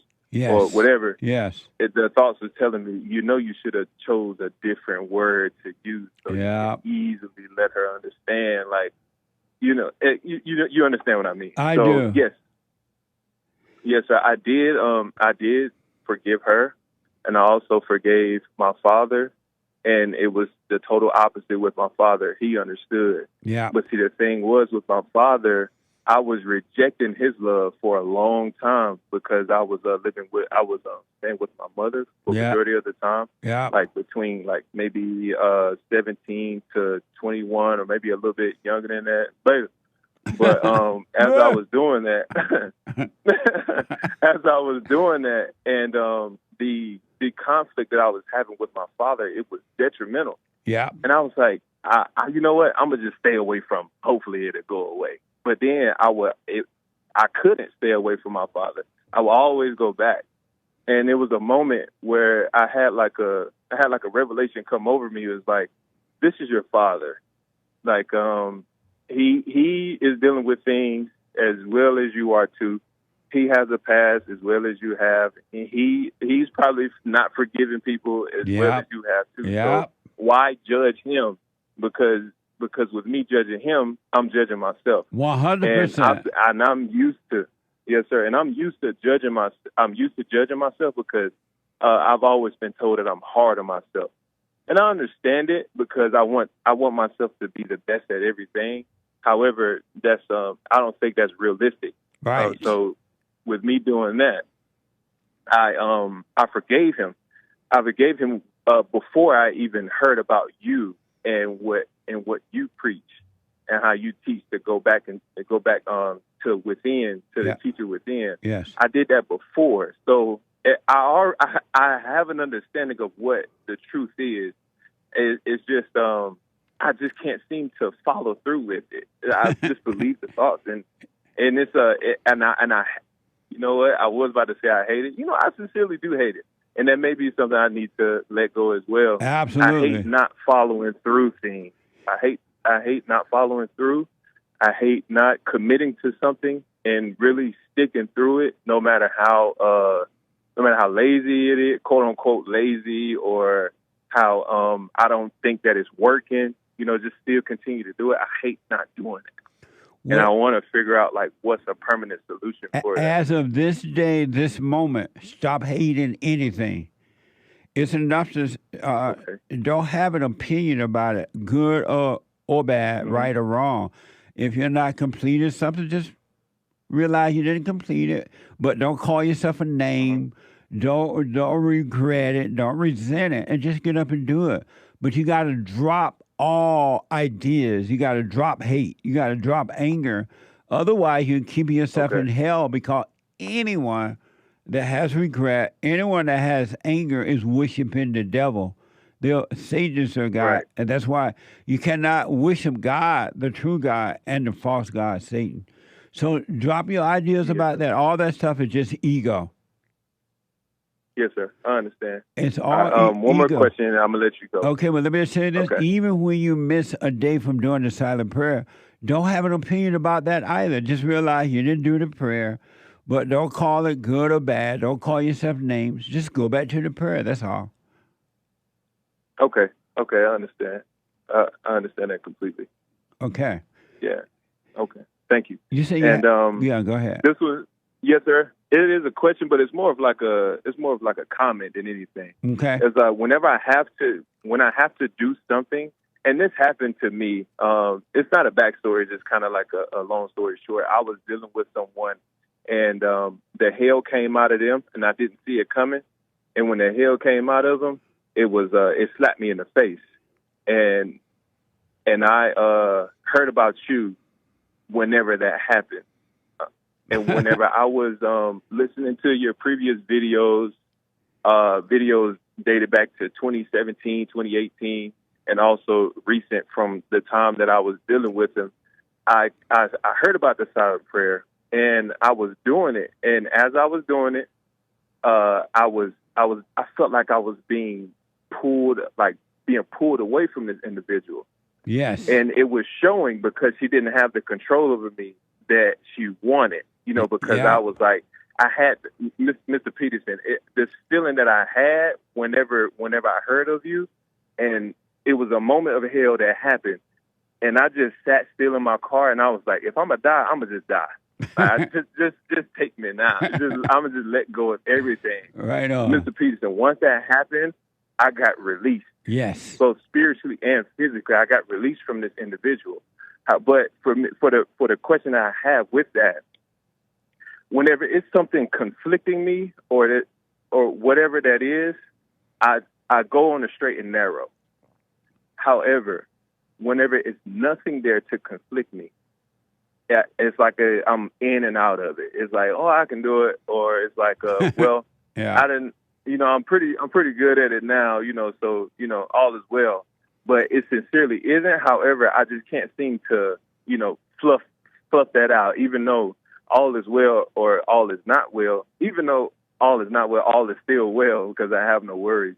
But it's like I still can't seem to go through it, even whenever there's nothing to conflict me or there's that emptiness that the previous caller was talking about. When I have that emptiness there, I still can't seem to stay with it. I know exactly what you mean. And when the devil tell you all is well, let's say you don't have the conflict right at this moment, right? And the devil tell you all is well, he is lying to you. All is not well. You do the silent prayer and watch anyway. And then you will see that this false illusion that the devil is deceiving you with, that would be made clear to you, and that would be taken away from you as well. Whenever he tell you all is well, all is not well. Okay. So again, don't get angry about not doing it. Just realize, I thought all was well, so I stopped doing it. And don't overreact to it so you don't give life to it. It's enough to see it, but it's evil to do something about it, to overreact. I understand. For an example, when they tell you all is well, so now you're not working on yourself, and then so you feel all good, you think all is well, and then as soon as you think that, he pounce on you with something else, right? And then you're gonna say, man, I thought all was well. I hate myself for not doing that, for believing that lie. Do not do that. Just enough to know that you were deceived by evil, but don't overreact to evil. You'll be fine. Okay, I understand that. So, Rod, just stay. I really appreciate it. You're welcome, but just stay with it no matter what. All thoughts are all lies about anything. So just stay with it and stop judging yourself and stop having ideas about what's going on. Roger that, sir. Thank you. I really appreciate your time and your wisdom. I appreciate it. You too, man, and amazing. Let me know how it goes. Yes, sir. All right, buddy. Amazing call. Take care now.